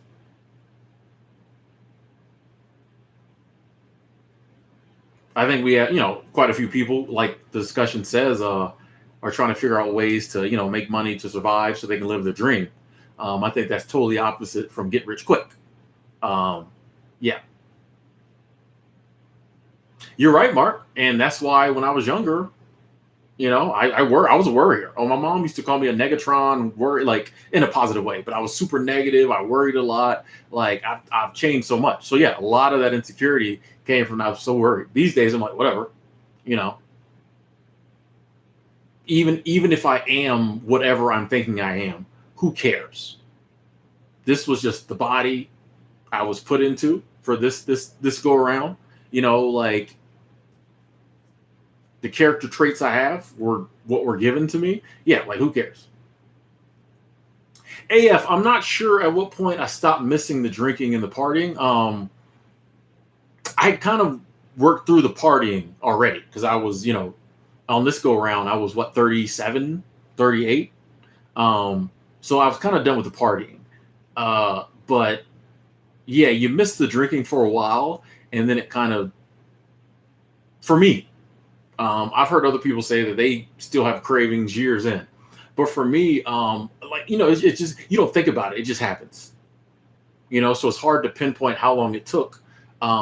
It's just like like sometimes with like some pain you might have, it just goes away, and like since that's your natural state, you don't really think about it. You look back and like, oh snap, my leg was hurting; it's not hurting no more. And it's kind of that way with like cravings, like wanting to drink.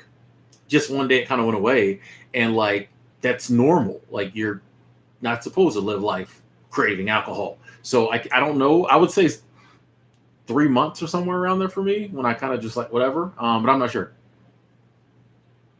Leela, my love life is pretty non-existent these days. We part of it is me. I don't go out. I don't meet people. I told you my social circle is super small. I only hang out with like 3-4 people. I don't go out. If I get on like Tinder or something, I get fed up. I delete it. I'm really just waiting for like, I'm like, if I never have a love life again, who cares? I got stuff I'm doing. And B, I'm just waiting for the right person to come along. Like, my motto used to be until, you find Miss Right. There's nothing wrong with sleeping with a ton of Miss Wrongs. You know what I mean? Or I was like, until I find Miss Right, I got no problem sleeping with as many Miss Wrongs as I can. You know, that used to be me. Um, these days, I don't. What's the point? You know what I mean? Once I got older, I'm like, what's the point?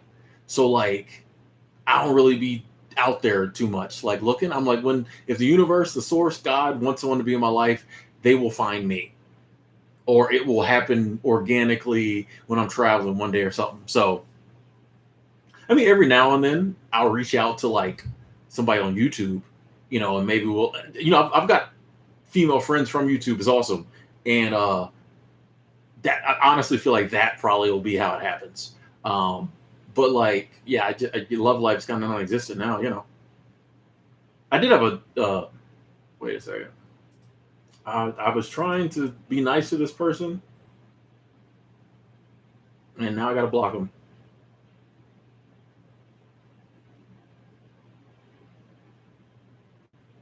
Jess, yeah, there's gigs on Craigslist as well. Good point. Good point.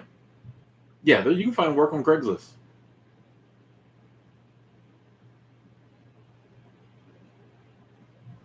Justin, the one vice or addiction I can't seem to break, I will be totally honest with you, it's like porn and masturbation. We got to get over that. I'll admit it.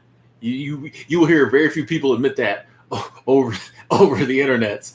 I got to stop looking at that pornography. I got to stop looking at that pornography and touching the giggle stick. I got to, and I'm making great strides. But it's, you know what I mean. It's 20, 30 years in. You know what I mean. So that is one I do struggle with, but we're working. We're working. You know, but part of the problem is, I'll give you an example. Right? They like Tim talking about this. Um, I stopped for what the other like a couple months ago. I was like, I'm not looking at porn, but I found myself just finding stuff on TikTok to look at to get the same arousal. And actually, I would spend more time on TikTok. Like I would spend an hour TikTok and like there's a lot more than just dancing on TikTok. There's a whole like skank slut community on there, right? So I'd spend like, and I'm like, Tim, this is crazy. Or I start looking at stuff on OnlyFans. I'm like, Tim, you got to stop this. So, you know, we're working. We haven't totally figured the problem out, but I think that's a process too. But we're working.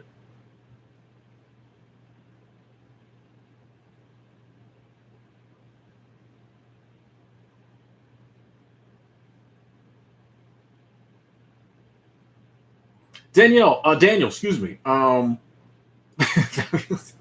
are crazy. I don't like to use the word favorite. It blows my mind that of all the choices we have in life, we always want to narrow it down to one. I don't like once you start looking at it that way, it's like, yeah, why do we do that? Um, so especially someone who appreciates like classic movies like me, I don't have a favorite actress. I will say like Meryl Streep, Ingrid Bergman, you know, Lena Horne. They don't even know about Lena. You know, one who's they're almost the same person, Holly Berry. I do there's a lot of actresses I appreciate, and I could keep going. Mae West, let's go. Um, there's so many, but yeah, those are a few I really appreciate.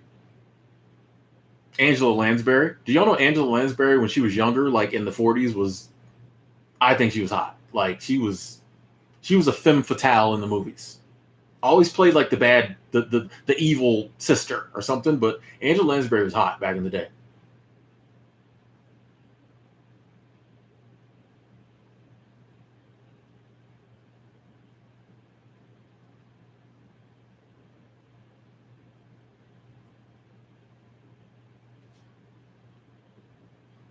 Red was we can do it. We can all do it. Yes. Is that a joke in there, incognito? Said I wanted to give up porn, but it's hard. sorry, sorry, sorry, sorry. Joanna Man 8, what's going on? What's going on? And yeah, excess. I guess some people do have favorites. I used to think I had favorites until I thought about the absurdity of the concept for me.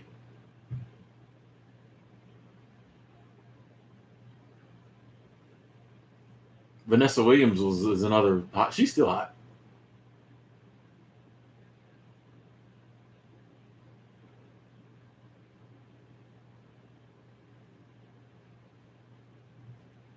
Casper Ways, good question. I don't know if I have, through all my pondering, I've got to a point where I'm like, I don't know if there has to be a reason. And if there is, I don't think as a human I'm smart enough to realize it. You know? I honestly these days, even as I was saying pondering existence, I was like, Tim, you really don't do it anymore. I used to. But these days I just kind of live. Like, why do I need to know the point? And if there is a point, obviously God level understands it. Can I? So I kind of really don't even, I don't know if there is a point. Does there have to be? I just enjoy my life as much as I can. That's kind of where I'm at with it now.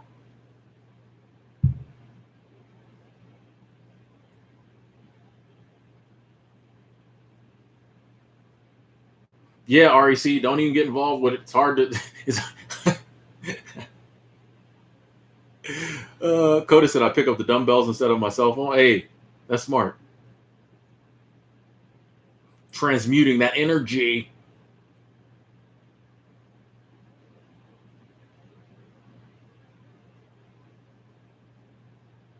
Ray, that's awesome. That's awesome. Left corporate America 35 years ago, living free.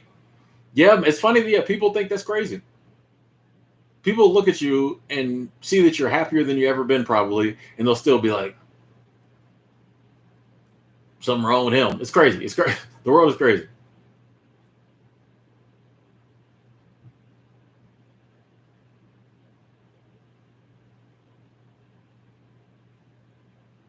Oh, Mark, I grew up reading the Bible. I have a copy of the Bible that like I travel with. Um, I believe it's a holy book. You know, I believe that man has tampered with it a lot, but I definitely believe it's a holy book, as are all the other holy books. So um, I find it odd that some people only believe in one holy book. That's the I mean, like if I find a book and it has meaning to me, like religion is the only arena where we pick one book. If you're reading self-help books and you read one, you're going to go to Barnes and Nobles. I'm obviously joking. No one goes to Barnes and Nobles. You're going to get on Amazon and get another one.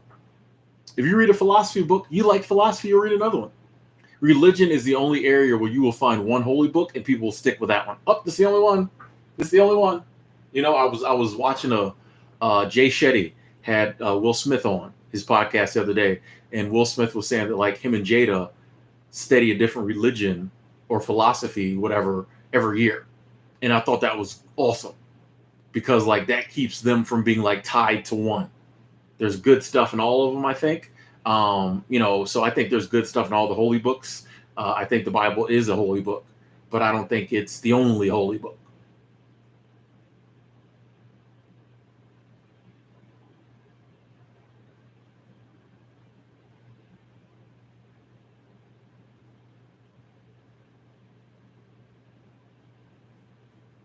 Angelina, yeah, you missed that portion of the stream about 2 hours ago.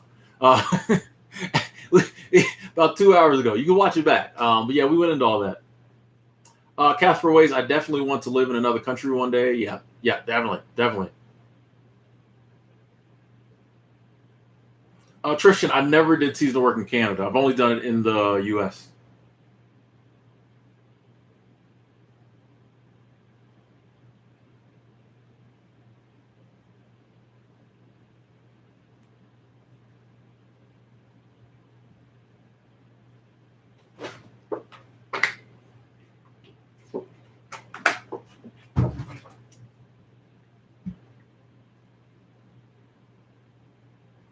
Angelia, I think when life ends, there's no way I could know. This is why like I do think that like the energy that makes up my consciousness will go somewhere else. But how would I ever know? It's weird to me now when people have an idea that they say this definitely happens when you die. How would you know? So I have no clue, but I like to think, it makes me feel warm and fuzzy inside to think that I'll just energy will be transferred to some other body or organism. But who knows? Tyler, you're right. I always say question everything, even the need to question everything. I might make a t-shirt. Question everything. Even the need to question everything. However, I warn you, once you start questioning everything, life gets ultimately it's easier, but it'll be rocky for a while. Because you realize that most of the stuff you believe is not true. Or there's no basis for believing it. I'll say that.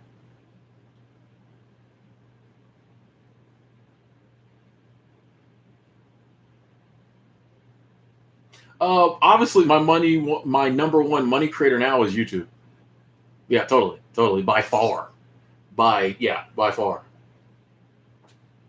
Oh, XS, you're the Taylor guy. Cool. Appreciate the follow.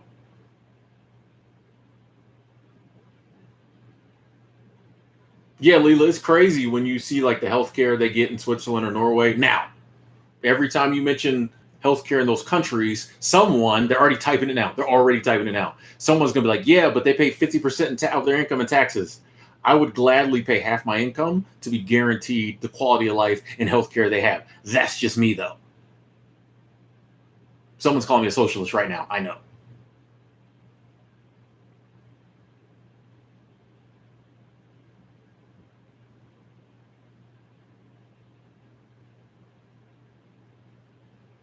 Oh, you did an interview at Vail, Jessica? How'd it go? Do little rest. My normal diet in a day is, I'm big on like strawberries. I usually will go to the Winco, get a chef salad, maybe some chicken wings. I eat a lot of Mexican food too, because they have a Mexican food restaurant with a drive-through. It takes a while for them to make it. You might sit there about 5 to 10 minutes, but yeah. So I eat a lot of Mexican food, but a lot of strawberries, grapes, chef salad, bread. And yeah, not the healthiest diet. There you go, Richard. Question everything, even this T-shirt. That's a good one. That might actually make it. That might actually make the grade there.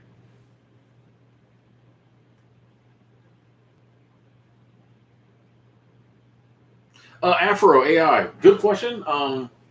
And I feel like this is one we all know the answer to. It's time. If someone else knows another way to get over heartache other than time, ultimately to get over it, I think it's just time. Now you can find things to do, I think, to distract yourself to make the time seem to pass quicker, but it's time. It just takes time. One day you'll be over it. Like it's time. Like it sucks. It hurts. You cry. This is what I do. I lay in bed for weeks and refuse to get out, and I cry. But it just takes time. Hey, Mike, that's awesome. 12 years in the patch means you probably got a little money saved up. About to travel. Do it. That's awesome. I was up there in like 2010 for a month, maybe. Up in the Bakken, I think I was up near Minot, I think.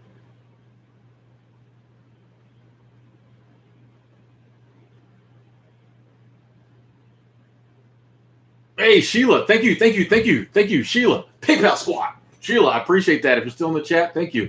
Got the notification. Thank you. I appreciate that. Thank you, Sheila. That's love. Thank you. Ayahuasca, is that the way to pronounce it? Psychedelics and any of that type of stuff, it just never really appealed to me. I got a friend, her YouTube channel is The Free Perspective. Definitely check her out. If you go to my channel page, she's on there. My friend Blair is all into that type of stuff. And if anyone was ever going to convince me to do it, it'd probably be her. But yeah, I just never was on my radar.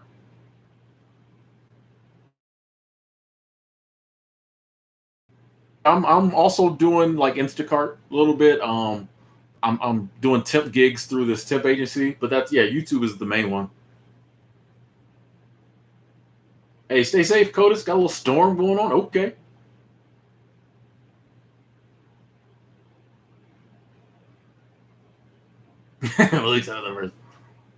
Daniel, yeah, I'm as soon as travel gets normal again, I want to go back international. I mean, that's the move. Like, I love America, but I'm ready to see some other stuff. But kind of waiting for travel to normalize again.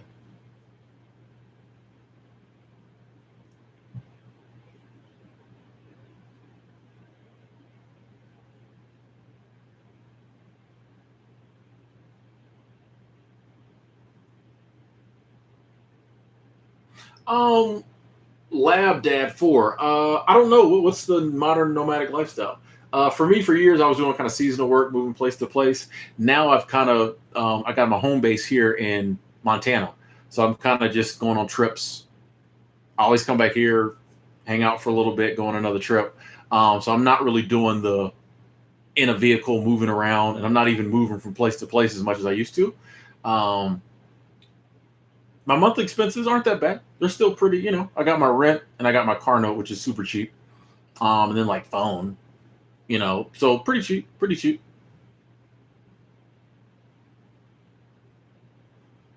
Yeah, John, yeah, with psychedelics, I'm just really not trying to open up that whole new world. Yeah, yeah.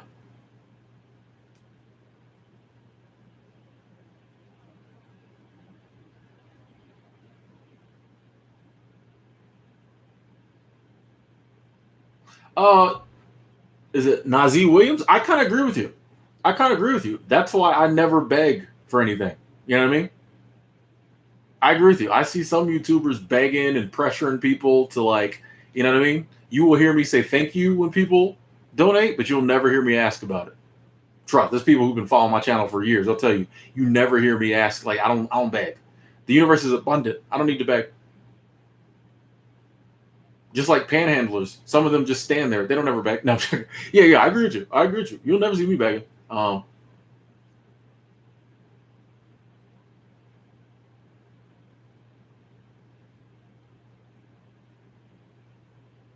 REC, I'm 41. I'll be 42 this year.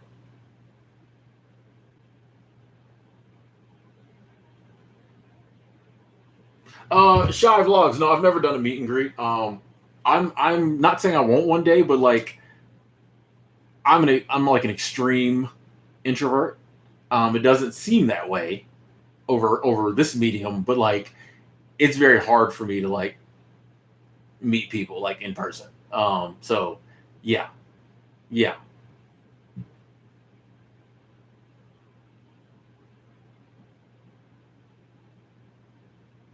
Hey, I appreciate you saying that. Black Dude's videos. Appreciate you saying that.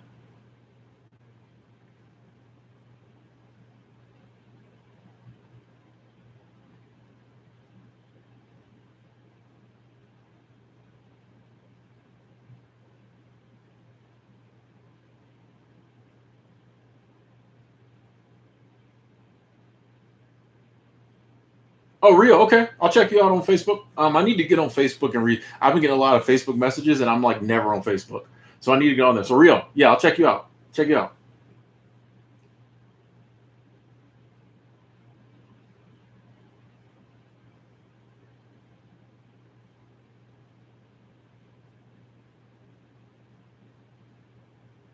Yeah, retired in 2019, man. We live stream king. You got to earn that. A couple people mentioned meditation. Yeah, man, meditation's where's that? I had a good meditation this morning. Sometimes they're just they're okay. Sometimes they're subpar. I had a good one this morning. Like the 30 minutes passed, I was just chilling. Like you ever meditating and like me, I have a timer. So the timer went off and I kind of just want to sit there and keep going. Like I had stuff I wanted to do. But yeah, I had a good meditation this morning. Yeah, man. Cassandra, do it. Let's go. Start your own business. Let's go. Let's go.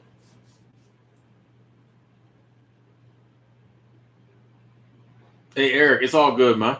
It's all good, man. It's a process. It's a process. Casper watching from Dubai. Nice. It's a little early. I appreciate you being up this early, Casper Ways. Or you just not been to bed yet? Jeremy checking it from the Philippines. How's it going?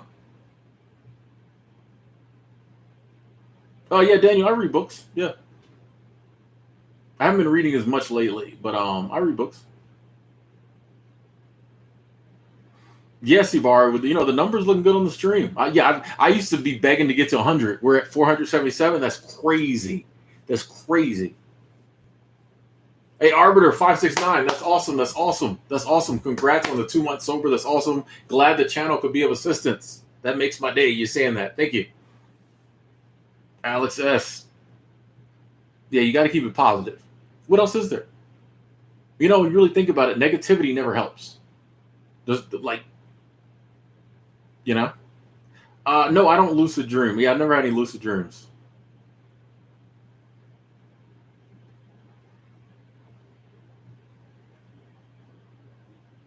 Eric, I'm probably gonna go a few more minutes. It's like at 3 hours and 55 minutes.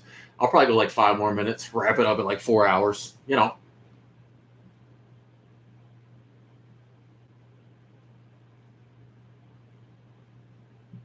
Ooh, I like that, Rio. A backpack exploration travel group. I like that. I like that. Yeah, I'm gonna look at your message, Chris. I do. I definitely do need to expand outside of YouTube. Yeah, definitely do, and I want to. It's just a matter of doing it. I'll admit it's just laziness. Not laziness, but like okay, laziness. Laziness, but a different word that it makes me feel more comfortable. But yeah, I definitely want to diversify the platform. But it's just that honestly, part of it too is I'm still in the growth stage on YouTube.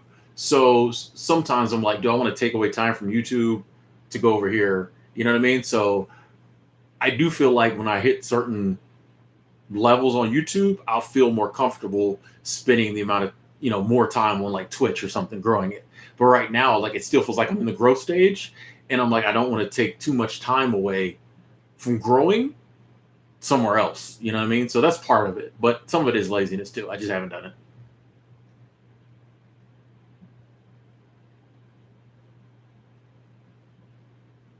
Oh, well, my free time, bald eagle. Honestly, I've been playing a lot of blockchain games recently. So that's been the latest move. Because I think blockchain gaming, NFT gaming, all that's going to be huge. So I've been doing a lot of research on that.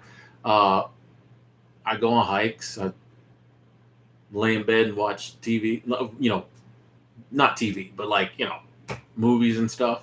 Um, I take walks. I have a lot of free time. I'll admit. That's why I said, like earlier question, I could be doing more stuff on other platforms. Instead, I lay in bed and watch 227. That's my new show I'm on, 227. I'm watching like that's Sandra Clark. I mentioned Mae West earlier. If anybody knows who Mae West was, anybody who watches 227, half of the moves she got from Mae West. Anyway, which I think is awesome. I love when history brings back the same character. But yeah, I spend a lot of my free time chilling, guilt free. Guilt free. I'm big on if I want to do it, I do it. The bills get paid. Yeah. When I finish the stream, I'm probably going to sit and play games the rest of the day. Doolittle Ranch. Hey, appreciate that. Leela, blockchain gaming is basically like games that like all the like now you can play a game and you can level up and you can get certain stuff. All the prizes and like things you acquire in games are going to be like NFTs, non-fungible tokens. So you'll be able to buy and sell those things. So instead of just like playing a game just to play it, it can be like a business. You can make money because the more you play, the more things you like. I'm playing this game called Gods Unchained. So the more you play, the more it's a card kind of game online. But the more you play, the more cards you can earn. Then you can turn around and sell those cards because they're NFTs. So the more you play, the more cards you can get, and the more money you can make. Especially if you come across some rare cards. So I think that's the future of gaming. Every game is going to have NFTs attached to it. No one's going to play a game just to play it anymore. It's going to be a source of income. So I'm trying to get in that early before everybody knows what it's about. But they call it blockchain gaming because the blockchain, cryptocurrency, all that allows it to happen. Lawsuit Production, how's it going? Welcome to the channel. Welcome to the channel. Glad you like the videos.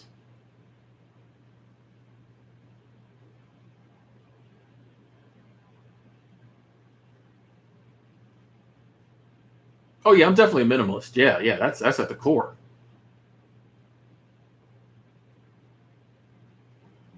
Yeah, imagine playing Tetris and making money like that and earning like blocks, and then, yeah. I mean, it's a no brainer that that's going to be huge.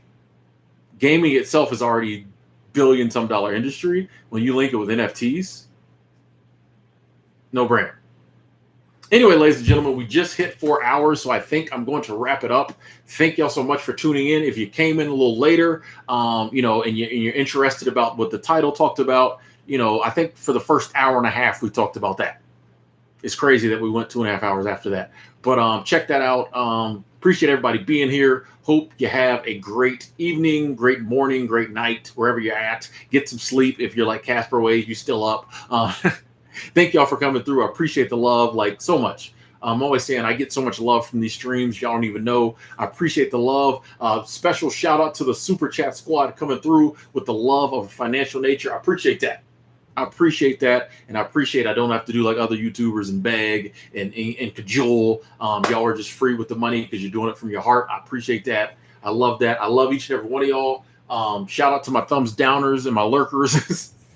I should put y'all in the 2 sentences. Shout out to my lurkers. I'm even going to shout out my thumbs downers. Y'all stay safe. Shout out to everybody. It's the first stream. Stick around. Subscribe. Subscribe. Come back. Thank y'all so much. Hey, if 2 more people hit the like button, we get it 500 likes before we go. Maybe not. Anyway, thank y'all so much. I'll talk to y'all later. Love. Oh, we did it. 506. Thank y'all. I'll talk to y'all later. See you next time.